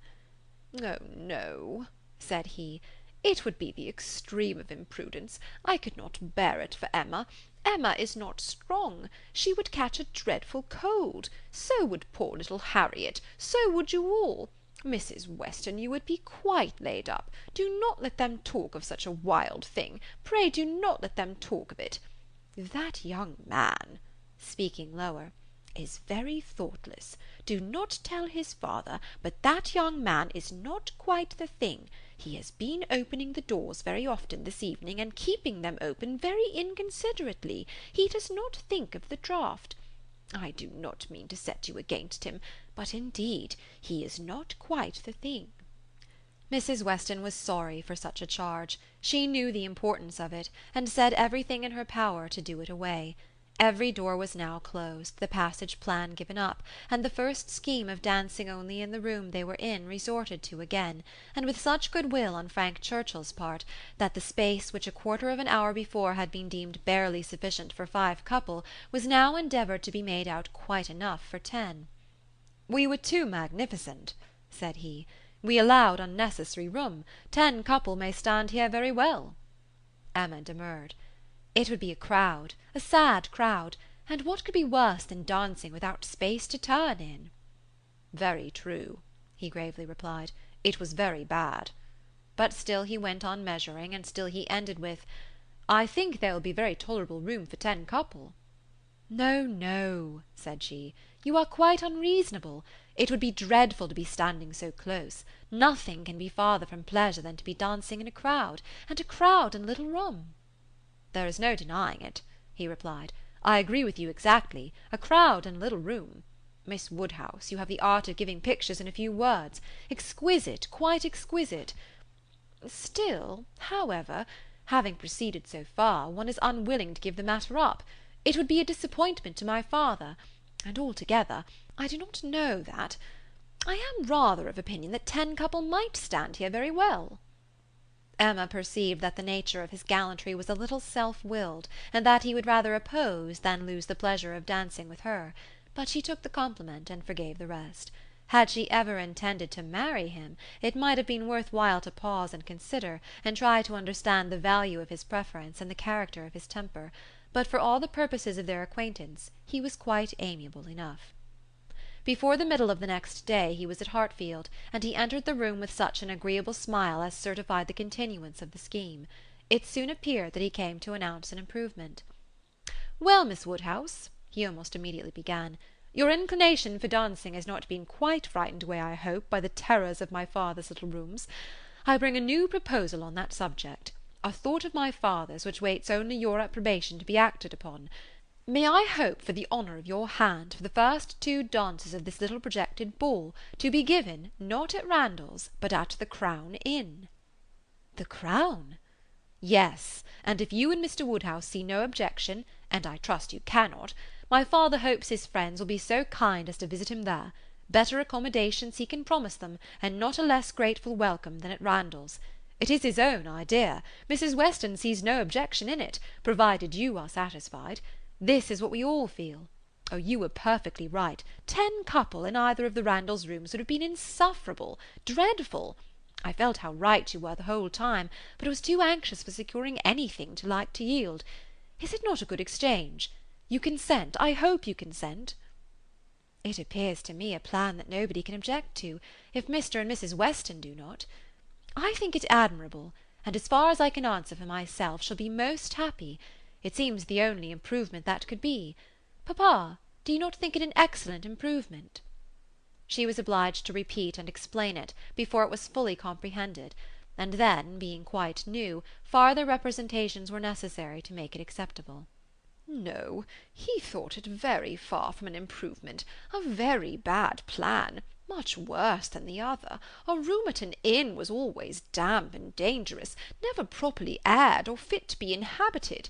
If they must dance, they had better dance at Randall's. He had never been in the room at the Crown in his life, did not know the people who kept it by sight. Oh no, a very bad plan. They would catch worse colds at the Crown than anywhere." "I was going to observe, sir," said Frank Churchill, "that one of the great recommendations of this change would be the very little danger of anybody's catching cold. So much less danger at the Crown than at Randall's. Mr. Perry might have reason to regret the alteration, but nobody else could." "Sir," said Mr. Woodhouse rather warmly, "you are very much mistaken if you suppose Mr. Perry to be that sort of character. Mr. Perry is extremely concerned when any of us are ill. But I do not understand how the room at the Crown can be safer for you than your father's house." "From the very circumstance of its being larger, sir. We shall have no occasion to open the windows at all, not once the whole evening, and it is that dreadful habit of opening the windows, letting in cold air upon heated bodies, which, as you well know, sir, does the mischief." "Open the windows? But surely, Mr. Churchill, nobody would think of opening the windows at Randall's. Nobody could be so imprudent. I never heard of such a thing, dancing with open windows. I am sure neither your father nor Mrs. Weston, poor Miss Taylor that was, would suffer it." "Ah, sir, but a thoughtless young person will sometimes step behind a window curtain and throw up a sash, without its being suspected. I have often known it done myself." "Have you indeed, sir? Bless me, I never could have supposed it. But I live out of the world, and am often astonished at what I hear. However, this does make a difference, and perhaps when we come to talk it over. But these sort of things require a good deal of consideration. One cannot resolve upon them in a hurry. If Mr. and Mrs. Weston will be so obliging as to call here one morning, we may talk it over and see what can be done." "But unfortunately, sir, my time is so limited." "Oh," interrupted Emma, "there will be plenty of time for talking everything over. There is no hurry at all. If it can be contrived to be at the Crown, papa, it will be very convenient for the horses. They will be so near their own stable." "So they will, my dear. That is a great thing. Not that James ever complains, but it is right to spare our horses when we can. If I could be sure of the rooms being thoroughly aired. But is Mrs. Stokes to be trusted?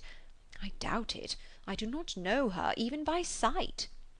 "I can answer for everything of that nature, sir, because it will be under Mrs. Weston's care. Mrs. Weston undertakes to direct the whole." "There, papa, now you must be satisfied.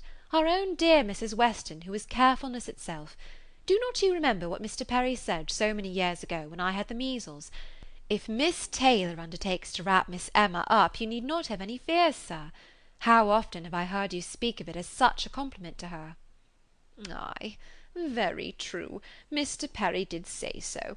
I shall never forget it. Poor little Emma! You were very bad with the measles. That is, you would have been very bad but for Perry's great attention. He came 4 times a day for a week. He said from the first it was a very good sort, which was our great comfort, but the measles are a dreadful complaint. I hope whenever poor Isabella's little ones have the measles, she will send for Perry." "My father and Mrs. Weston are at the Crown at this moment," said Frank Churchill, "examining the capabilities of the house. I left them there and came on to Hartfield, impatient for your opinion, and hoping you might be persuaded to join them and give your advice on the spot. I was desired to say so from both. It would be the greatest pleasure to them if you could allow me to attend you there. They can do nothing satisfactorily without you." Emma was most happy to be called to such a council, and her father engaging to think it all over while she was gone, the 2 young people set off together without delay for the Crown. There were Mr. and Mrs. Weston, delighted to see her and receive her approbation, very busy and very happy in their different way. she in some little distress, and he finding everything perfect. "Emma," said she, "this paper is worse than I expected. Look, in places, you see, it is dreadfully dirty, and the wainscot is more yellow and forlorn than anything I could have imagined." "My dear, you are too particular," said her husband.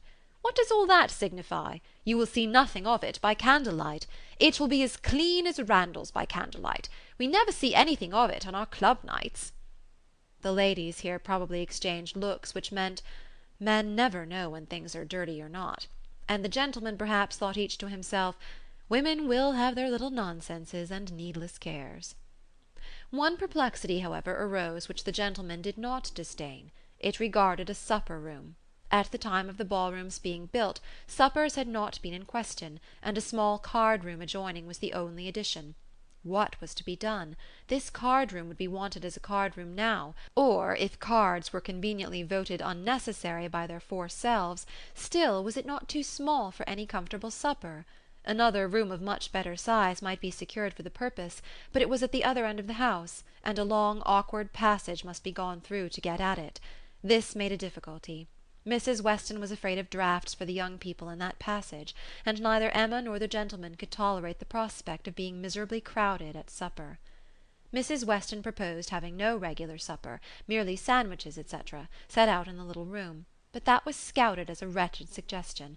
A private dance, without sitting down to supper, was pronounced an infamous fraud upon the rights of men and women, and Mrs. Weston must not speak of it again. She then took another line of expediency, and looking into the doubtful room, observed, "I do not think it is so very small. We shall not be many, you know." And Mr. Weston at the same time, walking briskly with long steps through the passage, was calling out, "You talk a great deal of the length of this passage, my dear. It is a mere nothing after all, and not the least draught from the stairs." "I wish," said Mrs. Weston, "one could know which arrangement our guests in general would like best. To do what would be most generally pleasing must be our object. If one could but tell what that would be." "Yes, very true," cried Frank, "very true. You want your neighbours' opinions. I do not wonder at you. If one could ascertain what the chief of them, the Coles, for instance, they are not far off. Shall I call upon them? Or Miss Bates, she is still nearer. And I do not know whether Miss Bates is not as likely to understand the inclinations of the rest of the people as anybody. I think we do want a larger council. Suppose I go and invite Miss Bates to join us?" "Well, if you please," said Mrs. Weston, rather hesitating, "if you think she'll be of any use." "You will get nothing to the purpose from Miss Bates," said Emma. "She will be all delight and gratitude, but she will tell you nothing. She will not even listen to your questions. I see no advantage in consulting Miss Bates." "But she is so amusing, so extremely amusing. I am very fond of hearing Miss Bates talk, and I need not bring the whole family, you know." Here Mr. Weston joined them, and on hearing what was proposed, gave it his decided approbation. "I do, Frank. Go and fetch Miss Bates, and let us end the matter at once. She will enjoy the scheme, I am sure, and I do not know a properer person for showing us how to do away difficulties. Fetch Miss Bates. We are growing a little too nice. She is a standing lesson of how to be happy. But fetch them both. Invite them both." "Both, sir? Can the old lady—" "The old lady? No, the young lady, to be sure. I shall think you a great blockhead, Frank, if you bring the aunt without the niece." "Oh, I beg your pardon, sir. I did not immediately recollect. Undoubtedly, if you wish it, I will endeavour to persuade them both." And away he ran. Long before he reappeared, attending the short, neat, brisk-moving aunt and her elegant niece, Mrs. Weston, like a sweet-tempered woman and a good wife, had examined the passage again, and found the evils of it much less than she had supposed before, indeed very trifling, and here ended the difficulties of decision. All the rest, in speculation at least, was perfectly smooth. All the minor arrangements of table and chair, lights and music, tea and supper, made themselves, or were left as mere trifles to be settled at any time between Mrs. Weston and Mrs. Stokes. Everybody invited was certainly to come. Frank had already written to Enscombe to propose staying a few days beyond his fortnight, which could not possibly be refused, and a delightful dance it was to be. Most cordially when Miss Bates arrived did she agree that it must. As a counsellor she was not wanted, but as an approver, a much safer character, she was truly welcome. Her approbation, at once general and minute, warm and incessant, could not but please, and for another half-hour they were all walking to and fro, between the different rooms, some suggesting, some attending, and all in happy enjoyment of the future. The party did not break up without Emma's being positively secured for the first 2 dances by the hero of the evening, nor without her overhearing Mr. Weston whisper to his wife, "He has asked her, my dear. That's right. I knew he would." End of Chapter 11. Volume 2, Chapter 12 of Emma. One thing only was wanting to make the prospect of the ball completely satisfactory to Emma, its being fixed for a day within the granted term of Frank Churchill's stay in Surrey; for in spite of Mr. Weston's confidence, she could not think it so very impossible that the Churchills might not allow their nephew to remain a day beyond his fortnight. But this was not judged feasible. The preparations must take their time, nothing could be properly ready till the 3rd week were entered on, and for a few days they must be planning, proceeding, and hoping in uncertainty, at the risk, in her opinion, the great risk of its being all in vain. Enscombe, however, was gracious in fact if not in word. His wish of staying longer evidently did not please, but it was not opposed. All was safe and prosperous, and as the removal of one solicitude generally makes way for another, Emma, being now certain of her ball, began to adopt as the next vexation Mr. Knightley's provoking indifference about it. Either because he did not dance himself, or because the plan had been formed without his being consulted, he seemed resolved that it should not interest him, determined against its exciting any present curiosity, or affording him any future amusement. To her voluntary communications Emma could get no more approving reply than, "Very well. If the Westons think it worth while to be all this trouble for a few hours of noisy entertainment, I have nothing to say against it, but that they shall not choose pleasures for me. Oh yes, I must be there, I could not refuse, and I will keep as much awake as I can. But I would rather be at home, looking over William Larkin's weak account, much rather, I confess. Pleasure in seeing dancing! Not I, indeed. I never look at it. I do not know who does. Fine dancing, I believe, like virtue, must be its own reward. Those who are standing by are usually thinking of something very different." This Emma felt was aimed at her, and it made her quite angry. It was not in compliment to Jane Fairfax, however, that he was so indifferent or so indignant. He was not guided by her feelings in reprobating the ball, for she enjoyed the thought of it to an extraordinary degree. It made her animated, open-hearted. She voluntarily said, "Oh, Miss Woodhouse, I hope nothing may happen to prevent the ball. What a disappointment it would be! I do look forward to it, I own, with very great pleasure." It was not to oblige Jane Fairfax, therefore, that he would have preferred the society of William Larkins. No, she was more and more convinced that Mrs. Weston was quite mistaken in that surmise. There was a great deal of friendly and of compassionate attachment on his side, but no love. Alas, there was soon no leisure for quarrelling with Mr. Knightley. 2 days of joyful security were immediately followed by the overthrow of everything. A letter arrived from Mr. Churchill to urge his nephew's instant return.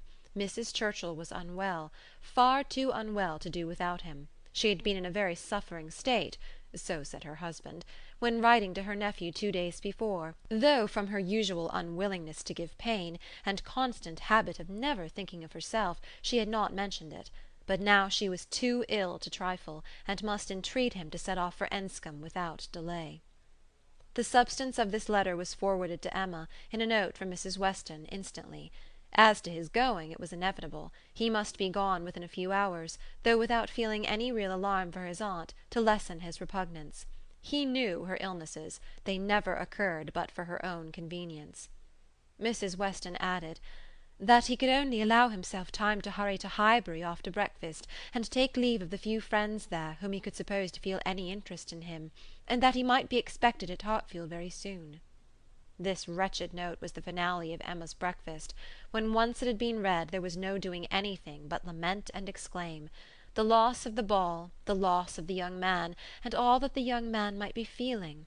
It was too wretched. Such a delightful evening as it would have been, everybody so happy, and she and her partner the happiest.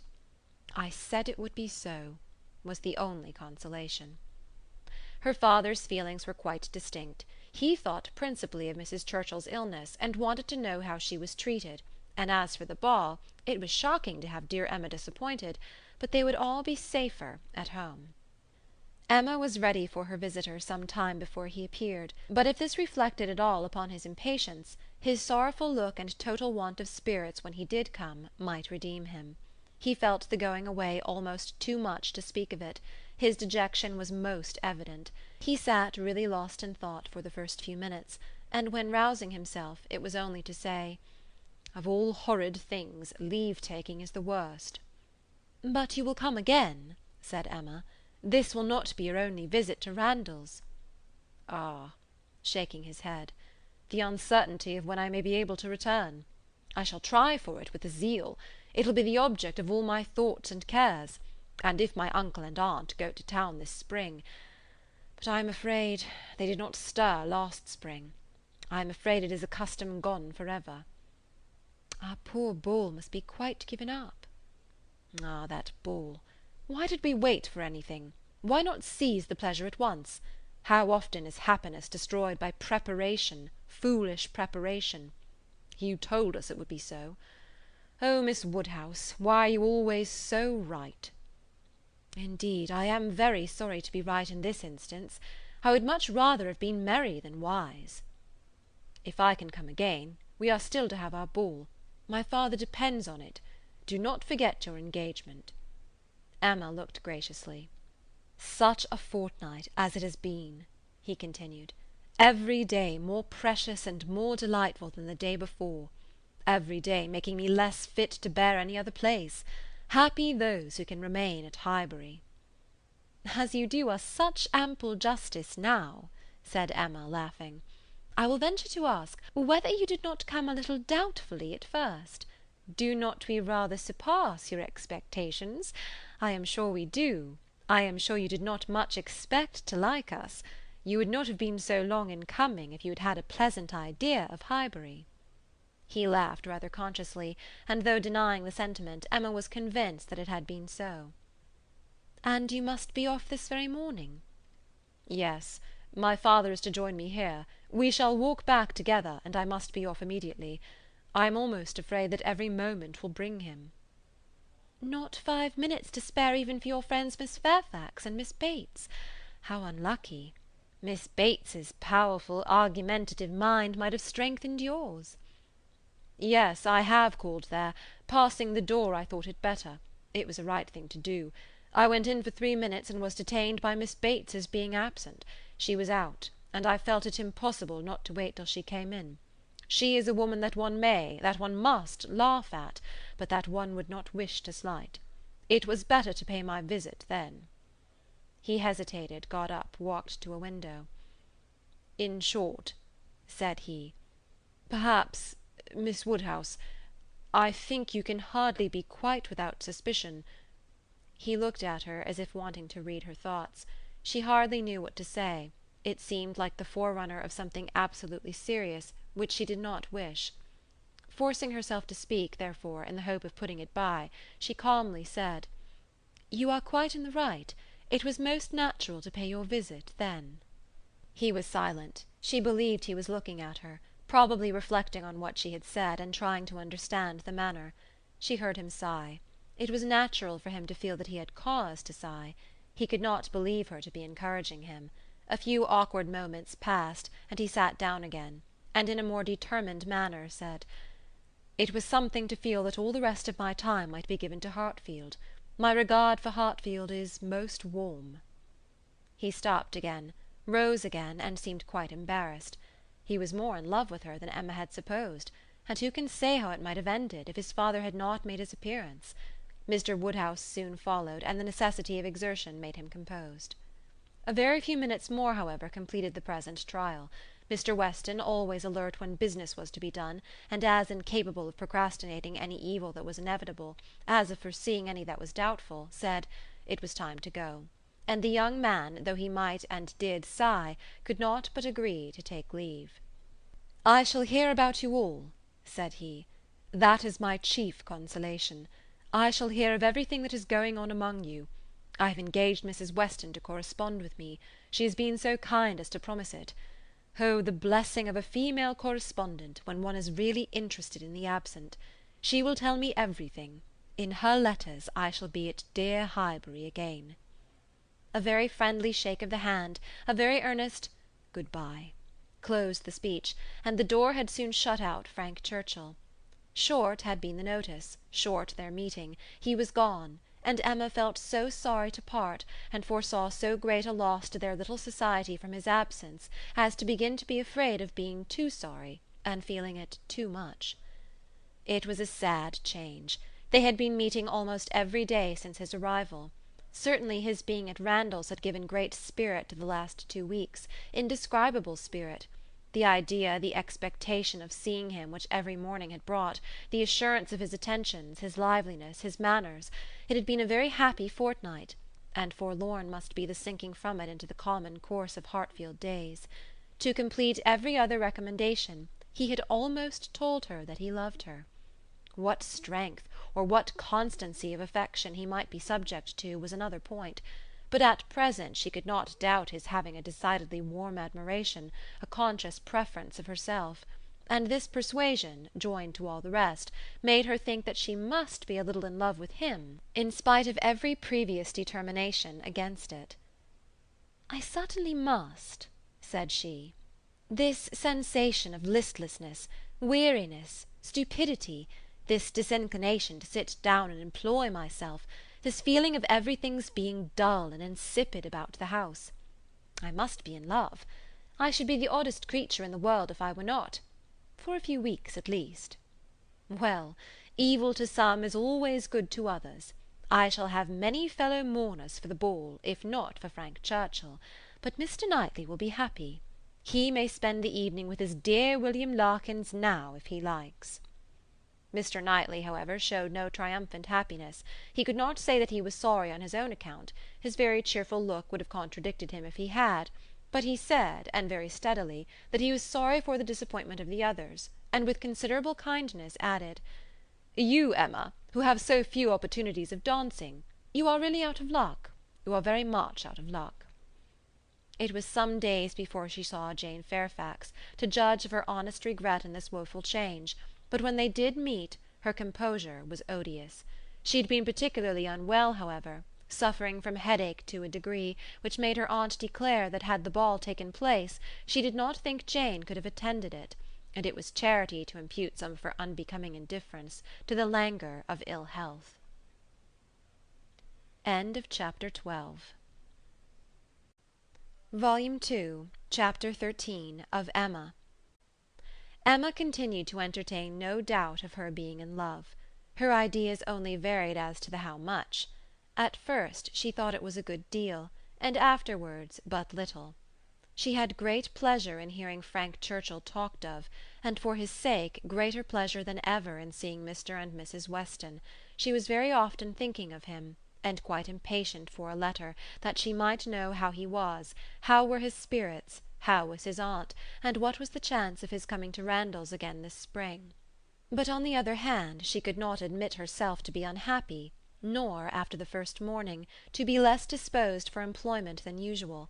She was still busy and cheerful, and pleasing as he was, she could yet imagine him to have faults; and farther, though thinking of him so much, and, as she sat drawing or working, forming 1,000 amusing schemes for the progress and close of their attachment, fancying interesting dialogues, and inventing elegant letters, the conclusion of every imaginary declaration on his side was that she refused him.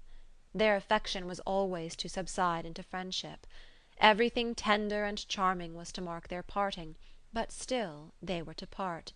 When she became sensible of this, it struck her that she could not be very much in love, for in spite of her previous and fixed determination never to quit her father, never to marry, a strong attachment certainly must produce more of a struggle than she could foresee in her own feelings. "I do not find myself making any use of the word sacrifice," said she. In not one of all my clever replies, my delicate negatives, is there any allusion to making a sacrifice. I do suspect that he is not really necessary to my happiness. So much the better. I certainly will not persuade myself to feel more than I do. I am quite enough in love. I should be sorry to be more. Upon the whole, she was equally contented with her view of his feelings. He is undoubtedly very much in love. Everything denotes it. Very much in love indeed. And when he comes again, if his affection continue, I must be on my guard not to encourage it. It would be most inexcusable to do otherwise, as my own mind is quite made up. Not that I imagine he can think I have been encouraging him hitherto. No, if he had believed me at all to share his feelings, he would not have been so wretched. Could he have thought himself encouraged, his looks and language at parting would have been different. Still, however, I must be on my guard. This is in the supposition of his attachment continuing what it now is. But I do not know that I expect it will. I do not look upon him to be quite the sort of man. I do not altogether build upon his steadiness or constancy. His feelings are warm, but I can imagine them rather changeable. Every consideration of the subject, in short, makes me thankful that my happiness is not more deeply involved. I shall do very well again after a little while, and then it will be a good thing over, for they say everybody is in love once in their lives, and I shall have been let off easily. When his letter to Mrs. Weston arrived, Emma had the perusal of it, and she read it with a degree of pleasure and admiration which made her at first shake her head over her own sensations, and think she had undervalued their strength. It was a long, well-written letter, giving the particulars of his journey and of his feelings, expressing all the affection, gratitude, and respect which was natural and honourable, and describing everything exterior and local that could be supposed attractive, with spirit and precision. No suspicious flourishes now of apology or concern. It was the language of real feeling towards Mrs. Weston, and the transition from Highbury to Enscombe, the contrast between the places in some of the first blessings of social life, was just enough touched on to show how keenly it was felt, and how much more might have been said but for the restraints of propriety. The charm of her own name was not wanting. Miss Woodhouse appeared more than once, and never without a something of pleasing connection, either a compliment to her taste, or a remembrance of what she had said, and in the very last time of its meeting her eye, unadorned as it was by any such broad wreath of gallantry, she yet could discern the effect of her influence, and acknowledge the greatest compliment perhaps of all conveyed. Compressed into the very lowest vacant corner were these words: "I had not a spare moment on Tuesday, as you know, for Miss Woodhouse's beautiful little friend. Pray make my excuses and adieus to her." This, Emma could not doubt, was all for herself. Harriet was remembered only from being her friend. His information and prospects as to Enscombe were neither worse nor better than had been anticipated. Mrs. Churchill was recovering, and he dared not yet, even in his own imagination, fix a time for coming to Randalls again. Gratifying, however, and stimulative as was the letter in the material part, its sentiments she yet found, when it was folded up and returned to Mrs. Weston, that it had not added any lasting warmth, that she could still do without the writer, and that he must learn to do without her. Her intentions were unchanged. Her resolution of refusal only grew more interesting by the addition of a scheme for his subsequent constellation and happiness.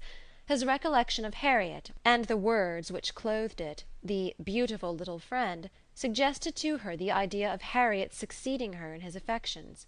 Was it impossible? No.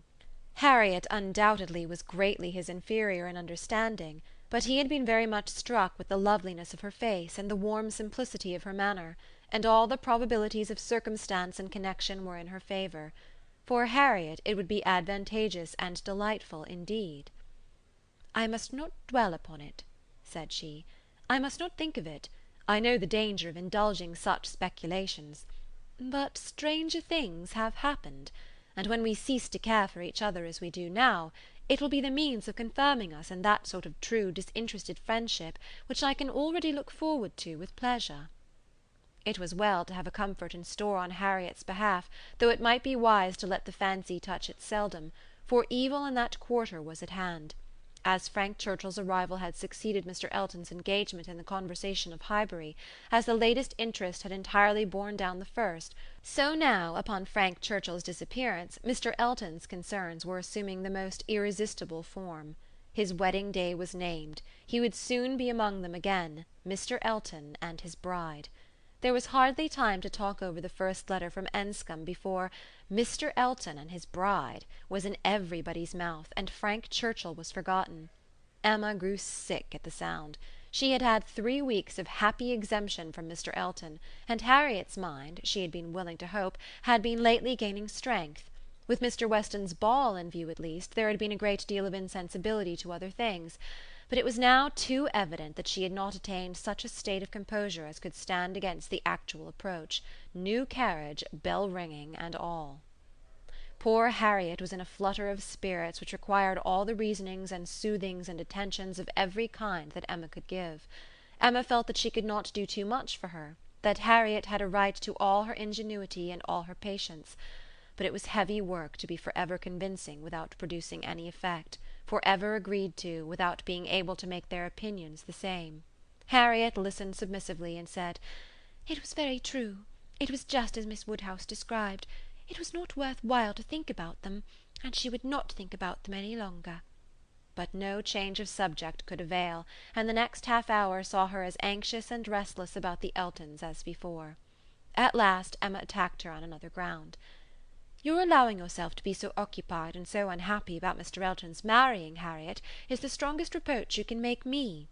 You could not give me a greater reproof for the mistake I fell into. It was all my doing, I know. I have not forgotten it, I assure you. Deceived myself, I did very miserably deceive you. And it will be a painful reflection to me for ever. Do not imagine me in danger of forgetting it." Harriet felt this too much to utter more than a few words of eager exclamation. Emma continued, "I have not said exert yourself, Harriet, for my sake. Think less, talk less of Mr. Elton for my sake, because for your own sake, rather, I would wish it to be done, for the sake of what is more important than my comfort, a habit of self-command in you, a consideration of what is your duty, an attention to propriety, an endeavour to avoid the suspicions of others, to save your health and credit, and restore your tranquillity. These are the motives which I have been pressing on you. They are very important, and sorry I am that you cannot feel them sufficiently to act upon them. My being saved from pain is a very secondary consideration. I want you to save yourself from greater pain. Perhaps I may sometimes have felt that Harriet would not forget what was due, or rather what would be kind by me." This appeal to her affections did more than all the rest. The idea of wanting gratitude and consideration for Miss Woodhouse, whom she really loved extremely, made her wretched for a while, and when the violence of grief was comforted away, still remained powerful enough to prompt to what was right and support her in it very tolerably. "You, who have been the best friend I ever had in my life, want gratitude to you. Nobody is equal to you. I care for nobody as I do for you. Oh, Miss Woodhouse, how ungrateful I have been!" Such expressions, assisted as they were by everything that look and manner could do, made Emma feel that she had never loved Harriet so well, nor valued her affection so highly before. "There is no charm equal to tenderness of heart," said she afterwards to herself. "There is nothing to be compared to it. Warmth and tenderness of heart, with an affectionate open manner, will beat all the clearness of head in the world for attraction, I am sure it will. It is tenderness of heart which makes my dear father so generally beloved, which gives Isabella all her popularity.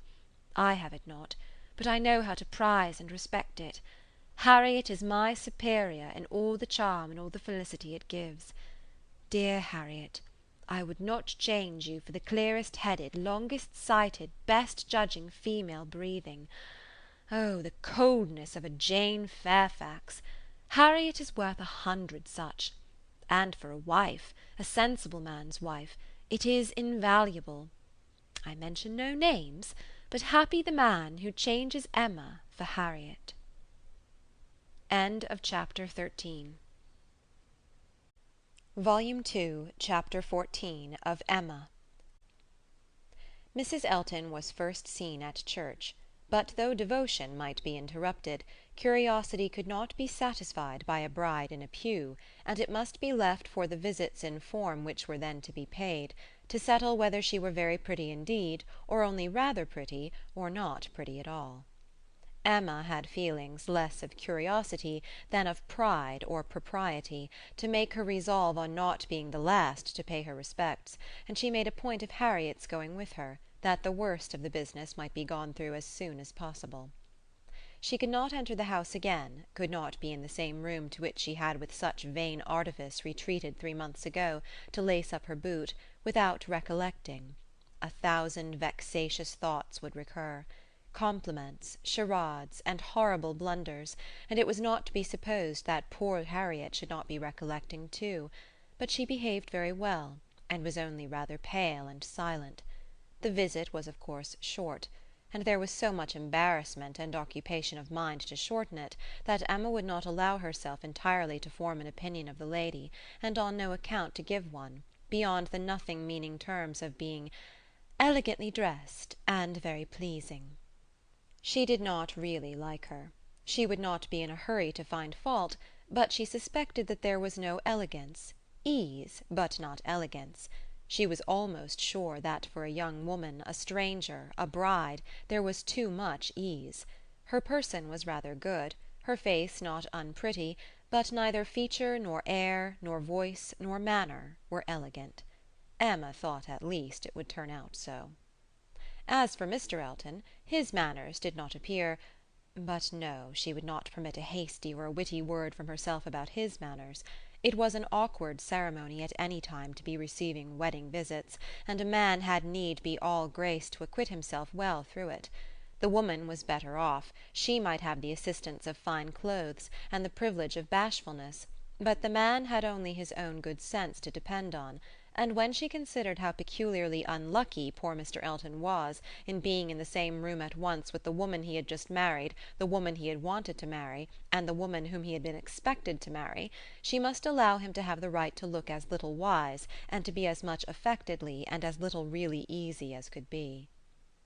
"Well, Miss Woodhouse," said Harriet when they had quitted the house, and after waiting in vain for her friend to begin. "Well, Miss Woodhouse," with a gentle sigh, "what do you think of her? Is not she very charming?"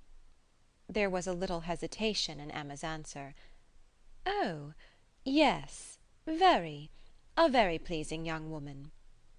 "I think her beautiful, quite beautiful." "Very nicely dressed indeed. A remarkably elegant gown." "I am not at all surprised that he should have fallen in love." "No, no, there is nothing to surprise one at all. A pretty fortune, and she came in his way." "I dare say," returned Harriet, sighing again, "I dare say she was very much attached to him."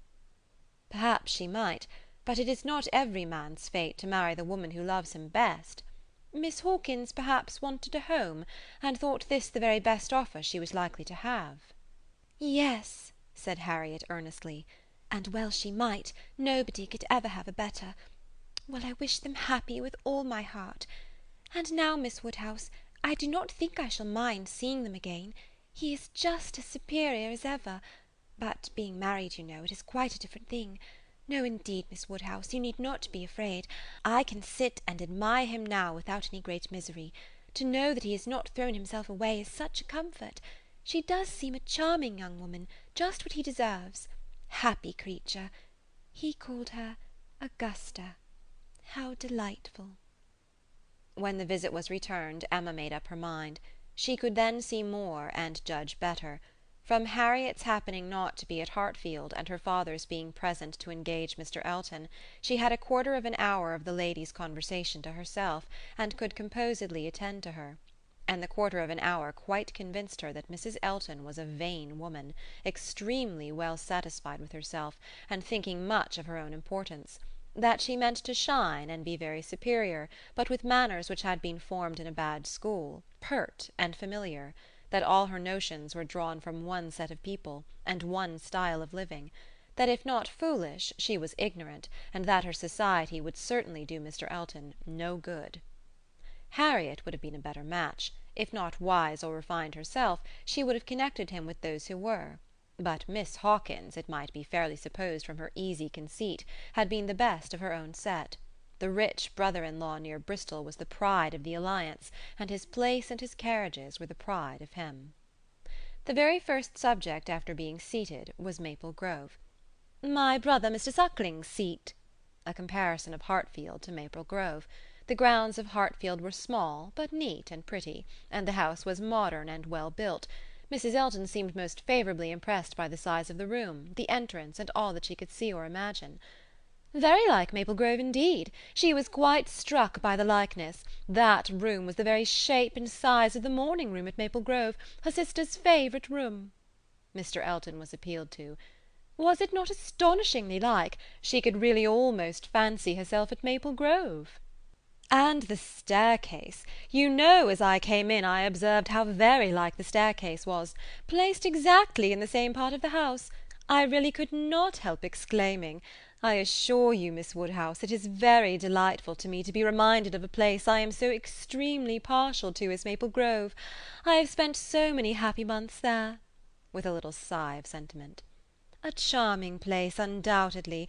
Everybody who sees it is struck by its beauty, but to me it has been quite a home. Whenever you are transplanted, like me, Miss Woodhouse, you will understand how very delightful it is to meet with anything at all like what one has left behind. I always say this is quite one of the evils of matrimony." Emma made as slight a reply as she could, but it was fully sufficient for Mrs. Elton, who only wanted to be talking herself. "So extremely like Maple Grove! And it is not merely the house. The grounds, I assure you, as far as I could observe, are strikingly like. The laurels at Maple Grove are in the same profusion as here, and stand very much in the same way, just across the lawn, and I had a glimpse of a fine large tree, with a bench round it, which put me so exactly in mind. My brother and sister will be enchanted with this place. People who have extensive grounds themselves are always pleased with anything in the same style." Emma doubted the truth of this sentiment. She had a great idea that people who had extensive grounds themselves cared very little for extensive grounds of anybody else, but it was not worth while to attack an error so double-dyed, and therefore only said in reply, "When you have seen more of this country, I am afraid you will think you have overrated Hartfield. Surrey is full of beauties." "Oh, yes, I am quite aware of that. It is the garden of England, you know. Surrey is the garden of England." "Yes, but we must not rest our claims on that distinction. Many counties, I believe, are called the garden of England as well as Surrey." "No, I fancy not," said Mrs. Elton with a most satisfied smile. "I never heard any county but Surrey called so." Emma was silenced. "My brother and sister have promised us a visit in the spring, or summer at farthest," continued Mrs. Elton, "and that will be our time for exploring. While they are with us, we shall explore a great deal, I dare say. They will have their barouche landau, of course, which holds four perfectly, and therefore, without saying anything of our carriage, we should be able to explore the different beauties extremely well. They would hardly come in their chairs, I think, at that season of the year. Indeed, when the time draws on, I shall decidedly recommend their bringing the barouche landau. It will be so very much preferable. When people come into a beautiful country of this sort, you know, Miss Woodhouse, one naturally wishes them to see as much as possible, and Mr. Suckling is extremely fond of exploring. We explored to King's Weston twice last summer, in that way, most delightfully, just after their first having the barouche landau. You have many parties of that kind here, I suppose, Miss Woodhouse, every summer?" "No, not immediately here.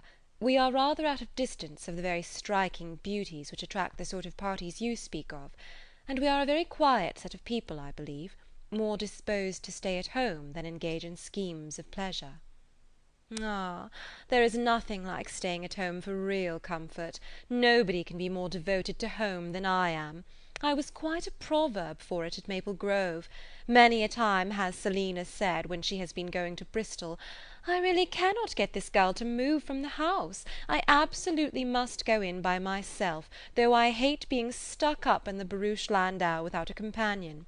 But Augusta, I believe, with her own good will, would never stir beyond the park paling.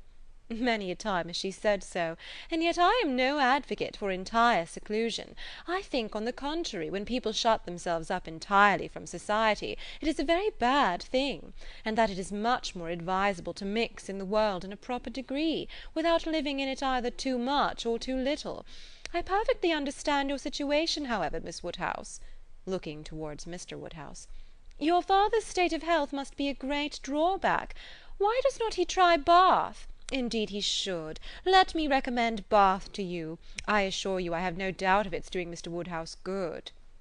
"My father tried it more than once, formerly, but without receiving any benefit; and Mr. Perry, whose name I dare say is not unknown to you, does not conceive it would be at all more likely to be useful now."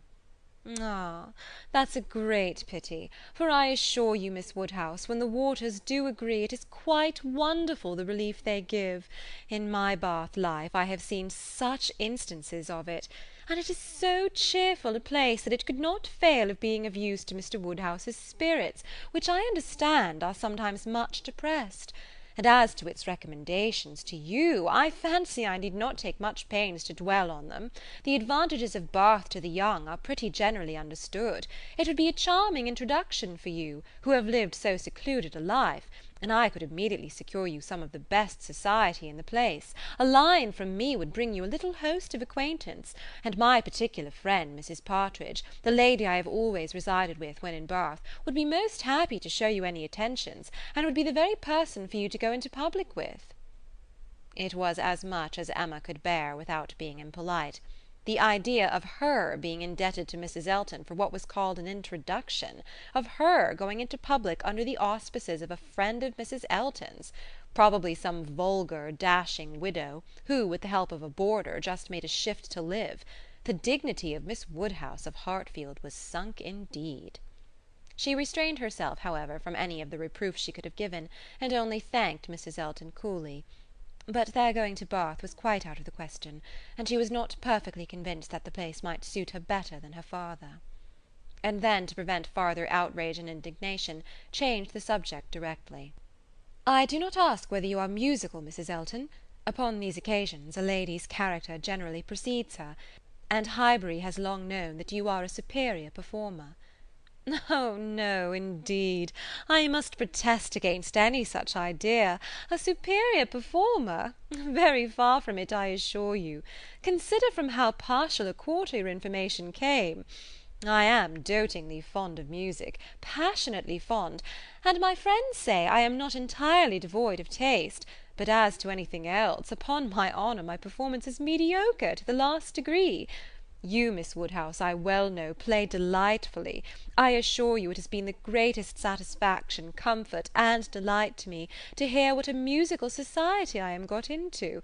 I absolutely cannot do without music. It is a necessary of life to me, and having always been used to a very musical society, both at Maple Grove and in Bath, it would have been a most serious sacrifice. I honestly said as much to Mr. E. when he was speaking of my future home, and expressing his fears lest the retirement of it should be disagreeable, and the inferiority of the house too, knowing what I had been accustomed to, of course he was not wholly without apprehension.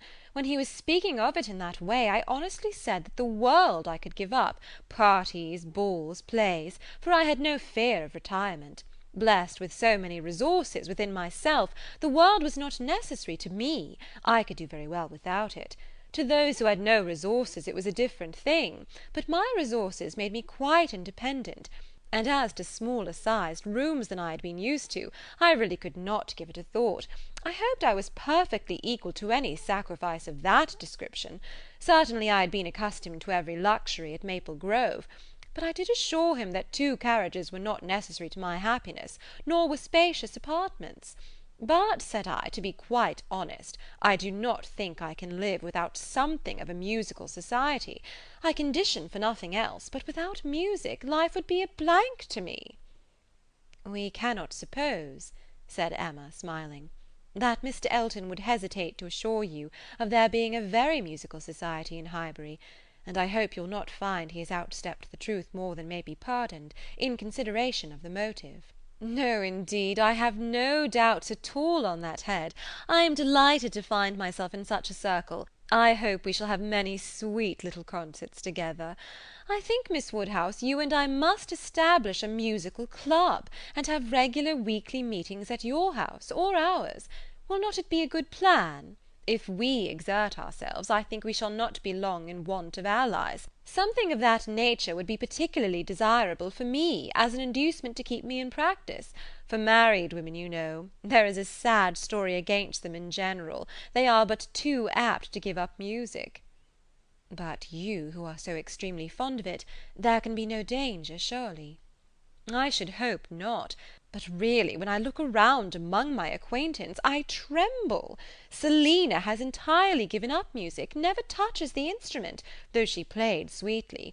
And the same may be said of Mrs. Jeffreys, Clara Partridge that was, and of the two Millmans, now Mrs. Bird and Mrs. James Cooper, and of more than I can enumerate. Upon my word, it is enough to put one in a fright. I used to be quite angry with Selina, but really I begin now to comprehend that a married woman has many things to call her attention.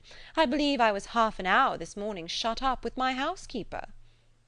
"But everything of that kind," said Emma, "will soon be in so regular a train—" "Well," said Mrs. Elton, laughing, "we shall see." Emma, finding her so determined upon neglecting her music, had nothing more to say, and after a moment's pause Mrs. Elton chose another subject. "We have been calling at Randall's," said she, "and found them both at home, and very pleasant people they seem to be. I like them extremely. Mr. Weston seems an excellent creature, quite a first-rate favourite with me already, I assure you. And she appears so truly good. There is something so motherly and so kind-hearted about her, that it wins upon one directly. She was your governess, I think?" Emma was almost too much astonished to answer, but Mrs. Elton hardly waited for the affirmative before she went on. "Having understood as much, I was rather astonished to find her so very ladylike, but really she is quite the gentlewoman." "Mrs. Weston's manners," said Emma, "were always particularly good. Their propriety, simplicity, and elegance would make them the safest model for any young woman." "And who do you think came in while we were there?" Emma was quite at a loss. The tone implied some old acquaintance, and how could she possibly guess? "Knightley!" continued Mrs. Elton. "Knightley himself! Was not it lucky? For not being within when he called the other day, I had never seen him before, and of course, as so particular a friend of Mr. E.'s, I had a great curiosity.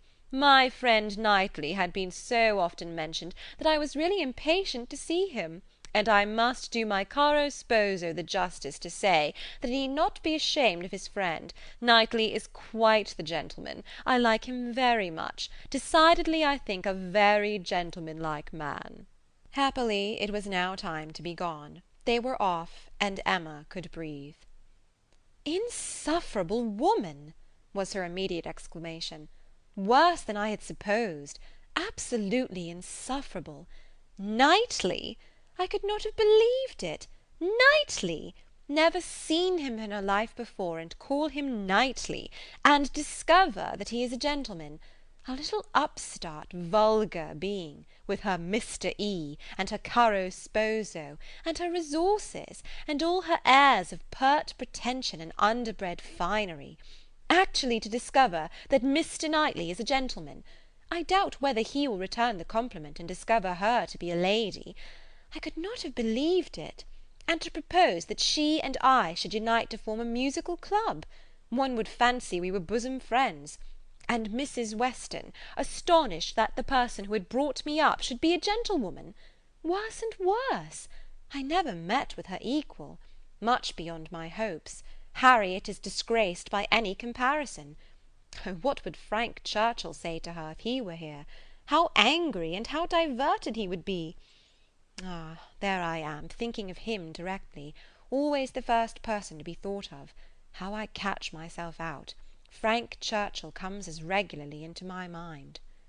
All this ran so glibly through her thoughts that by the time her father had arranged himself after the bustle of the Eltons' departure, and was ready to speak, she was very tolerably capable of attending.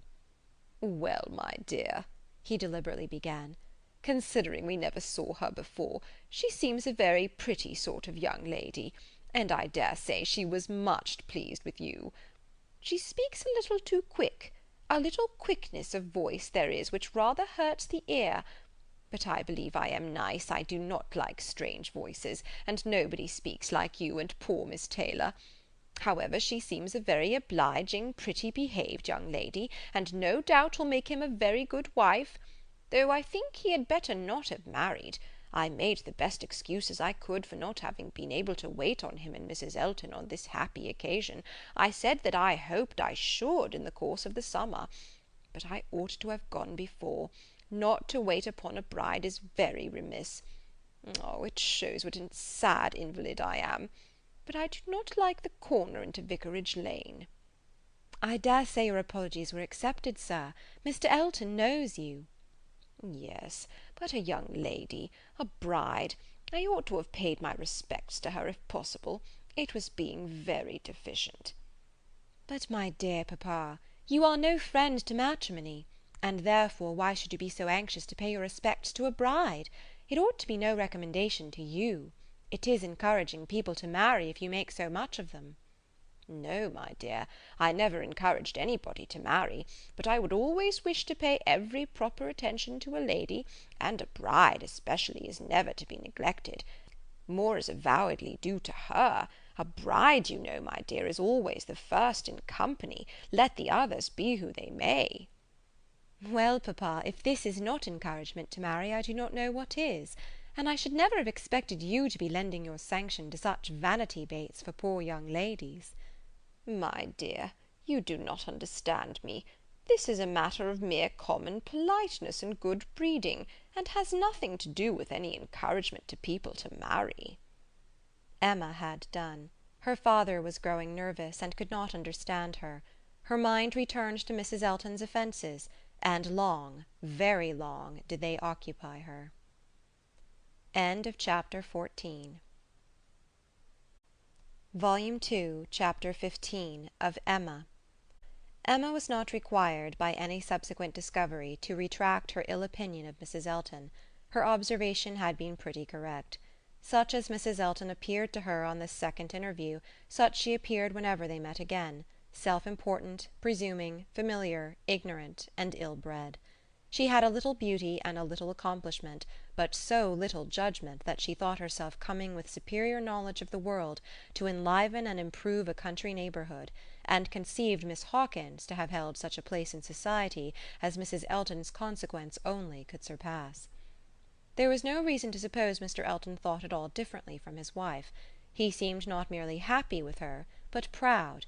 He had the air of congratulating himself on having brought such a woman to Highbury as not even Miss Woodhouse could equal; and the greater part of her new acquaintance, disposed to commend, or not in the habit of judging, followed the lead of Miss Bates's good will, or taking it for granted that the bride must be as clever and as agreeable as she professed herself, were very well satisfied; so that Mrs. Elton's praise passed from one mouth to another as it ought to do, unimpeded by Miss Woodhouse, who readily continued her first contribution, and talked with a very good grace of her being very pleasant and very elegantly dressed. In one respect Mrs. Elton grew even worse than she had at first appeared. Her feelings altered toward Emma.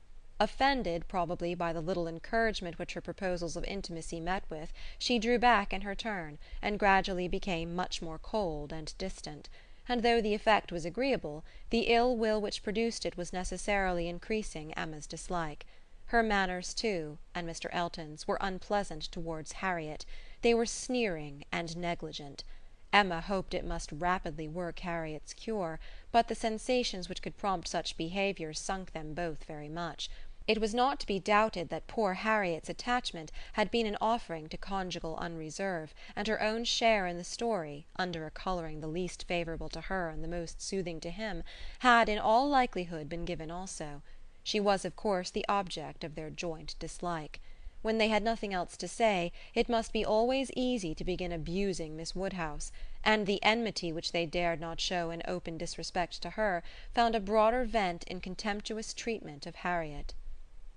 Mrs. Elton took a great fancy to Jane Fairfax, and from the first; not merely when a state of warfare with one young lady might be supposed to recommend the other, but from the very first; and she was not satisfied with expressing a natural and reasonable admiration, but without solicitation, or plea, or privilege, she must be wanting to assist and befriend her.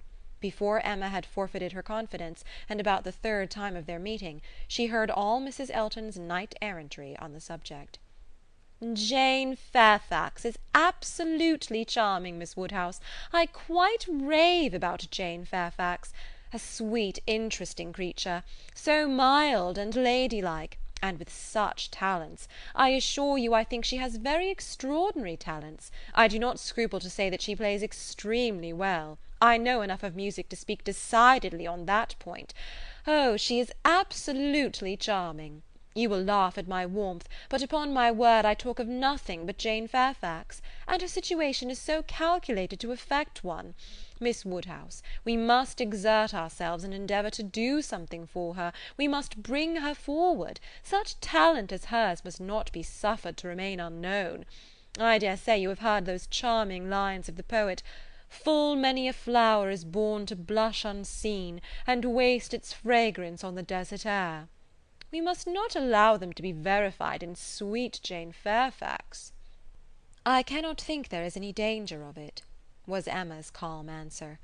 "And when you are better acquainted with Miss Fairfax's situation, and understand what her home has been, with Colonel and Mrs. Campbell, I have no idea that you will suppose her talents can be unknown." "Oh, but dear Miss Woodhouse, she is now in such retirement, such obscurity, so thrown away. Whatever advantages she may have enjoyed with the Campbells are so palpably at an end. And I think she feels it. I am sure she does. She is very timid and silent. One can see that she feels the want of encouragement. I like her the better for it. I must confess it is a recommendation to me. I am a great advocate for timidity, and I am sure one does not often meet with it. But in those who are at all inferior it is extremely prepossessing. Oh, I assure you Jane Fairfax is a very delightful character, and interests me more than I can express."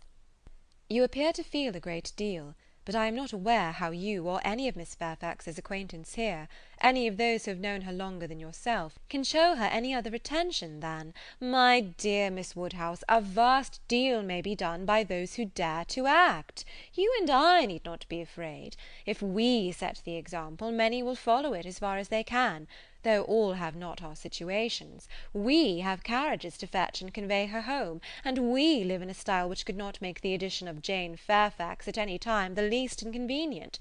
I should be extremely displeased if Wright were to send us up such a dinner as could make me regret having asked more than Jane Fairfax to partake of it.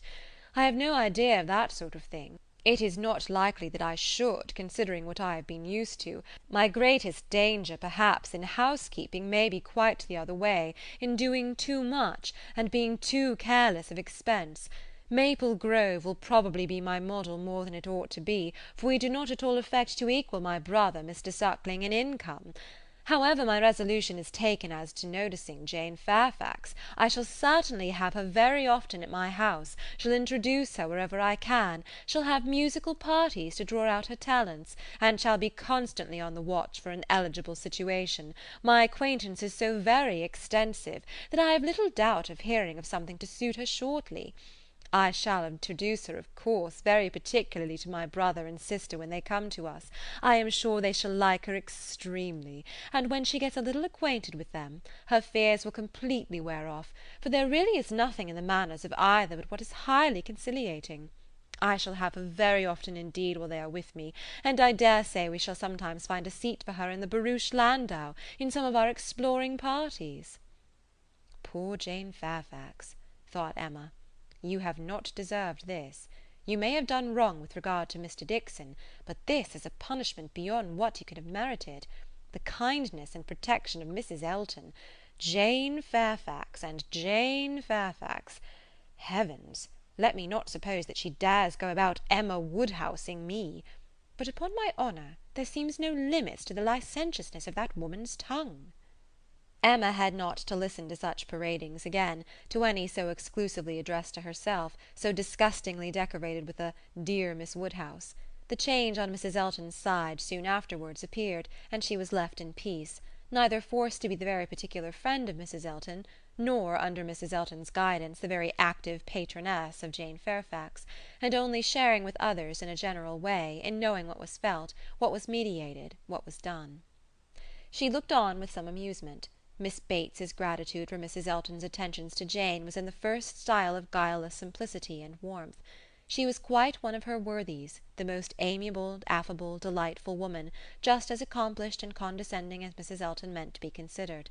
Emma's only surprise was that Jane Fairfax should accept those attentions, and tolerate Mrs. Elton as she seemed to do. She heard of her walking with the Eltons, sitting with the Eltons, spending a day with the Eltons. This was astonishing. She could not have believed it possible that the taste or the pride of Miss Fairfax could endure such society and friendship as the vicarage had to offer. "She is a riddle, quite a riddle," said she. "To choose to remain here month after month, under privations of every sort, and now to choose the mortification of Mrs. Elton's notice and the penury of her conversation, rather than return to the superior companions who have always loved her with such real generous affection." Jane had come to Highbury professedly for 3 months. The Campbells were gone to Ireland for 3 months, but now the Campbells had promised their daughter to stay at least till midsummer, and fresh invitations had arrived for her to join them there. According to Miss Bates, it came all from her, Mrs. Dixon had written most pressingly. Would Jane but go, means were to be found, servants sent, friends contrived, no travelling difficulty allowed to exist; but still she had declined it. "She must have some great motive, more powerful than appears, for refusing this invitation," was Emma's conclusion. "She must be under some sort of penance, inflicted either by the Campbells or herself. There is great fear, great caution, great resolution somewhere. She is not to be with the Dixons. The decree is issued by somebody. But why must she consent to be with the Eltons? Here is quite a separate puzzle." Upon her speaking her wonder aloud on that part of the subject, before the few who knew her opinion of Mrs. Elton, Mrs. Weston ventured this apology for Jane. "We cannot suppose that she has any great enjoyment at the vicarage, my dear Emma, but it is better than being always at home.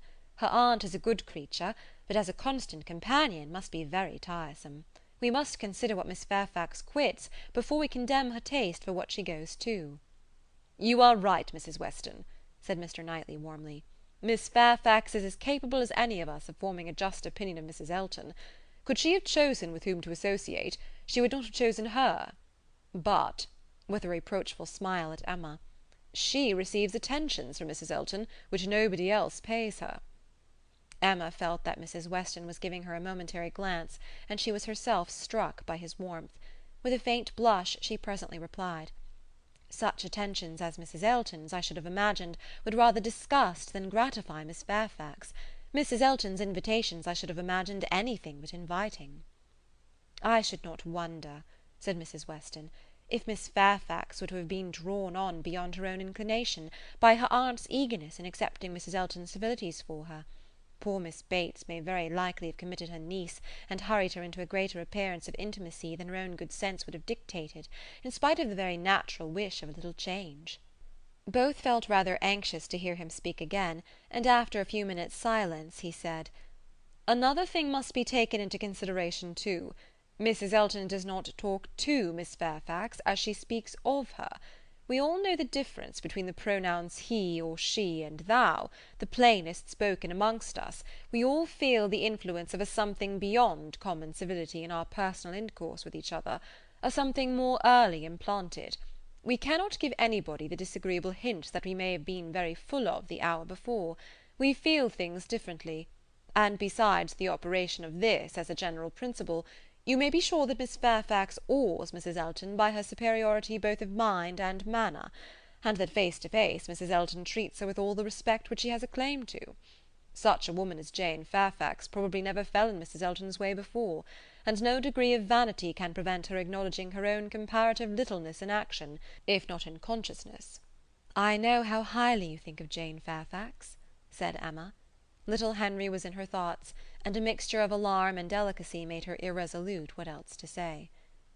"Yes," he replied, "anybody may know how highly I think of her."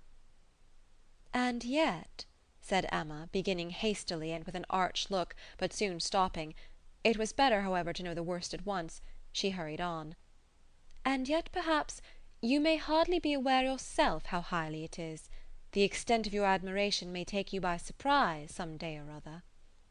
Mr. Knightley was hard at work upon the lower buttons of his thick leather gaiters, and either the exertion of getting them together, or some other cause, brought the colour into his face as he answered, "Oh, are you there? But you are miserably behindhand. Mr. Cole gave me a hint of it 6 weeks ago." He stopped.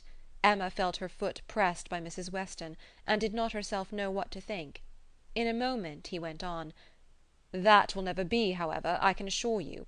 Miss Fairfax, I dare say, would not have me if I were to ask her, and I am very sure I shall never ask her." Emma returned her friend's pressure with interest, and was pleased enough to exclaim, "You are not vain, Mr. Knightley.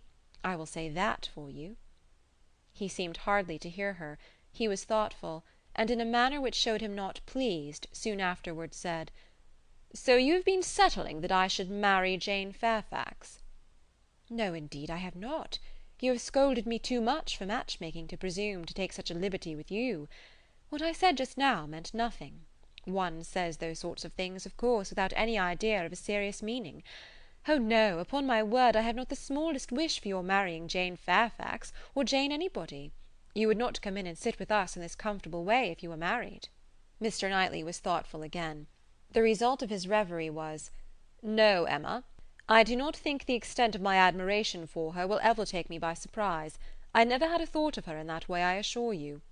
And soon afterwards, "Jane Fairfax is a very charming young woman, but not even Jane Fairfax is perfect. She has a fault.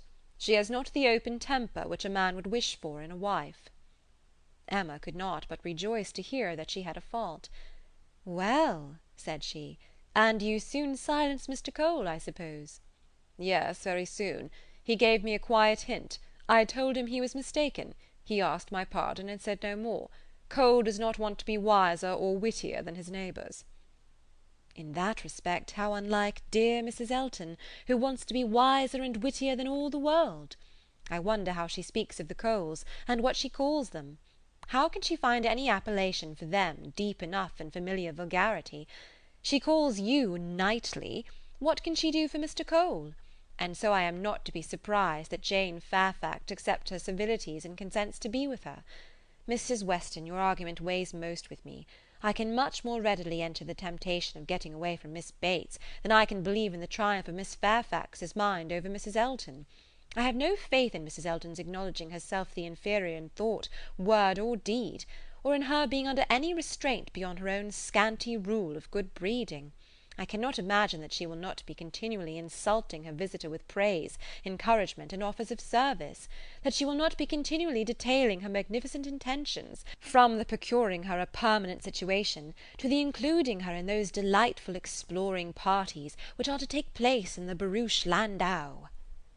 "Jane Fairfax has feeling," said Mr. Knightley. "I do not accuse her of wanting feeling. Her sensibilities, I suspect, are strong, and her temper excellent in its power of forbearance, patience, self-control, but it wants openness. She is reserved, more reserved, I think, than she used to be, and I love an open temper. No, till Cole alluded to my supposed attachment, it had never entered my head. I saw Jane Fairfax and conversed with her, with admiration and pleasure always, but with no thought beyond."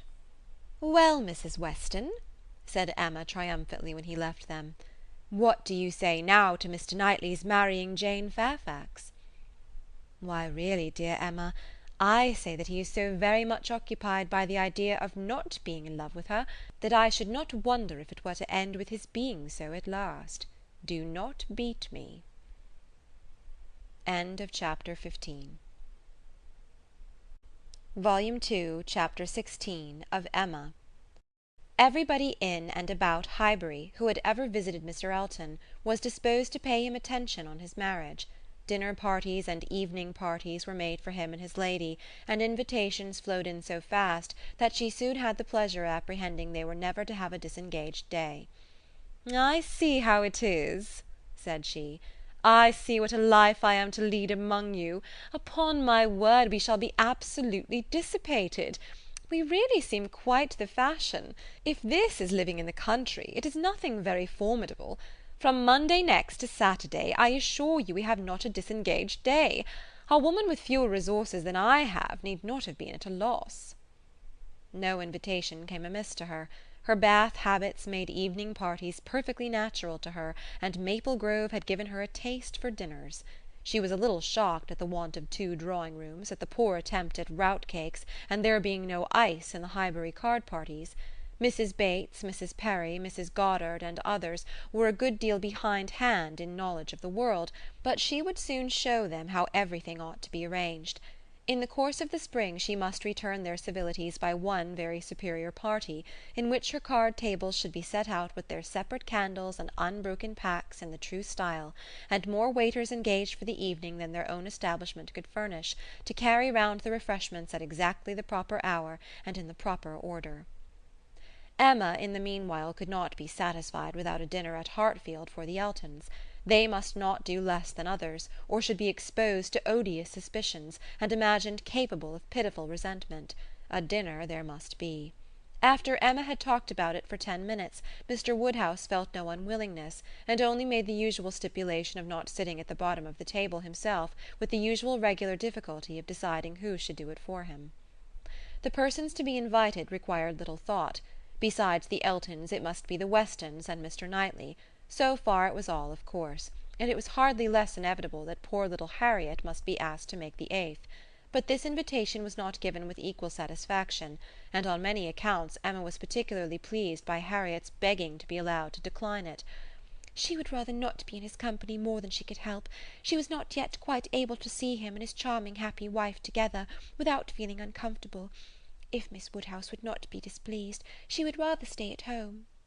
It was precisely what Emma would have wished, had she deemed it possible enough for wishing. She was delighted with the fortitude of her little friend. For fortitude she knew it was in her to give up being in company and stay at home, and she could now invite the very person whom she really wanted to make the 8th, Jane Fairfax. Since her last conversation with Mrs. Weston and Mr. Knightley, she was more conscience-stricken about Jane Fairfax than she had often been. Mr. Knightley's words dwelt with her. He had said that Jane Fairfax received attentions from Mrs. Elton which nobody else paid her. "This is very true," said she, "at least as far as relates to me, which was all that was meant, and it is very shameful. Of the same age, and always knowing her, I ought to have been more her friend. She will never like me now. I have neglected her too long, but I will show her greater attention than I have done." Every invitation was successful. They were all disengaged and all happy. The preparatory interest of this dinner, however, was not yet over. A circumstance rather unlucky occurred. The 2 eldest little Knightleys were engaged to pay their grandpapa and aunt a visit of some weeks in the spring, and their papa now proposed bringing them, and staying one whole day at Hartfield, which one day would be the very day of this party. His professional engagements did not allow of its being put off, but both father and daughter were disturbed by its happening so. Mr. Woodhouse considered 8 persons at dinner together as the utmost that his nerves could bear, and here would be a 9th. And Emma apprehended it would be 9th very much out of humour at not being able to come even to Hartfield for 48 hours without falling in with a dinner party. She comforted her father better than she could comfort herself by representing that though he certainly would make them 9, yet he always said so little, that the increase of noise would be very immaterial. She thought it in reality a sad exchange for herself to have him, with his grave looks and reluctant conversation, opposed to her instead of his brother. The event was more favourable to Mr. Woodhouse than to Emma. John Knightley came, but Mr. Weston was unexpectedly summoned to town and must be absent on the very day. He might be able to join them in the evening, but certainly not to dinner. Mr. Woodhouse was quite at ease, and the seeing him so, with the arrival of the little boys and the philosophic composure of her brother on hearing his fate, removed the chief of even Emma's vexation. The day came, the party were punctually assembled, and Mr. John Knightley seemed early to devote himself to the business of being agreeable. Instead of drawing his brother off to a window while they waited for dinner, he was talking to Miss Fairfax. Mrs. Elton, as elegant as lace and pearls could make her, he looked at in silence, wanting only to observe enough for Isabella's information, but Miss Fairfax was an old acquaintance and a quiet girl, and he could talk to her. He had met her before breakfast as he was returning from a walk with his little boys, when it had been just beginning to rain. It was natural to have some civil hopes on the subject, and he said, I hope you did not venture far, Miss Fairfax, this morning, or I am sure you must have been wet. We scarcely got home in time. I hope you turned directly." "I went only to the post office," said she, "and reached home before the rain was much. It is my daily errand. I always fetch the letters when I am here. It saves trouble, and is a something to get me out. A walk before breakfast does me good." "Not a walk in the rain, I should imagine." "No, but it did not absolutely rain when I set out." Mr. John Knightley smiled and replied, "That is to say, you chose to have your walk, for you were not 6 yards from your own door when I had the pleasure of meeting you, and Henry and John had seen more drops than they could count long before. The post office has a great charm at one period of our lives. When you have lived to my age, you will begin to think letters are never worth going through the rain for."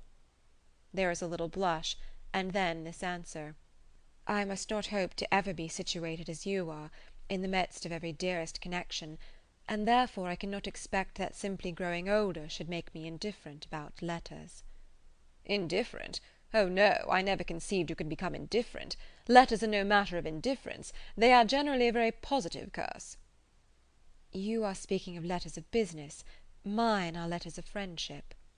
"I have often thought them the worst of the two," replied he coolly. "Business, you know, may bring money, but friendship hardly ever does." "Ah, you are not serious now. I know Mr. John Knightley too well.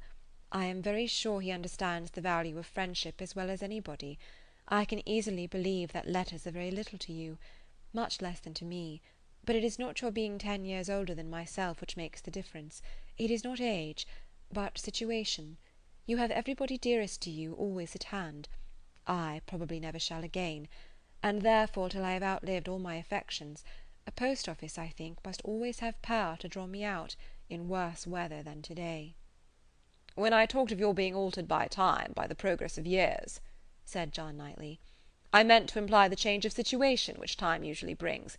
I consider one as including the other. Time will generally lessen the interest of every attachment not within the daily circle, but that is not the change I had in view for you. As an old friend, you will allow me to hope, Miss Fairfax, that 10 years hence you may have as many concentrated objects as I have." It was kindly said, and very far from giving offence. A pleasant "thank you" seemed meant to laugh it off, but a blush, a quivering lip, a tear in the eye showed that it was felt beyond a laugh. Her attention was now claimed by Mr. Woodhouse, who being, according to his custom on such occasions, making the circle of his guests, and paying his particular compliment to the ladies, was ending with her, and with all his mildest urbanity said, "I am very sorry to hear, Miss Fairfax, of your being out this morning in the rain. Young ladies should take care of themselves. Young ladies are delicate plants. They should take care of their health and their complexion. My dear, did you change your stockings?" "Yes, sir, I did indeed, and I am very much obliged by your kind solicitude about me." "My dear Miss Fairfax, young ladies are very sure to be cared for. I hope your good grandmamma and aunt are well. They are some of my very old friends. I wish that my health allowed me to be a better neighbour. You do us a great deal of honour to-day, I am sure. My daughter and I are both highly sensible of your goodness, and have the greatest satisfaction in seeing you at Hartfield." The kind-hearted, polite old man might then sit down and feel that he had done his duty, and made every fair lady welcome and easy. By this time the walk in the rain had reached Mrs. Elton, and her remonstrances now opened upon Jane. "My dear Jane, what is this I hear? Going to the post office in the rain? This must not be, I assure you. You sad girl, how could you do such a thing? It is a sign I was not there to take care of you." Jane very patiently assured her that she had not caught any cold. "Oh, do not tell me. You really are a very sad girl, and do not know how to take care of yourself. To the post office, indeed! Mrs. Weston, did you ever hear the like? You and I must positively exert our authority." "My advice," said Mrs. Weston kindly and persuasively, "I certainly do feel tempted to give. Miss Fairfax, you must not run such risks. Liable as you have been to severe colds, indeed you ought to be particularly careful, especially at this time of year. The spring, I always think, requires more than common care. Better wait an hour or two, or even half a day for your letters, than run the risk of bringing on your cough again. Now do you not feel that you had? Yes, I am sure you are much too reasonable. You look as if you would not do such a thing again." "Oh, she shall not do such a thing again," eagerly rejoined Mrs. Elton. "We will not allow her to do such a thing again," and nodding significantly. "There must be some arrangement made, there must indeed. I shall speak to Mr. E., the man who fetches our letters every morning. One of our men, I forget his name, shall inquire for yours too, and bring them to you. That will obviate all difficulties, you know, and from us I really think, my dear Jane, you can have no scruple to accept such an accommodation." "You are extremely kind," said Jane, "but I cannot give up my early walk. I am advised to be out of doors as much as I can. I must walk somewhere, and the post office is an object, and upon my word I have scarcely ever had a bad morning before." "My dear Jane, say no more about it. The thing is determined, that is," laughing affectedly, "as far as I can presume to determine anything without the concurrence of my lord and master. You know, Mrs. Weston, you and I must be cautious about how we express ourselves. But I do flatter myself, my dear Jane, that my influence is not entirely worn out. If I meet with no insuperable difficulties, therefore, consider that point as settled." "Excuse me," said Jane earnestly, "I cannot by any means consent to such an arrangement, so needlessly troublesome to your servant. If the errand were not a pleasure to me, it could be done, as it always is when I am not here, by my grandmamma's." "Oh, my dear, but so much as Patty has to do, and it is a kindness to employ our men." Jane looked as if she did not mean to be conquered, but instead of answering, she began speaking again to Mr. John Knightley. "The post office is a wonderful establishment," said she. "The regularity and dispatch of it, if one thinks of all that it has to do, and all that it does so well, it is really astonishing." "It certainly is very well regulated." "So seldom that any negligence or blunder appears, so seldom that a letter, among the thousands that are constantly passing about the kingdom, is even carried wrong, and not one in a million, I suppose, actually lost; and when one considers the variety of hands, and of bad hands too, that are to be deciphered, it increases the wonder." "The clerks grow expert from habit. They must begin with some quickness of sight and hand, and exercise improves them. If you want any farther explanation," continued he, smiling, "they are paid for it. That is the key to a great deal of capacity. The public pays, and must be served well." The varieties of handwriting were farther talked of, and the usual observations made. "I have heard it asserted," said John Knightley, "that the same sort of handwriting often prevails in a family, and where the same master teaches, it is natural enough. But for that reason I should imagine the likeness must be chiefly confined to the females, for boys have very little teaching after an early age, and scramble into any hand they can get. Isabella and Emma, I think, do write very much alike. I have not always known their writing apart." "Yes," said his brother, hesitatingly, "there is a likeness. I know what you mean. But Emma's hand is the strongest." "Isabella and Emma both write beautifully," said Mr. Woodhouse, "and always did. And so does poor Mrs. Weston," with half a sigh and half a smile at her.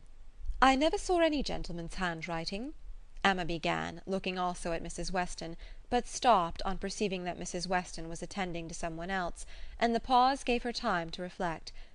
"Now, how am I going to introduce him? Am I unequal to speaking his name at once before all these people? Is it necessary for me to use any roundabout phrase? Your Yorkshire friend, your correspondent in Yorkshire, that would be the way, I suppose, if I were very bad. No, I can pronounce his name without the smallest distress. I suddenly get better and better. Now for it." Mrs. Weston was disengaged, and Emma began again. "Mr. Frank Churchill writes one of the best gentleman's hands I ever saw." "I do not admire it," said Mr. Knightley. "It is too small, wants strength. It is like a woman's writing." This was not submitted to by either lady.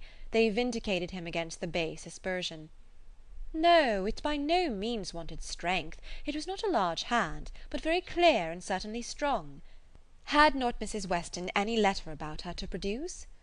No, she had heard from him very lately, but having answered the letter, had put it away. "If we were in the other room," said Emma, If I had my writing desk, I am sure I could produce a specimen. I have a note of his. Do not you remember, Mrs. Weston, employing him to write for you one day?" "He chose to say he was employed." "Well, well, I have that note, and can show it after dinner to convince Mr. Knightley." "Oh, when a gallant young man like Mr. Frank Churchill," said Mr. Knightley dryly, "writes to a fair lady like Miss Woodhouse, he will of course put forth his best." Dinner was on table. Mrs. Elton, before she could be spoken to, was ready, and before Mr. Woodhouse had reached her with his request to be allowed to hand her into the dining parlour, was saying, "Must I go first? I really am ashamed of always leading the way." Jane's solicitude about fetching her own letters had not escaped Emma. She had heard and seen it all, and felt some curiosity to know whether the wet walk of this morning had produced any.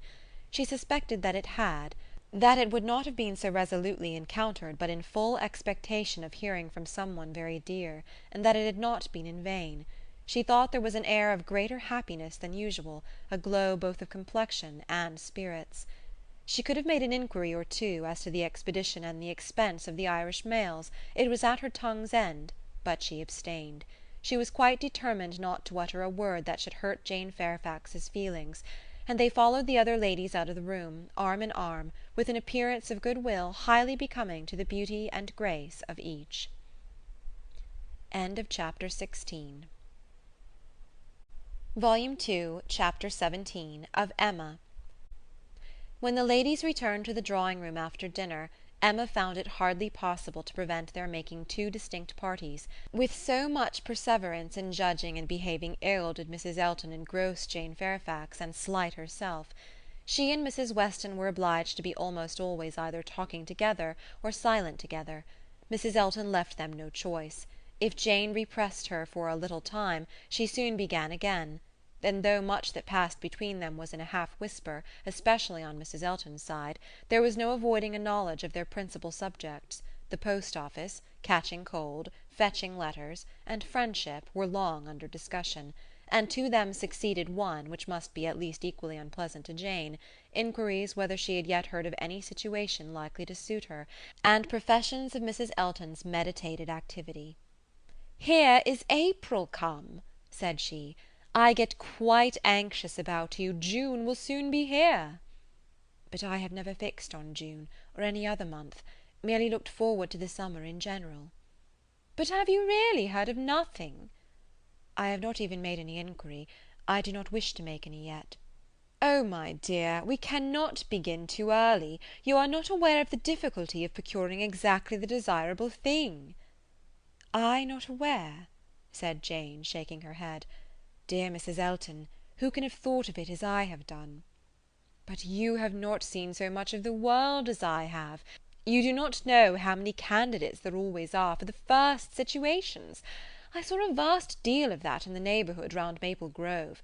A cousin of Mr. Suckling, Mrs. Bragg, had such an infinity of applications. Everybody was anxious to be in her family, for she moves in the first circle. Wax candles in the schoolroom. You may imagine how desirable. Of all houses in the kingdom, Mrs. Bragg's is the one I would most wish to see you in." "Colonel and Mrs. Campbell are to be in town again by midsummer," said Jane. "I must spend some time with them. I am sure they will want it. Afterwards I may probably be glad to dispose of myself, but I would not wish you to take the trouble of making any inquiries at present." "Trouble? Ay, I know your scruples. You are afraid of giving me trouble. But I assure you, my dear Jane, the Campbells can hardly be more interested about you than I am. I shall write to Mrs. Partridge in a day or two, and shall give her strict charge to be on the look-out for anything eligible." "Thank you, but I would rather you did not mention the subject to her. Till the time draws nearer, I do not wish to be giving anybody trouble." "But, my dear child, the time is drawing near. Here is April and June, or say even July, is very near, with such business to accomplish before us. Your inexperience really amuses me. A situation such as you deserve, and your friends would require for you, is no everyday occurrence, is not attained at a moment's notice. Indeed, we must begin inquiring directly." "Excuse me, ma'am, but this is by no means my intention. I make no inquiry myself, and should be sorry to have any made by my friends. When I am quite determined as to the time, I am not at all afraid of being long unemployed. There are places in town, offices, where inquiry would soon produce something. Offices for the sale, not quite of human flesh, but of human intellect. "Oh, my dear, human flesh! You quite shock me. If you mean a fling at the slave trade, I assure you Mr. Suckling was always rather a friend to the abolition." "I did not mean, I was not thinking of the slave trade," replied Jane. "Governess trade, I assure you, is all that I had in view. Widely different, certainly, as to the guilt of those who carry it on, but as to the greater misery of the victims, I do not know where it lies. But I only mean to say that there are advertising offices, and that by applying to them I should have no doubt of very soon meeting with something that would do." "Something that would do?" repeated Mrs. Elton. "Ay, that may suit your humble ideas of yourself. I know what a modest creature you are. But it will not satisfy your friends to have you taking up with anything that may offer, any inferior, commonplace situation, in a family not moving in a certain circle, or able to command the elegancies of life." "You are very obliging, but as to all that I am very indifferent. It would be no object to me to be with the rich. My mortifications, I think, would only be the greater. I should suffer more from comparison. A gentleman's family is all that I should condition for." I know you, I know you. You would take up with anything. But I shall be a little more nice, and I am sure that the good Campbells would be quite on my side. With your superior talents, you have a right to move in the first circle. Your musical knowledge alone would entitle you to name your own terms, have as many rooms as you like, and mix in the family quite as much as you choose. That is, I do not know. If you knew the harp, you might do all that, I am very sure. But you sing as well as you play. Yes, I really believe you might, even without the harp, stipulate for what you chose. And you must and shall be delightfully, honourably, and comfortably settled before the Campbells or I have any rest." "You may well class the delight, the honour, and the comfort of such a situation together," said Jane. "They are pretty sure to be equal. However, I am very serious in not wishing anything to be attempted at present for me. I am exceedingly obliged to you, Mrs. Elton. I am obliged to anybody who feels for me. But I am quite serious in wishing nothing to be done till the summer. For 2 or 3 months longer I shall remain where I am, and as I am." "And I am quite serious too, I assure you," replied Mrs. Elton gaily, "in resolving always to be on the watch, and employing my friends to watch also, that nothing really unexceptionable may pass us." In this style she ran on, never thoroughly stopped by anything till Mr. Woodhouse came into the room. Her vanity had then a change of object, and Emma heard her saying in the same half whisper to Jane, "Here comes this dear old beau of mine, I protest. Only think of his gallantry in coming away before the other men. What a dear creature he is! I assure you I like him excessively. I admire all that quaint, old-fashioned politeness. It is much more to my taste than modern ease. Modern ease often disgusts me. But this good old Mr. Woodhouse, I wish you had heard his gallant speeches to me at dinner. Oh, I assure you I began to think my caro sposo would be absolutely jealous. I fancy I am rather a favourite. He took notice of my gown. How do you like it? Selina's choice. Handsome, I think, but I do not know whether it is not over-trimmed. I have the greatest dislike to the idea of being over-trimmed, quite a horror of finery. I must put on a few ornaments now because it is expected of me. A bride, you know, must appear like a bride. But my natural taste is all for simplicity. A simple style of dress is so infinitely preferable to finery. But I am quite in the minority, I believe. Few people seem to value simplicity of dress. Show and finery are everything. I have some notion of putting such a trimming as this to my white and silver poplin. Do you think it will look well?" The whole party were but just reassembled in the drawing-room when Mr. Weston made his appearance among them. He had returned to a late dinner, and walked to Hartfield as soon as it was over. He had been too much expected by the best judges for surprise, but there was great joy. Mr. Woodhouse was almost as glad to see him now as he would have been sorry to see him before. John Knightley only was in mute astonishment. that a man who might have spent his evening quietly at home after a day of business in London should set off again and walk half a mile to another man's house for the sake of being in mixed company till bedtime, of finishing his day in the efforts of civility and the noise of numbers, was a circumstance to strike him deeply. A man who had been in motion since 8 o'clock in the morning, and might now have been still, who had been long talking and might have been silent, who had been in more than one crowd and might have been alone. Such a man to quit the tranquillity and independence of his own fireside, and on the evening of a cold, sleety April day rush out again into the world. Could he by a touch of his finger have instantly taken back his wife, there would have been a motive, but his coming would probably prolong rather than break up the party. John Knightley looked at him with amazement, then shrugged his shoulders and said, "I could not have believed it even of him." Mr. Weston, meanwhile, perfectly unsuspicious of the indignation he was exciting, happy and cheerful as usual, and with all the right of being principal talker, which a day spent anywhere from home confers, was making himself agreeable among the rest, and having satisfied the inquiries of his wife as to his dinner, convincing her that none of all her careful directions as to the servants had been forgotten, and spread abroad what public news he had heard, was proceeding to a family communication, which, though principally addressed to Mrs. Weston, he had not the smallest doubt of being highly interesting to everybody in the room. He gave her a letter. It was from Frank, and to herself. He had met with it in his way, and had taken the liberty of opening it. "Read it," said he. "It will give you pleasure. Only a few lines will not take you long. Read it to Emma." The two ladies looked over it together, and he sat smiling and talking to them the whole time, in a voice a little subdued, but very audible to everybody. "Well, he is coming, you see. Good news, I think. Well, what do you say to it? I always told you he would be here again soon, did I not? Anne, my dear, did I not always tell you so, and you would not believe me? In town next week, you see, at the latest, I dare say, for she is as impatient as the black gentleman when anything is to be done. Most likely they will be there to-morrow or Saturday. As to her illness, all nothing, of course. But it is an excellent thing to have Frank among us again, so near as town. They will stay a good while when they do come, and he will be half his time with us. This is precisely what I wanted. Well, pretty good news, is it not? Have you finished it? Has Emma read it all? Put it up. We will have a good talk about it some other time, but it will not do now. I shall only just mention the circumstance to the others in a common way." Mrs. Weston was most comfortably pleased on the occasion. Her looks and words had nothing to restrain them. She was happy, she knew she was happy, and knew she ought to be happy.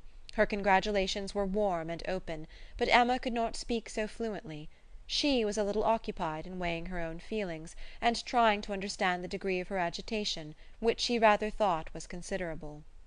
Mr. Weston, however, too eager to be very observant, too communicative to want others to talk, was very well satisfied with what she did say, and soon moved away to make the rest of his friends happy by a partial communication of what the whole room must have overheard already. It was well that he took everybody's joy for granted, or he might not have thought either Mr. Woodhouse or Mr. Knightley particularly delighted. They were the first entitled, after Mrs. Weston and Emma, to be made happy. From them he would have proceeded to Miss Fairfax, but she was so deep in conversation with John Knightley that it would have been too positive an interruption, and finding himself close to Mrs. Elton, and her attention disengaged, he necessarily began on the subject with her.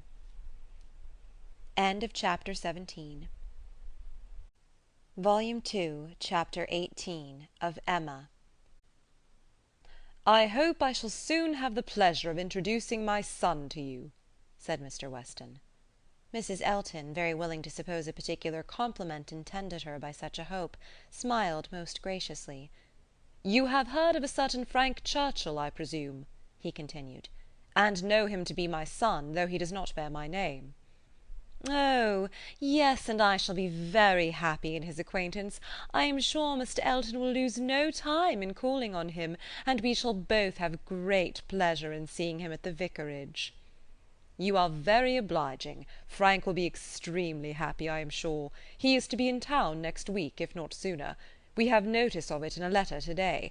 I met the letters in my way this morning, and seeing my son's hand, presumed to open it, though it was not directed to me. It was to Mrs. Weston. She is his principal correspondent, I assure you. I hardly ever get a letter." "And so you absolutely opened what was directed to her? Oh, Mr. Weston," laughing affectedly, I must protest against that. A most dangerous precedent indeed. I beg you will not let your neighbours follow your example. Upon my word, if this is what I am to expect, we married women must begin to exert ourselves. Oh, Mr. Weston, I could not have believed it of you. Ay, we men are sad fellows. You must take care of yourself, Mrs. Elton. This letter tells us, it is a short letter, written in a hurry, merely to give us notice. It tells us that they are all coming up to town directly on Mrs. Churchill's account. She has not been well the whole winter, and thinks Enscombe too cold for her. So they are to all move southward without loss of time. Indeed? From Yorkshire, I think. Is Enscombe in Yorkshire? Yes, they are about 190 miles from London, a considerable journey. Yes, upon my word, very considerable. 65 miles farther than from Maple Grove to London. But what is distance, Mr. Weston, to people of large fortune? You would be amazed to hear how my brother, Mr. Suckling, sometimes flies about. You will hardly believe me, but twice in 1 week he and Mr. Bragg went to London and back again with 4 horses. The evil of the distance from Enscombe, said Mr. Weston, is that Mrs. Churchill, as we understand, has not been able to leave the sofa for a week together. In Frank's last letter she complained, he said, of being too weak to get into her conservatory without having both his arm and his uncle's. This, you know, speaks a great degree of weakness. But now she is so impatient to be in town that she means to sleep only 2 nights on the road, so Frank writes word. Certainly delicate ladies have very extraordinary constitutions, Mrs. Elton, you must grant me that. No, indeed, I shall grant you nothing. I always take the part of my own sex. I do indeed. I give you notice. You will find me a formidable antagonist on that point. I always stand up for women, and I assure you, if you knew how Selina feels with respect to sleeping at an inn, you would not wonder at Mrs. Churchill's making incredible exertions to avoid it. Selina says it is quite a horror to her, and I believe I have caught a little of her nicety. She always travels with her own sheets, an excellent precaution. Does Mrs. Churchill do the same? Depend upon it, Mrs. Churchill does everything that any other fine lady ever did. Mrs. Churchill will not be second to any lady in the land for—" Mrs. Elton eagerly interposed with, "Oh, Mr. Weston, do not mistake me. Selina is no fine lady, I assure you. Do not run away with such an idea." "Is not she? Then she is no rule for Mrs. Churchill, who is as thorough a fine lady as anybody ever beheld." Mrs. Elton began to think she had been wrong in disclaiming so warmly. It was by no means her object to have it believed that her sister was not a fine lady. Perhaps there was want of spirit in the pretence of it, and she was considering in what way she had best retract, when Mr. Weston went on. "Mrs. Churchill is not much in my good graces, as you may suspect, but this is quite between ourselves. She is very fond of Frank, and therefore I would not speak ill of her. Besides, she is out of health now, but that indeed by her own account she has always been. I would not say so to everybody, Mrs. Elton, but I have not much faith in Mrs. Churchill's illness." "If she is really ill, why not go to Bath, Mr. Weston? To Bath or to Clifton?" "She has taken it into her head that Enscombe is too cold for her. The fact is, I suppose, that she is tired of Enscombe. She has now been a longer time stationary there than she ever was before, and she begins to want change. It is a retired place. A fine place, but very retired." "Ay, like Maple Grove, I dare say. Nothing can stand more retired from the road than Maple Grove. Such an immense plantation all round it. You seem shut out from everything, in the most complete retirement. And Mrs. Churchill probably has not health or spirits like Selina to enjoy that sort of seclusion. Or perhaps she may not have resources enough in herself to be qualified for a country life. I always say a woman cannot have too many resources, and I feel very thankful that I have so many myself as to be quite independent of society." "Frank was here in February for a fortnight." "So I remember to have heard. He will find an addition to the society of Highbury when he comes again. That is, if I may presume to call myself an addition. But perhaps he may never have heard of there being such a creature in the world." This was too loud a call for a compliment to be passed by, and Mr. Weston, with a very good grace, immediately exclaimed, "My dear madam, nobody but yourself can imagine such a thing possible. Not heard of you! I believe Mrs. Weston's letters lately have been full of very little else than Mrs. Elton." He had done his duty and could return to his son. "When Frank left us," continued he, "it was quite uncertain when we might see him again, which makes this day's news doubly welcome. It had been completely unexpected. That is, I always had a strong persuasion he would be here again soon. I was sure something favourable would turn up. But nobody believed me. He and Mrs. Weston were both dreadfully desponding. How could he contrive to come, and how could it be supposed that his uncle and aunt would spare him again, and so forth. I always felt that something would happen in our favour, and so it has, you see. I have observed, Mrs. Elton, in the course of my life, that if things are going untowardly one month, they are sure to mend the next." "Very true, Mr. Weston, perfectly true. It is just what I used to say to a certain gentleman in company in the days of courtship, when, because things did not go quite right, did not proceed with all the rapidity which suited his feelings, he was apt to be in despair, and exclaim that he was sure at this rate it would be May before Hymen's saffron robe would be put on for us. Oh, the pains I have been at to dispel these gloomy ideas and give him cheerfuller views! The carriage, we had disappointments about the carriage. One morning, I remember, he came to me quite in despair." She was stopped by a slight fit of coughing, and Mr. Weston instantly seized the opportunity of going on. "You were mentioning May. May is the very month which Mrs. Churchill is ordered, or has ordered herself, to spend in some warmer place than Enscombe, in short, to spend in London, so that we have the agreeable prospect of frequent visits from Frank the whole spring, precisely the season of the year which one should have chosen for it. Days almost at the longest, weather genial and pleasant, always inviting one out, and never too hot for exercise.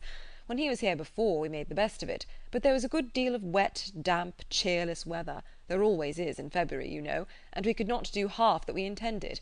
Now will be the time. There will be complete enjoyment, and I do not know, Mrs. Elton, whether the uncertainty of our meetings, the sort of constant expectation there will be of his coming in to-day or to-morrow and at any hour, may not be more friendly to happiness than having him actually in the house. I think it is so. I think it is the state of mind which gives most spirit and delight. I hope you will be pleased with my son, but you must not expect a prodigy. He is generally thought a fine young man, but do not expect a prodigy. Mrs. Weston's partiality for him is very great, and, as you may suppose, most gratifying to me. She thinks nobody equal to him." "And I assure you, Mr. Weston, I have very little doubt that my opinion will be decidedly in his favour. I have heard so much in praise of Mr. Frank Churchill. At the same time, it is fair to observe that I am one of those who always judge for themselves, and are by no means implicitly guided by others. I give you notice that as I find your son, so I shall judge of him. I am no flatterer." Mr. Weston was musing. "I hope," said he presently, "I have not been severe upon poor Mrs. Churchill. If she is ill, I should be very sorry to do her injustice. But there are some traits in her character which make it difficult for me to speak of her with the forbearance I could wish.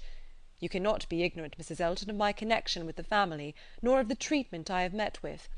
And between ourselves, the whole blame of it is to be laid to her. She was the instigator. Frank's mother would never have been slighted as she was, but for her. Mr. Churchill has pride, but his pride is nothing to his wife's. His is a quiet, indolent, gentlemanlike sort of pride, that would harm nobody, and only make himself a little helpless and tiresome. But her pride is arrogance and insolence. And what inclines one less to bear, she has no fair pretence of family or blood. She was nobody when he married her, barely the daughter of a gentleman, but ever since her being turned into a Churchill, she has out-Churchilled them all in high and mighty claims. But in herself, I assure you, she is an upstart." "Only think! Well, that must be infinitely provoking. I have quite a horror of upstarts. Maple Grove has given me a thorough disgust to people of that sort, for there is a family in that neighbourhood who are such an annoyance to my brother and sister, from the airs they give themselves. Your description of Mrs. Churchill made me think of them directly. People of the name of Tupman, very lately settled there, and encumbered with many low connections, but giving themselves immense airs, and expecting to be on a footing with the old established families. A year and a half is the very utmost that they can have lived at West Hall, and how they got their fortune nobody knows. They came from Birmingham, which is not a place to promise much, you know, Mr. Weston. One has not great hopes from Birmingham. I always say there is something direful in the sound, but nothing more is positively known of the Tupmans, though a good many things I assure you are suspected. and yet by their manners they evidently think themselves equal even to my brother, Mr. Suckling, who happens to be one of their nearest neighbours. It is infinitely too bad. Mr. Suckling, who has been 11 years a resident at Maple Grove, and whose father had it before him, I believe at least, I am almost sure that old Mr. Suckling had completed the purchase before his death." They were interrupted. Tea was carrying round, and Mr. Weston, having said all that he wanted, soon took the opportunity of walking away. After tea, Mr. and Mrs. Weston and Mr. Elton sat down with Mr. Woodhouse to cards. The remaining 5 were left to their own powers, and Emma doubted their getting on very well, for Mr. Knightley seemed little disposed for conversation, Mrs. Elton was wanting notice, which nobody had inclination to pay, and she was herself in a worry of spirits which would have made her prefer being silent. Mr. John Knightley proved more talkative than his brother. He was to leave them early the next day, and he soon began with, "Well, Emma, I do not believe I have anything more to say about the boys, but you have your sister's letter, and everything is down at full length there, we may be sure. My charge would be much more concise than hers, and probably not much in the same spirit. All that I have to recommend being comprised in, do not spoil them, and do not physic them." "I rather hope to satisfy you both," said Emma, "for I shall do all in my power to make them happy, which will be enough for Isabella, and happiness must preclude false indulgence and physic." "And if you find them troublesome, you must send them home again." "That is very likely. You think so, do not you?" "I hope I am aware that they may be too noisy for your father, or even may be some encumbrance to you if your visiting engagements continue to increase as much as they have done lately." "Increase?" "Certainly. You must be sensible that the last half-year has made a great difference in your way of life." "Difference? No, indeed, I am not." "There can be no doubt of your being much more engaged with company than you used to be. Witness this very time. Here am I come down for 1 day only, and you are engaged with a dinner-party. When did it happen before, or anything like it? Your neighbourhood is increasing, and you mix more with it. A little while ago every letter to Isabella brought an account of fresh gaieties, dinners at Mr. Cole's, or balls at the Crown. The difference which Randalls alone, makes in your goings-on is very great." "Yes," said his brother quickly, "it is Randalls that does it all. Very well, and as Randalls, I suppose, is not likely to have less influence than heretofore, it strikes me as a possible thing, Emma, that Henry and John may be sometimes in the way, and if they are, I only beg you to send them home." "No," cried Mr. Knightley, "that need not be the consequence. Let them be sent to Donwell. I shall certainly be at leisure." "Upon my word," exclaimed Emma, "you amuse me. I should like to know how many of all my numerous engagements take place without your being of the party, and why I am to be supposed in danger of wanting leisure to attend to the little boys. These amazing engagements of mine, what have they been? Dining once with the Coles, and having a ball talked of, which never took place. I can understand you," nodding at Mr. John Knightley, "your good fortune in meeting with so many of your friends at once here delights you too much to pass unnoticed. But you," turning to Mr. Knightley, "who know how very, very seldom I am ever 2 hours from Hartfield, why you should foresee such a series of dissipation for me, I cannot imagine. And as to my dear little boys, I must say that if Aunt Emma has not time for them, I do not think they would fare much better with Uncle Knightley, who is absent from home about 5 hours where she is absent 1, and who, when he is at home, is either reading to himself or settling his accounts." Mr. Knightley seemed to be trying not to smile, and succeeding without difficulty upon Mrs. Elton's beginning to talk to him. Chapter 18. End of Volume 2.